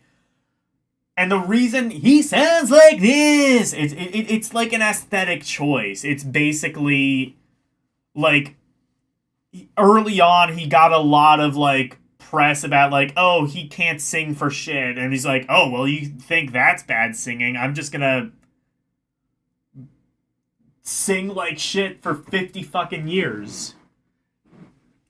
And also, like, if you, like, listen to, like, Nashville City Skyline, he sounds actually really good on that. Like, Lay Lady Lay, he does, like, this, like, kind of country crooner thing, and it actually sounds really nice.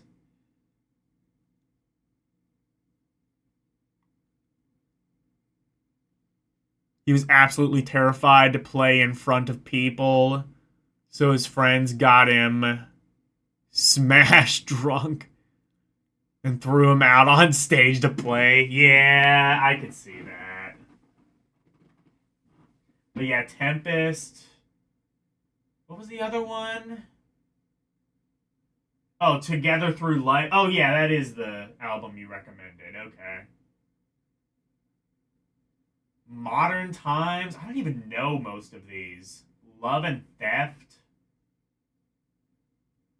What was the other one? That, Triplicate. That's, I heard a little bit of that one. And then, what was it? Came out, like, Rough and Rowdy Ways. That's the other one I heard. Rough and Rowdy Ways. That one, I remember that one coming out. It came out, like, during the pandemic. And, like, I was listening to that. And that's the first time he played. Yeah. I mean, apparently he was friends with Woody Guthrie, like, while he was suffering from Huntington's disease. I mean, that's what they said in the... That's what he said in the, that's what they said in, like, the, what was that? What was the fucking Bob Dylan biopic that came out, like, last year? Won a shit ton of awards. I saw that.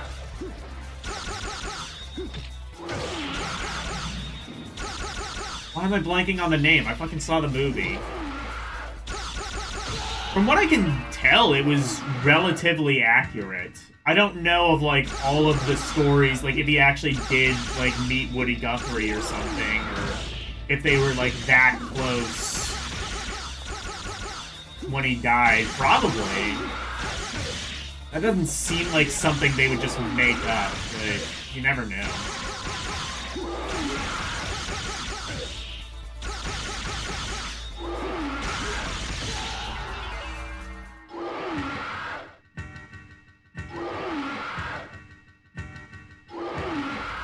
Have I ever heard of the band called Iron House? No. They do, like, a bluegrass heavy metal thing, apparently. Iron House. I've never heard of that. But, like, Bob Dylan, man. Bob Dylan is, like, definitely on my list of, like, 3 people I would want to have dinner with. Like, living or dead, 3 people I would want to have dinner with. Bob Dylan, Norm Macdonald would probably be on there. Again, living or dead. And...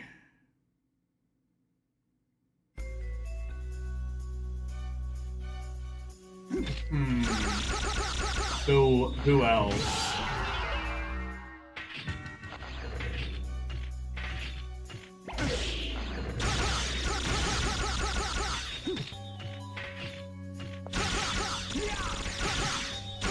I don't know if I can think of a 3rd person. But definitely Bob Dylan and Norm Macdonald. Maybe George Carlin, just to kind of pick his mind. I don't know.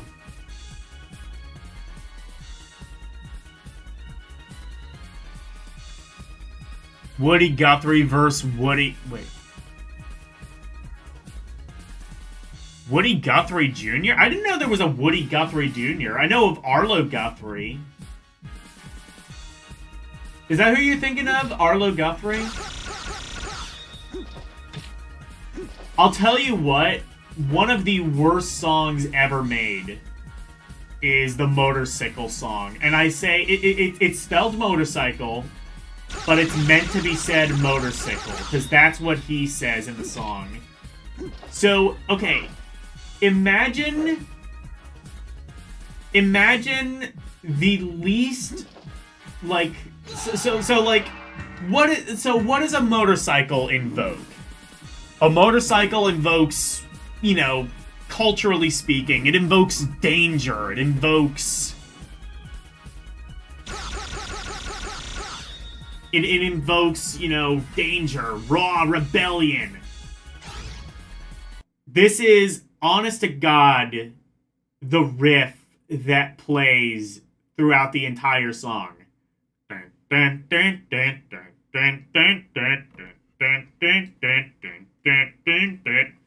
It's less motorcycle and more kid on a tricycle.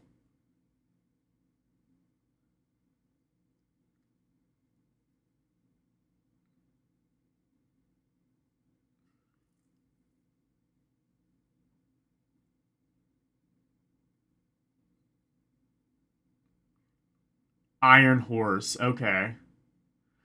She used to be an iron horse 20 years ago. Used to drive the mail to me through the ice and snow. Maybe Woody Guthrie could be my 3rd.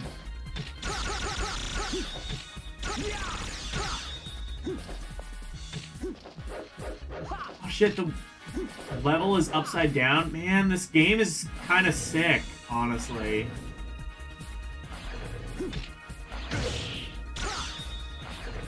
And it's good, too. It kind of, like, fucks with you more than you would think.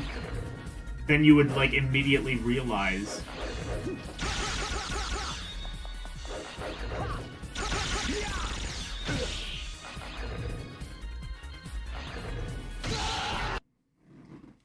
Okay, this is Iron Horse. I'm not gonna play too much of it, because I don't want to get, like, mega claimed, but... Oh no, this is...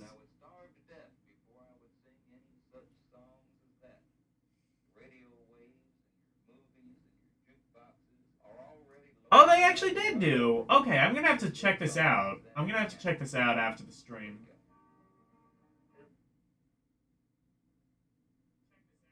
Oh, or no, it's like a... I see, it's...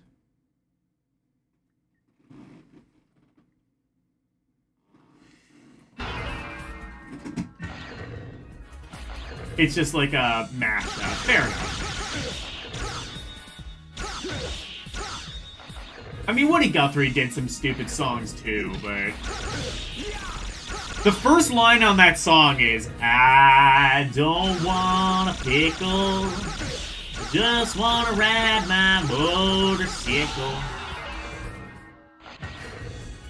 It's the fucking worst song ever made, I believe.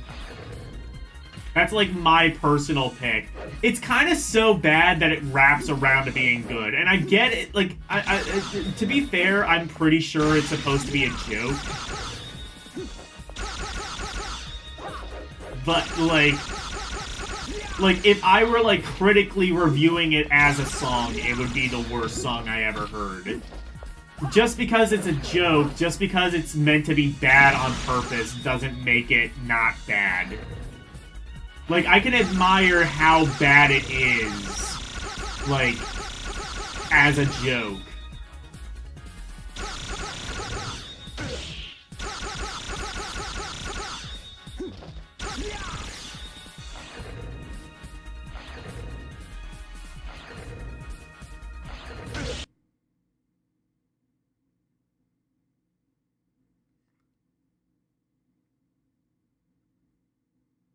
This is Iron Horse. Okay.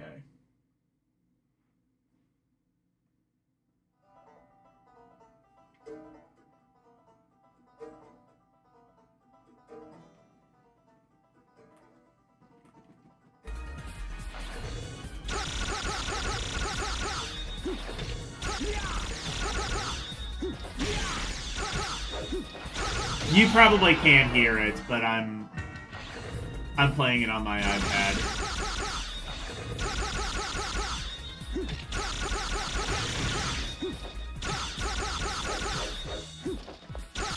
Oh, I see.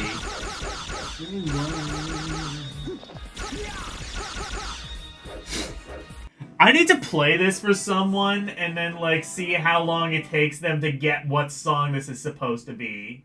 Because I would have never in a million years guessed Enter Sandman.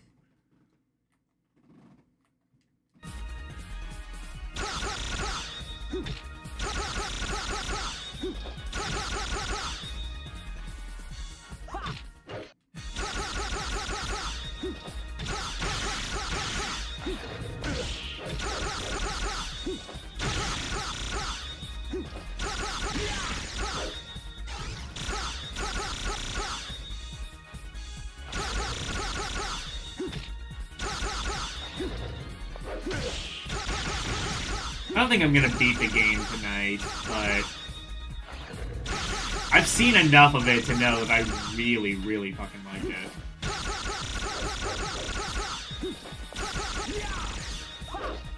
I don't know, though.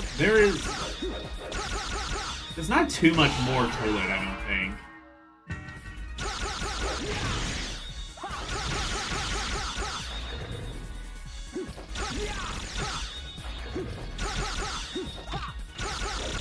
That's like one of those, like, there's like a couple of cover songs that I like to play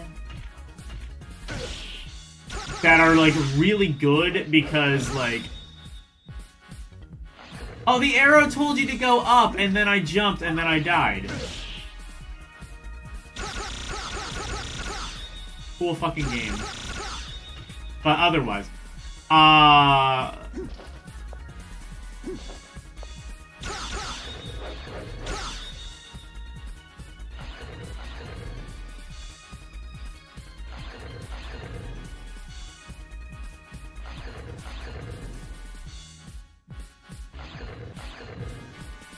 improv Strider 2 stream. Yeah, it's kind of fucking good. I mean, I didn't really have anything else planned for this stream, so fuck it, Strider 2.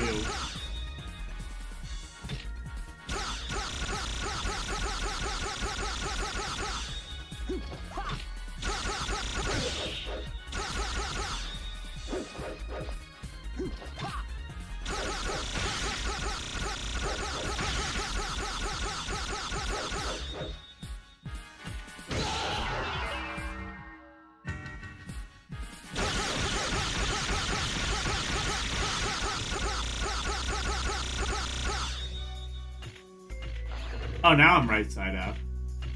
Okay, cool.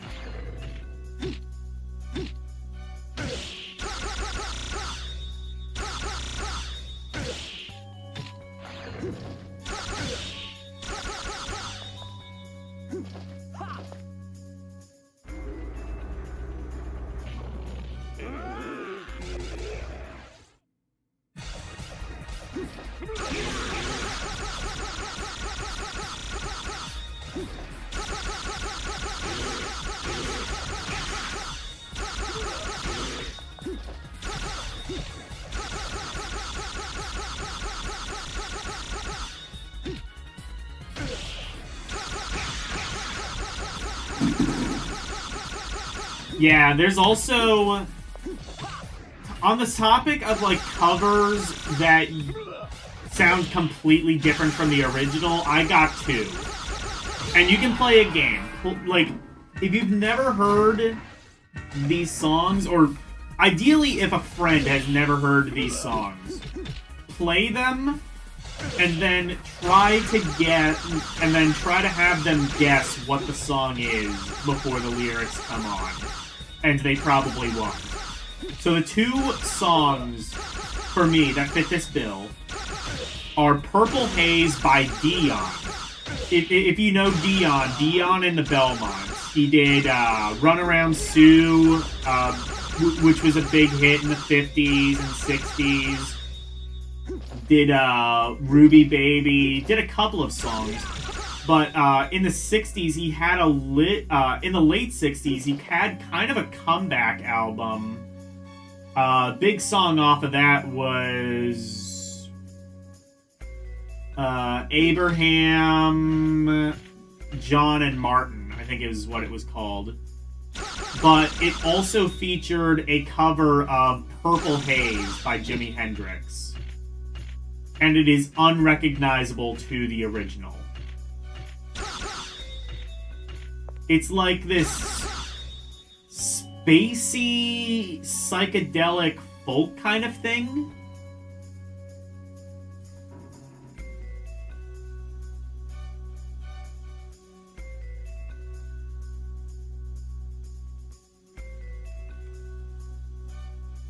Rhythm games? What are we talking about, rhythm games?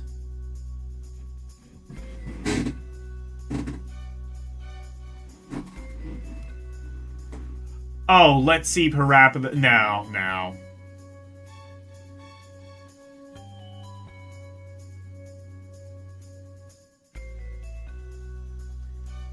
You're the cat who would jump on any Dion. I love Dion.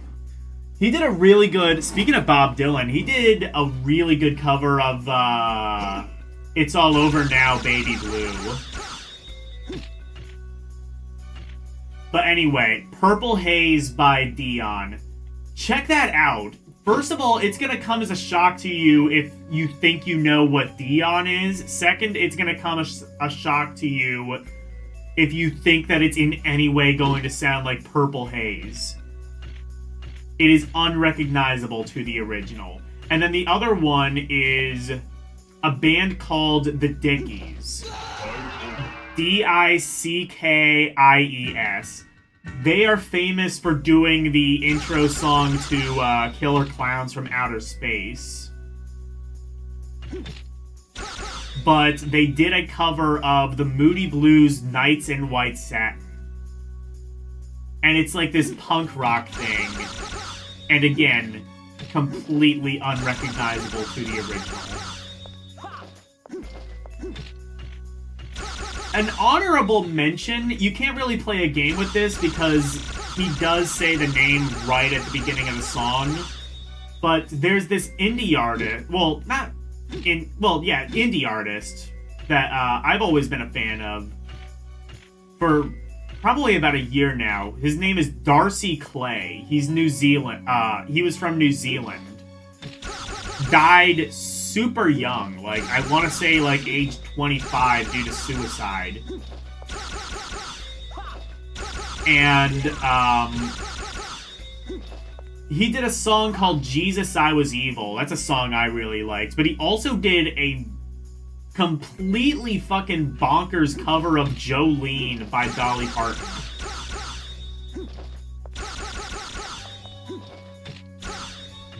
So those are that's your homework assignments. Check out those 3 songs.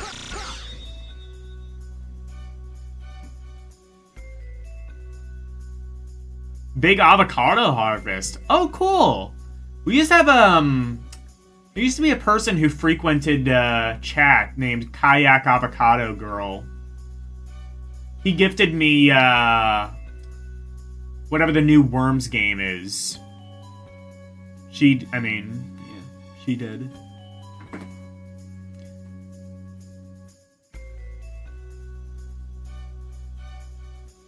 How do people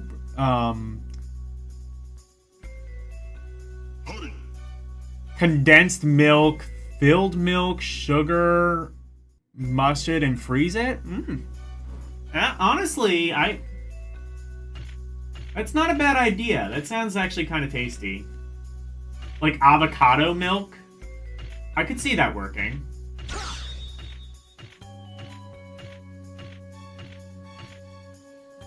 That actually sounds pretty nice.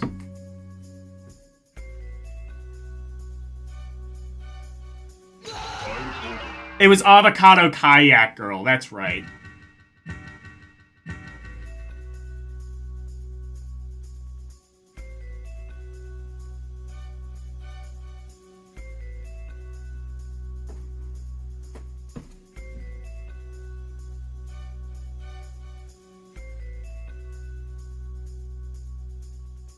Oh, it's avocado ice cream. That, I don't know.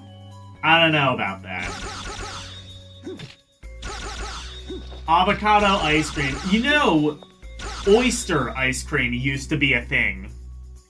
Dolly Madison, who was James Madison's wife, he was our 4th president.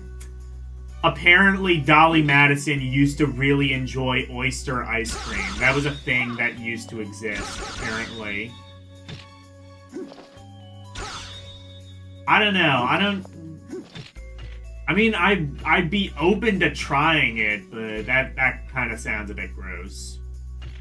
Oysters in general, I'm not really a fan of. Oysters are very... Oh, I see. You can do it that way. Okay.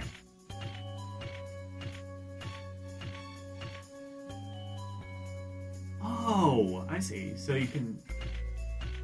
So where go?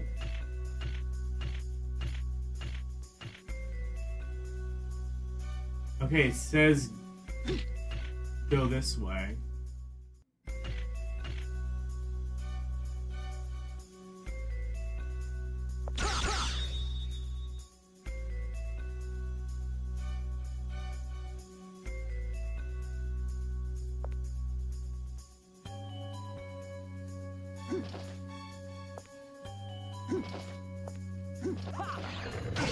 Oh, okay.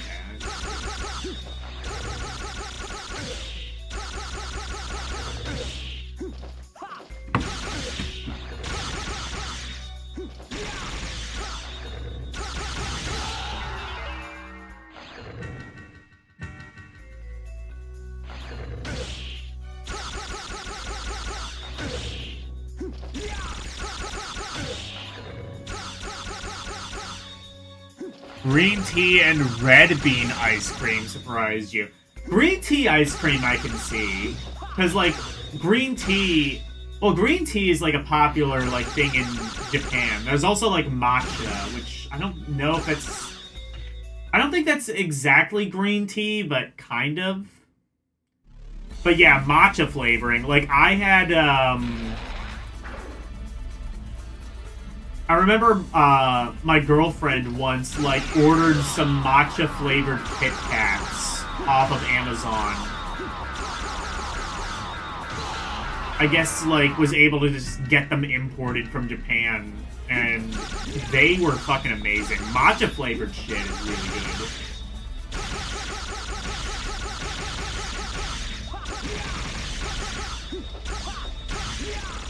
So, like, matcha or, like, green tea flavored ice cream. Green tea flavored things I tend to be a fan of. I'm not a fan of actual green tea, but but I like green tea flavoring.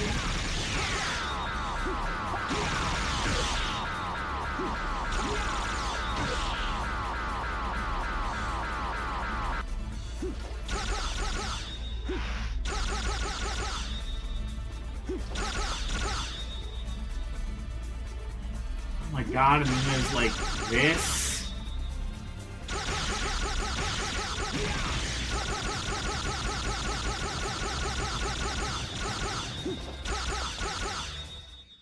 God, this game is so good.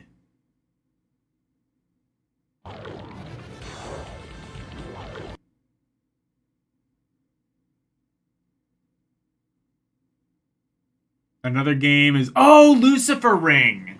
Okay. Probably not tonight, but I will keep that in mind.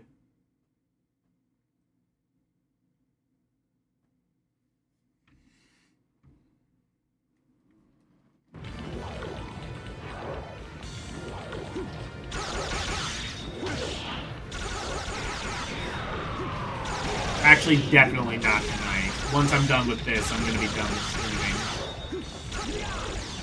But,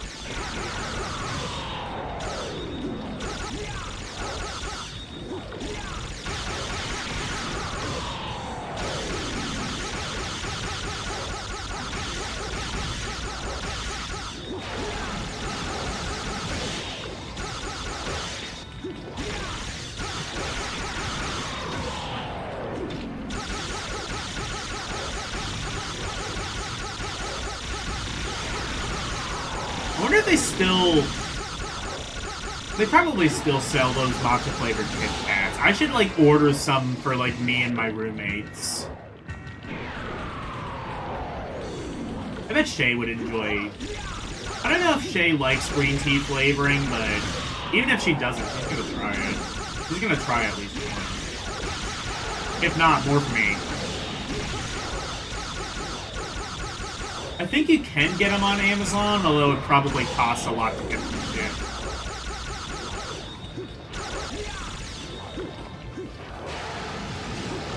That's why she kind of just did it as like a special occasion. My girlfriend was fine.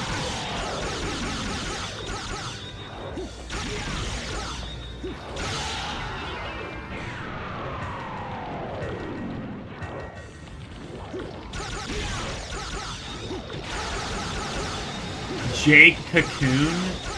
I don't know what that is.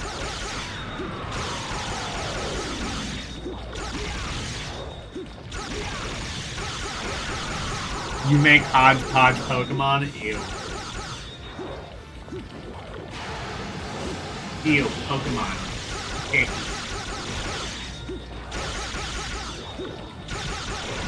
I'm gonna have to review the Pokemon games. It's looming ever closer.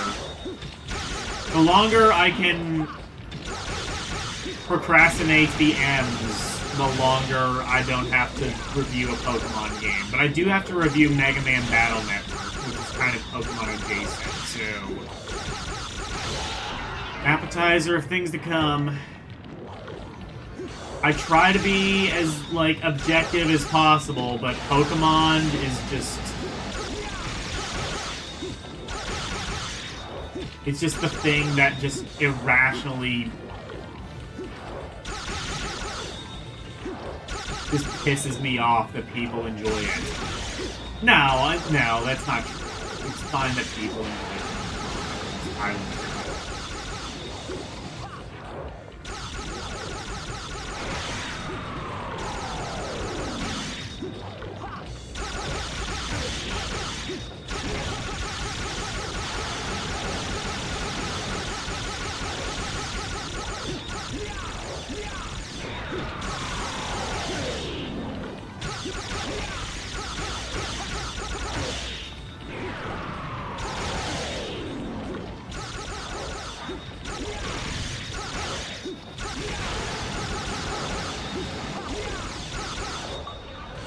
Let's go.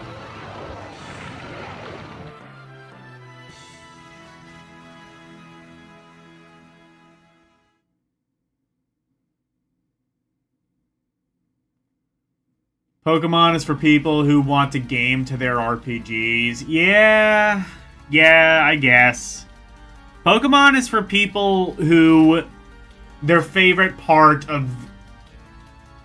Pokemon is for people whose favorite part of Dragon Warrior is endlessly grinding for 45 minutes off a bunch of slimes until you can actually progress to the next part of the story.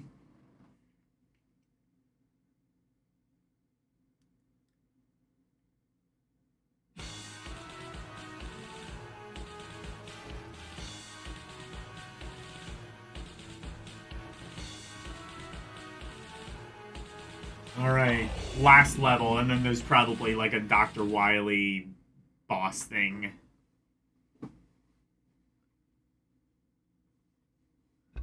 When you're a 5-year-old with a Game Boy, it works fine. That I guess that has to be what it is. It's just like people with burning nostalgia for Bab's first RPG. I guess like if Pokemon is your first RPG, I don't know. Like if Pokemon's your first RPG, like you should at least be able to like play literally any other RPG and understand that it's better.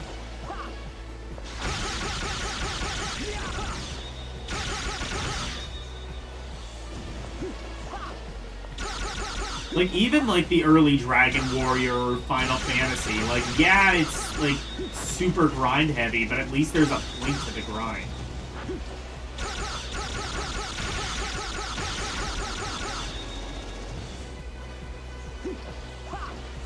Like, Pokemon is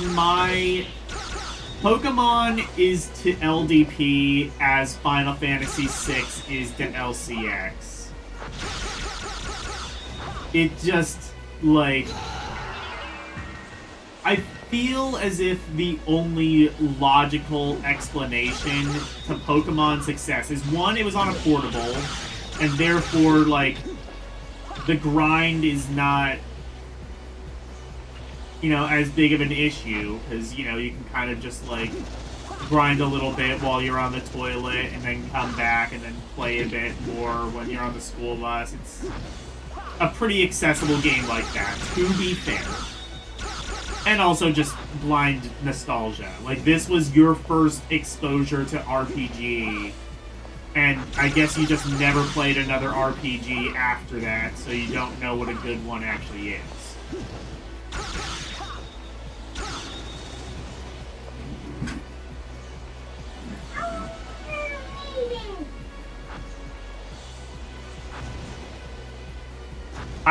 Well, no, I don't dislike the people who like Final Fantasy VI or Pokemon. I'm just saying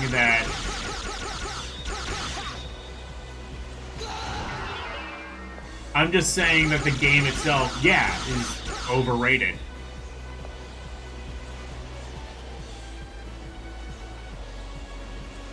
You beat FF6 multiple times. I do gotta beat that. It's just like, with all the shit that you talk about the game, I'm very apprehensive to do so. I don't want to spend, like, 20 hours on a game that, like, kinda... Like, I don't disagree with, like, all of your arguments for FF6, and that's why I'm apprehensive to actually play it. I probably should play it so that I make my own mind, but also I have, like, 48,000 RPGs I'd rather play before.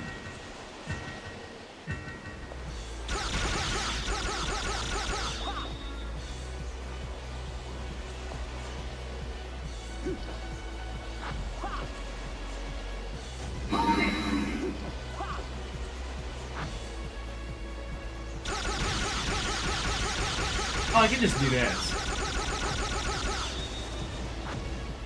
Wait, what happened?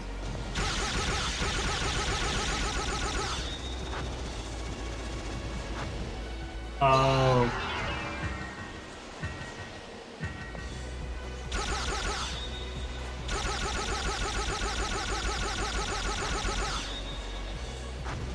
Pokemon Snap. I haven't played much of Pokemon Snap. I want to play Pokemon Mystery Dungeon. That's the one that... So what do I do here?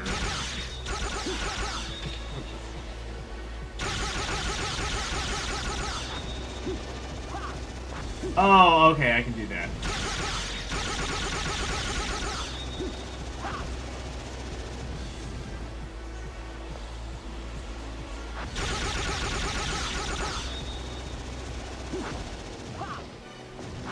Oh.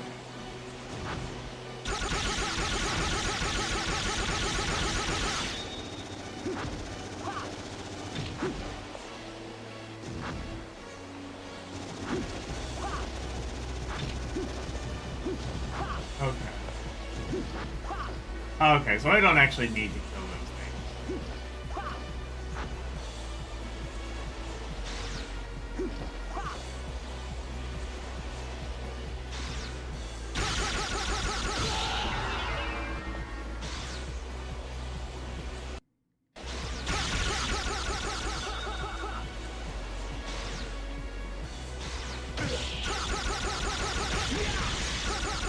Watch the entirety of your video? Have I...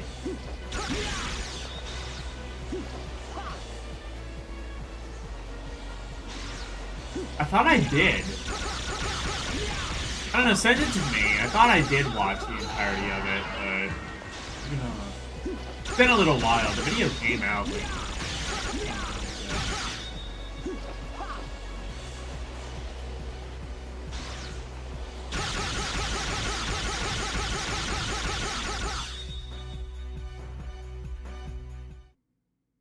Okay, there we go.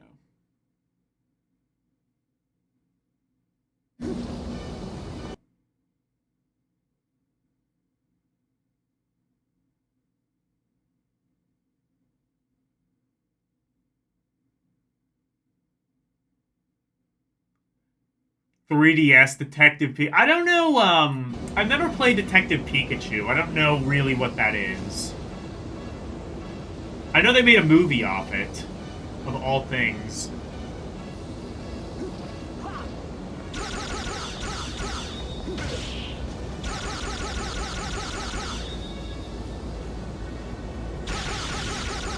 And apparently that movie is pretty good, but I don't know what Detective Pikachu is. I want to play Mystery Dungeon, though.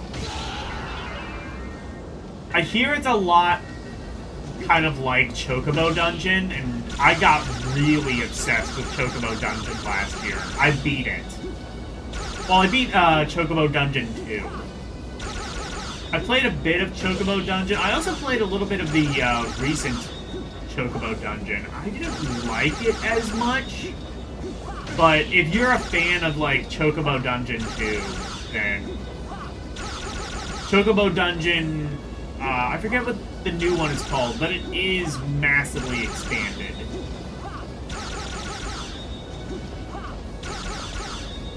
It is quite a bit expanded.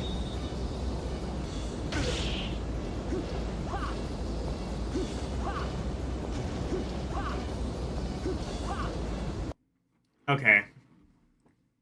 Let's watch this video. How long is it?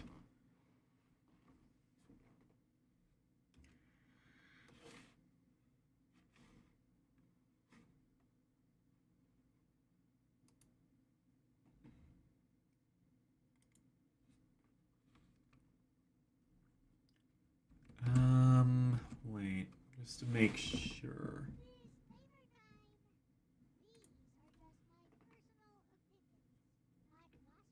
Okay, got it. Just wanted to make sure it was still capturing. It is. LCX doing a trigger warning. How dares. I can't believe LCX would put a trigger warning in front of her video.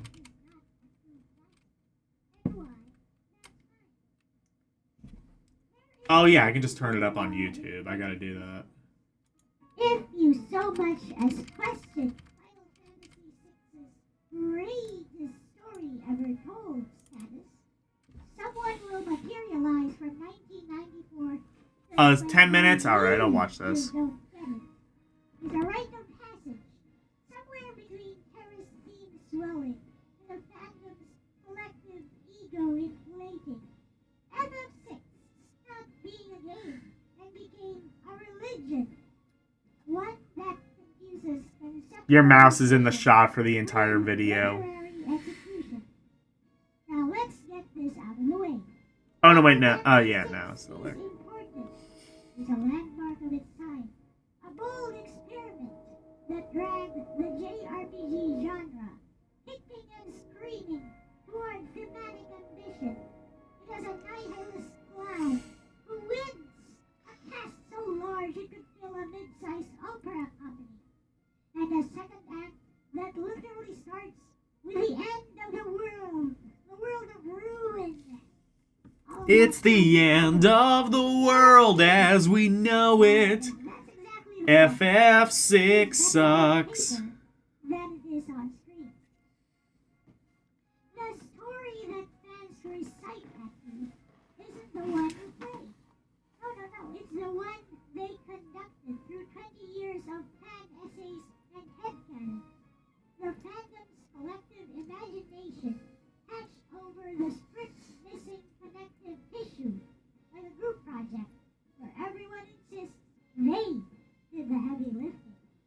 It's like a novel, they say. No, it's not.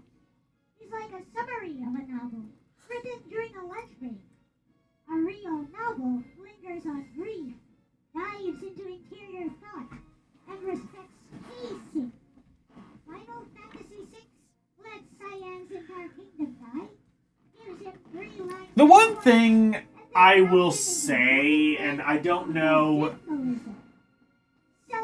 The one thing I would play devil's advocate to is, in regards to pacing, keep in mind this was translated from the original Japanese, so pacing and things like that may not have come fully across in the localization. I know that there are, like, pixel remasters, and those kind of stick a little bit closer to the original translation. That might fix some of the pacing issues. But definitely, like, I would imagine, like, to play devil's advocate, some of the pacing issues might be translation errors, or, like, localization errors. So abrupt, it feels like the writers ran out of space on the cartridge and just wrote, insert despair here. Fans call that subtle. I call it unfinished. You understand that, but that's not an excuse. I mean, if we're like talking about the original game versus the translation, like, how many of your issues, at least in regards to pacing, are a result of bad translation, and how much of it is what the original script intended? It just makes it edgy. Tales of Fantasia, released around the same era, handles grief and loss with pet. That's like the fan rewrite, and it's better? Okay. Yes. You'll never see people. I don't know. Like, rewriting the script to, like, make it better kind of proves your point that the script wasn't good to begin with. If I have to, like, rewrite a script to make it better, that's kind of a tacit admission that it wasn't great to begin with. But again, like, I would say, like, I don't know how many liberties were taken with the original, like, Final Fantasy III US translation. Maybe some... Obviously, some have to be taken. You can't do a literal translation, but...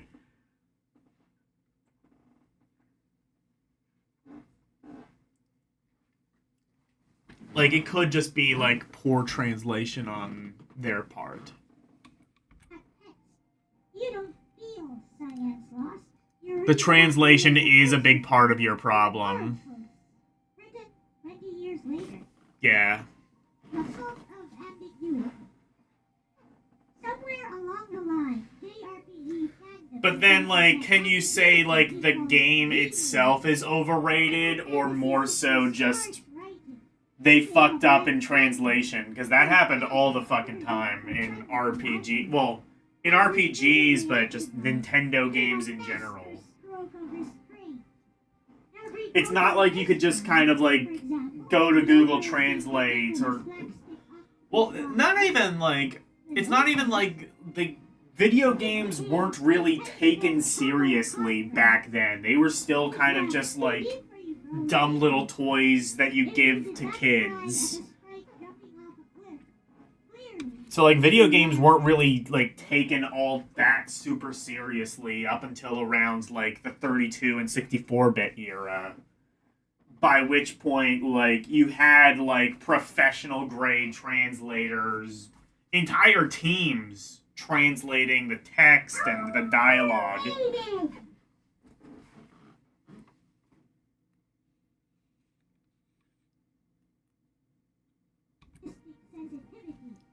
is a depth, is apologism disguised as interpretation. Let's get this straight. Ambition is not execution. Here's the truth.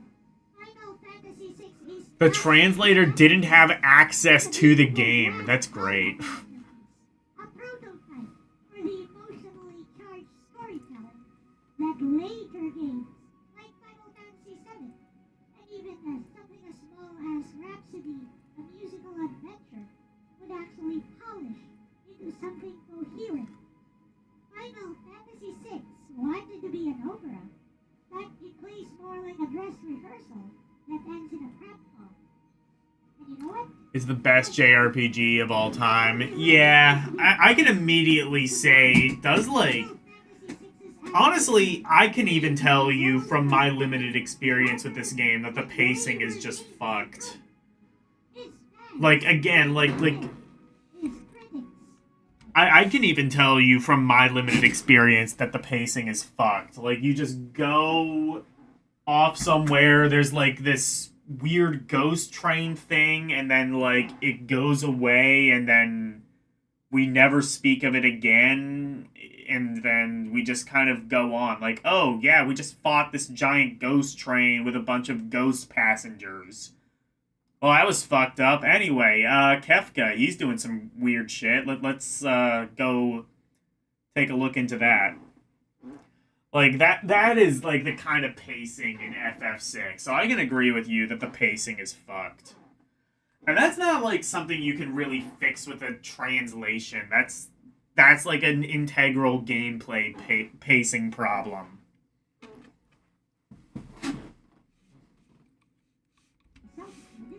The scaffolding. Both can be true. The game changed the landscape. It just didn't perfectly art form. So, what is the truth beneath the myth? People call Final Fantasy VI a true classic because they're not just defending the game. No. They're defending their own memories. The cartridge in their childhood console was more than just plastic and silicone. It was a symbol of when they first believed that games could make them feel something. Yes, that is very powerful. And it's why questioning the game's writing often feels to them like sacrilege. How dare you criticize the sacred... Pokemon is what taught me to just accept the grind set. Is not the same as timelessness. A true Pokemon is what made me stop worrying and love the corporate work structure. stands on its own, clear, confident, and whole. Final Fantasy VI does not do that. It leans on implication, fan goodwill, and the eternal... Even without the special like a sacred chip, the story of Fantasia is told way better. Yeah. structure. And again, that's okay. Because not every game needs to be a timeless masterpiece. Some Tales of Fantasia didn't use a special chip, right? Was Fantasia the one that used the special chip, or was that Star Ocean, or both of them did? Final Fantasy VI matters because it dared to imagine something bigger. Well, I mean, Chrono Trigger came out, like, right around the same time, and I would say that has a much more engaging story. It stumbled. Or at least a much better paced story. I can say that. Chase the idea of narrative in games. So no, Final Fantasy VI is not a true classic. It's a myth built on ambition, defended by nostalgia, and immortalized by essays that confuse depth and vagueness.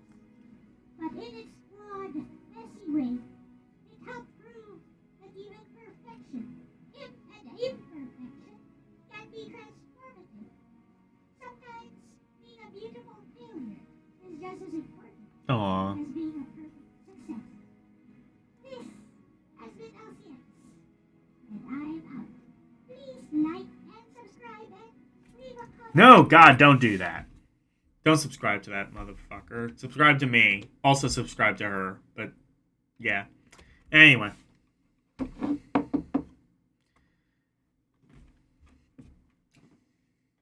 Alright. Let's finish this. I don't know how long the level is gonna be, though.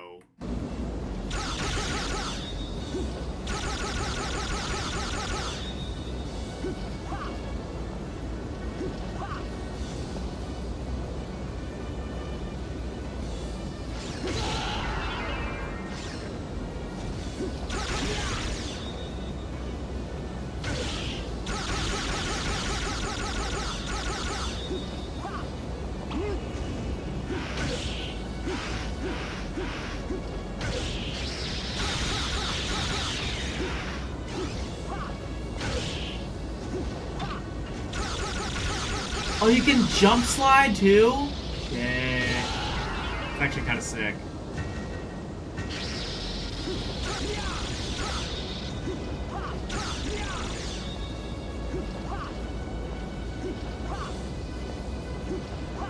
Actually, no, never mind. That the triangle button just doesn't double jump when you're in the air.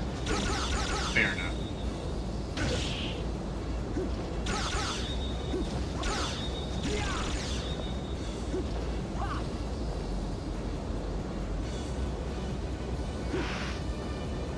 Oh wait! Oh, you can also just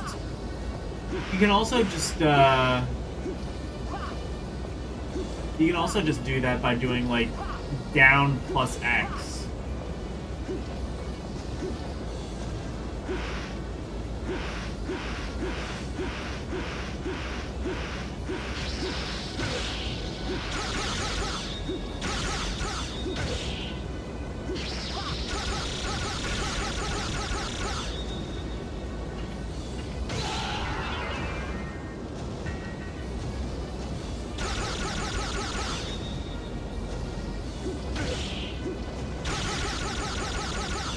I'll beat this level. I don't think I'm gonna, like, go beyond this.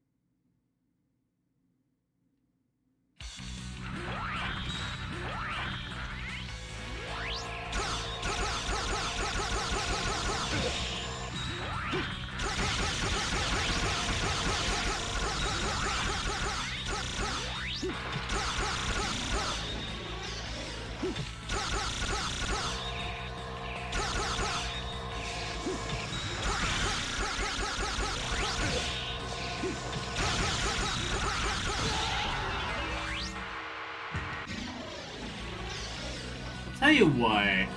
Now, I'll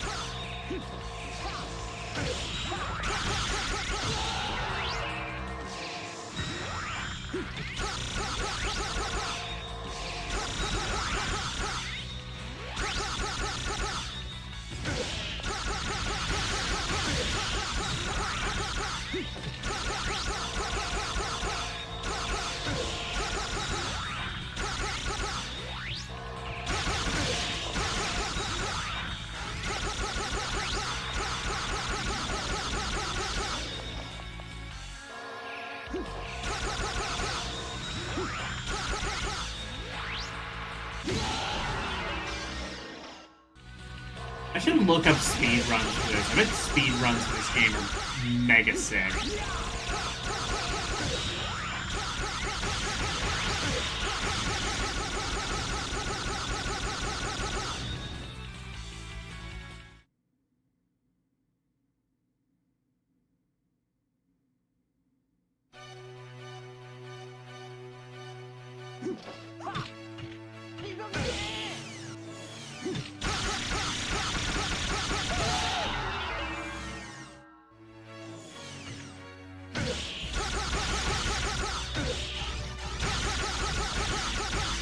I bet speedruns for this. This seems like a game that speedrunners could, like, mega optimize.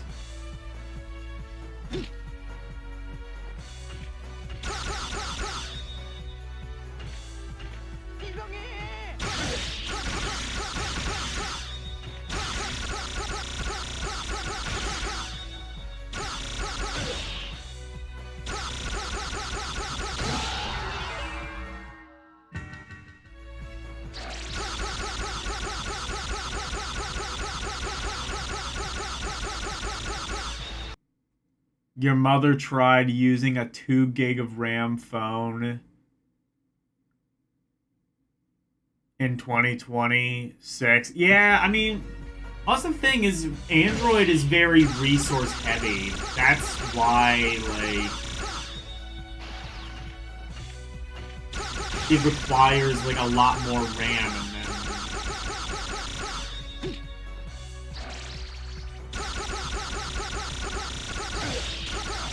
I don't know, what are the iPhones at now? I think they're at like 4 8 gigs of RAM. Even they have to be, I'm pretty sure, are like beyond 2 gigs at this stage. I think Apple, I think like the newest iPad, well, they have like the same processor in the iPads now that they have in their computers. So like, I imagine, I think iPads at this stage, like the Pros at very least, are probably like 8 16 gigs.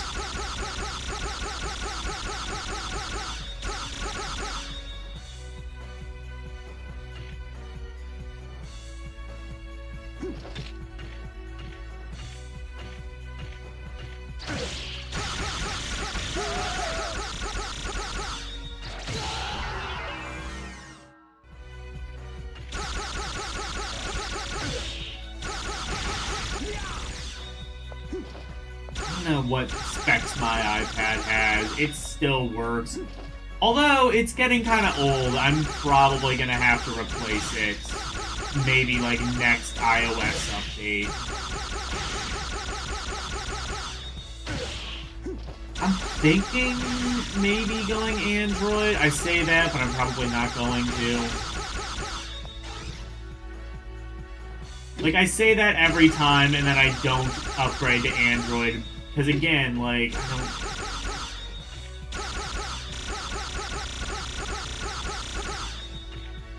Like, whatever benefit Android has is not a benefit to me.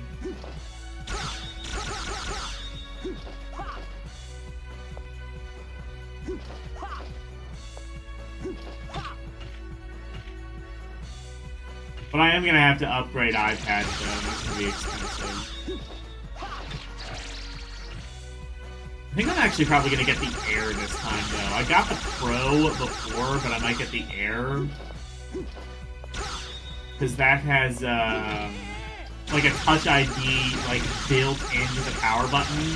Which is good, because I hate Face ID. It sucks. I hate unlocking the phone with, like, a Face ID. It doesn't work. You know what, like, I wish phones would use? So, okay, so I use TurboTax to file my taxes. And for ID, it has, like, this thing where it, like, dot maps your face or something. I don't entirely know exactly how it works.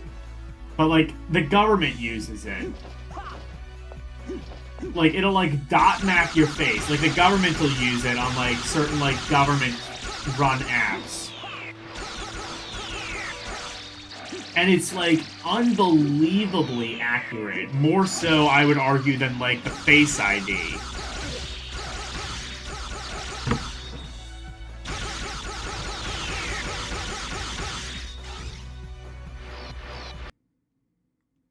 Minimum for Android is 8 gigs, and that's the iPad's RAM. Okay, that's about it.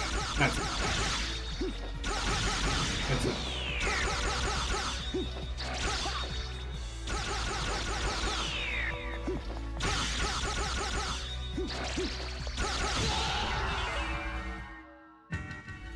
Planned obsolescence. I don't know if I mean, yes, there is that, but also it's kind of just like...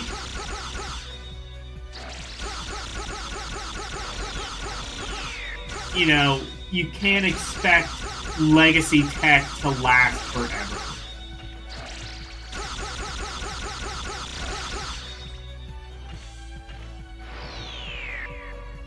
Like, you can't expect to, like, buy a computer in 1982 and have that last you to the present day. Like,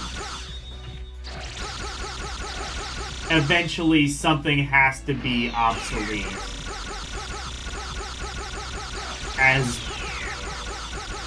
people kind of require more and more CPU usage. And especially with this AI shit. AI takes up a lot of CPU power. Especially, like, a lot of the AI integrated bullshit that's involved in, like, iOS and Android and shit now. I think we need to put, like, a 2-year moratorium on, like, all new AI bullshit until we can get all the old AI bullshit working properly. Like, 2-year moratorium, no new frivolous, unnecessary shit until we fix the shit that we already implemented.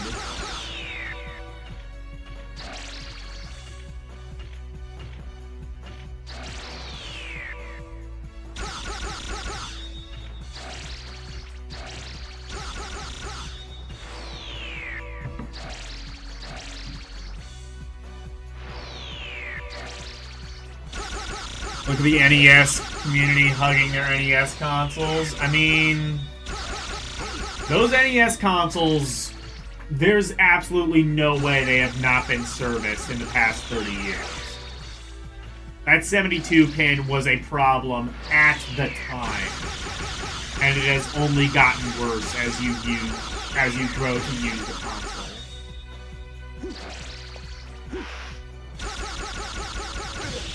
Like, if you own an NES and it currently works, it has been taken apart at least once.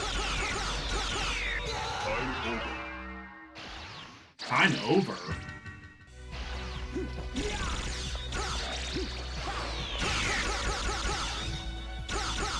I didn't know there was a time limit. Well, I guess it doesn't matter if I can just continue. I don't know.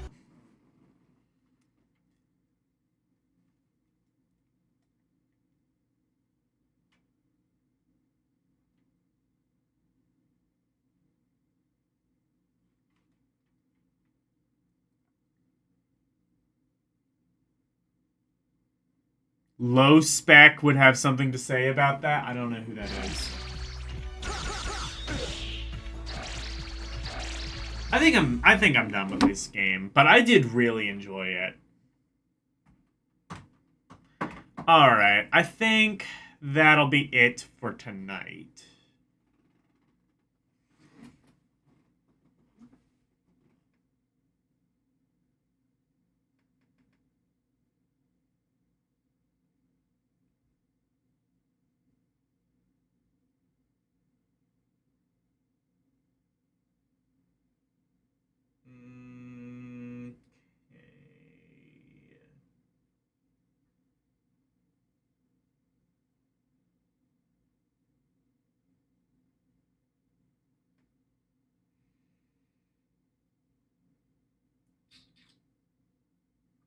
Ours is probably live. Is anyone else? Wait. Let's see ours. Is ours not live?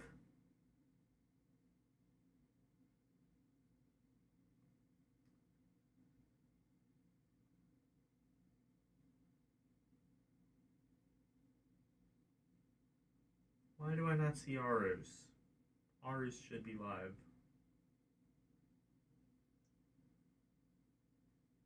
Oh, Karumi's live, actually. Let's rate him. Of fucking course, he's playing Trials of Cold Steel.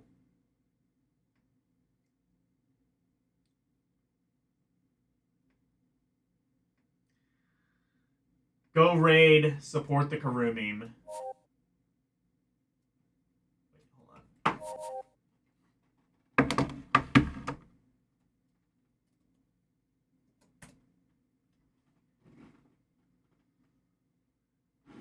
Okay. So, tomorrow I will be starting Lunar Magical School for the Sega Game Gear.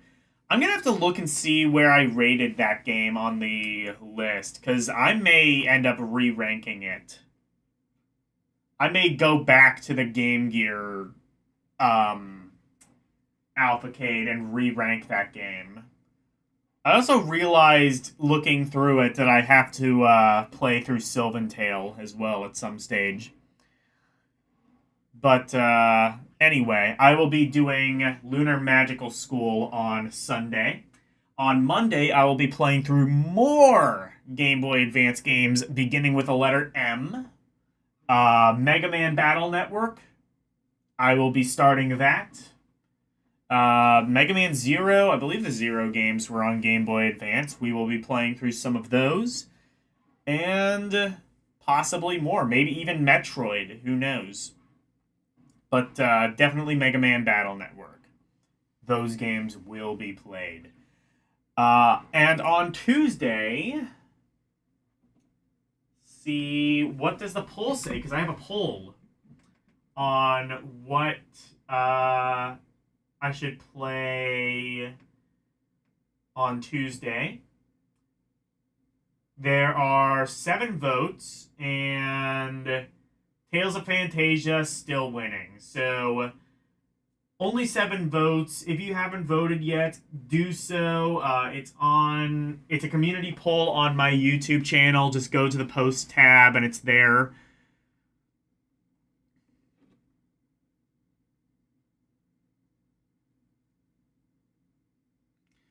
On Thursday, I realized that I think I went a little bit too obscure last time with Crash Magazine talking about UK ZX Spectrum games.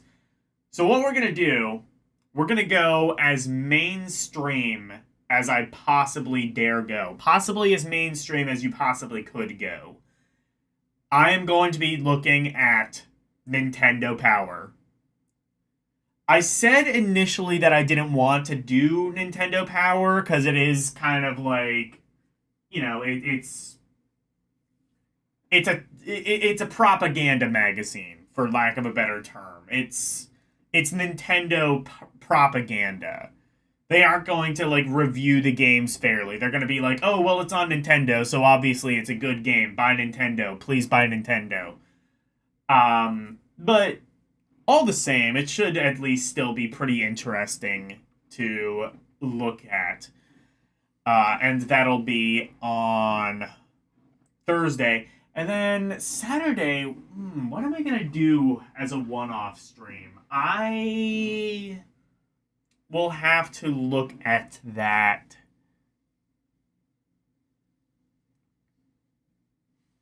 I'm going to have to look into that. I have a couple of ideas, but I will look into it and see what I want to do. So anyway, thank you guys so very much for watching. Always super appreciated. Special thank you to my members, Arus218, DJ Ronnie G, and LCX. And thank you to everybody for watching me tonight. Thank you, Arus218, LCX, Mike Wolf, Karumim Good Gamer, Orc War Chief Reviews, Renee W, Slim Nim, and Vintendo Vaults. Thank you guys so very much for watching. Good night. And thank you for going to my TED Talk. Bye, everyone. It's the outro, and here's the outro freak. Freddy Freak of interpretation, sweeping the nation, doing his thing. But wait, if you wanna see more of me, become a member. Watching movies on LDN Cinema, play some games on Rum Roulette and request to be part of the community. Join the Discord, talking about games, music, rum requests, and more. Join now. That's all of the plugs that I've made. Thank you all for watching. Now let's raid!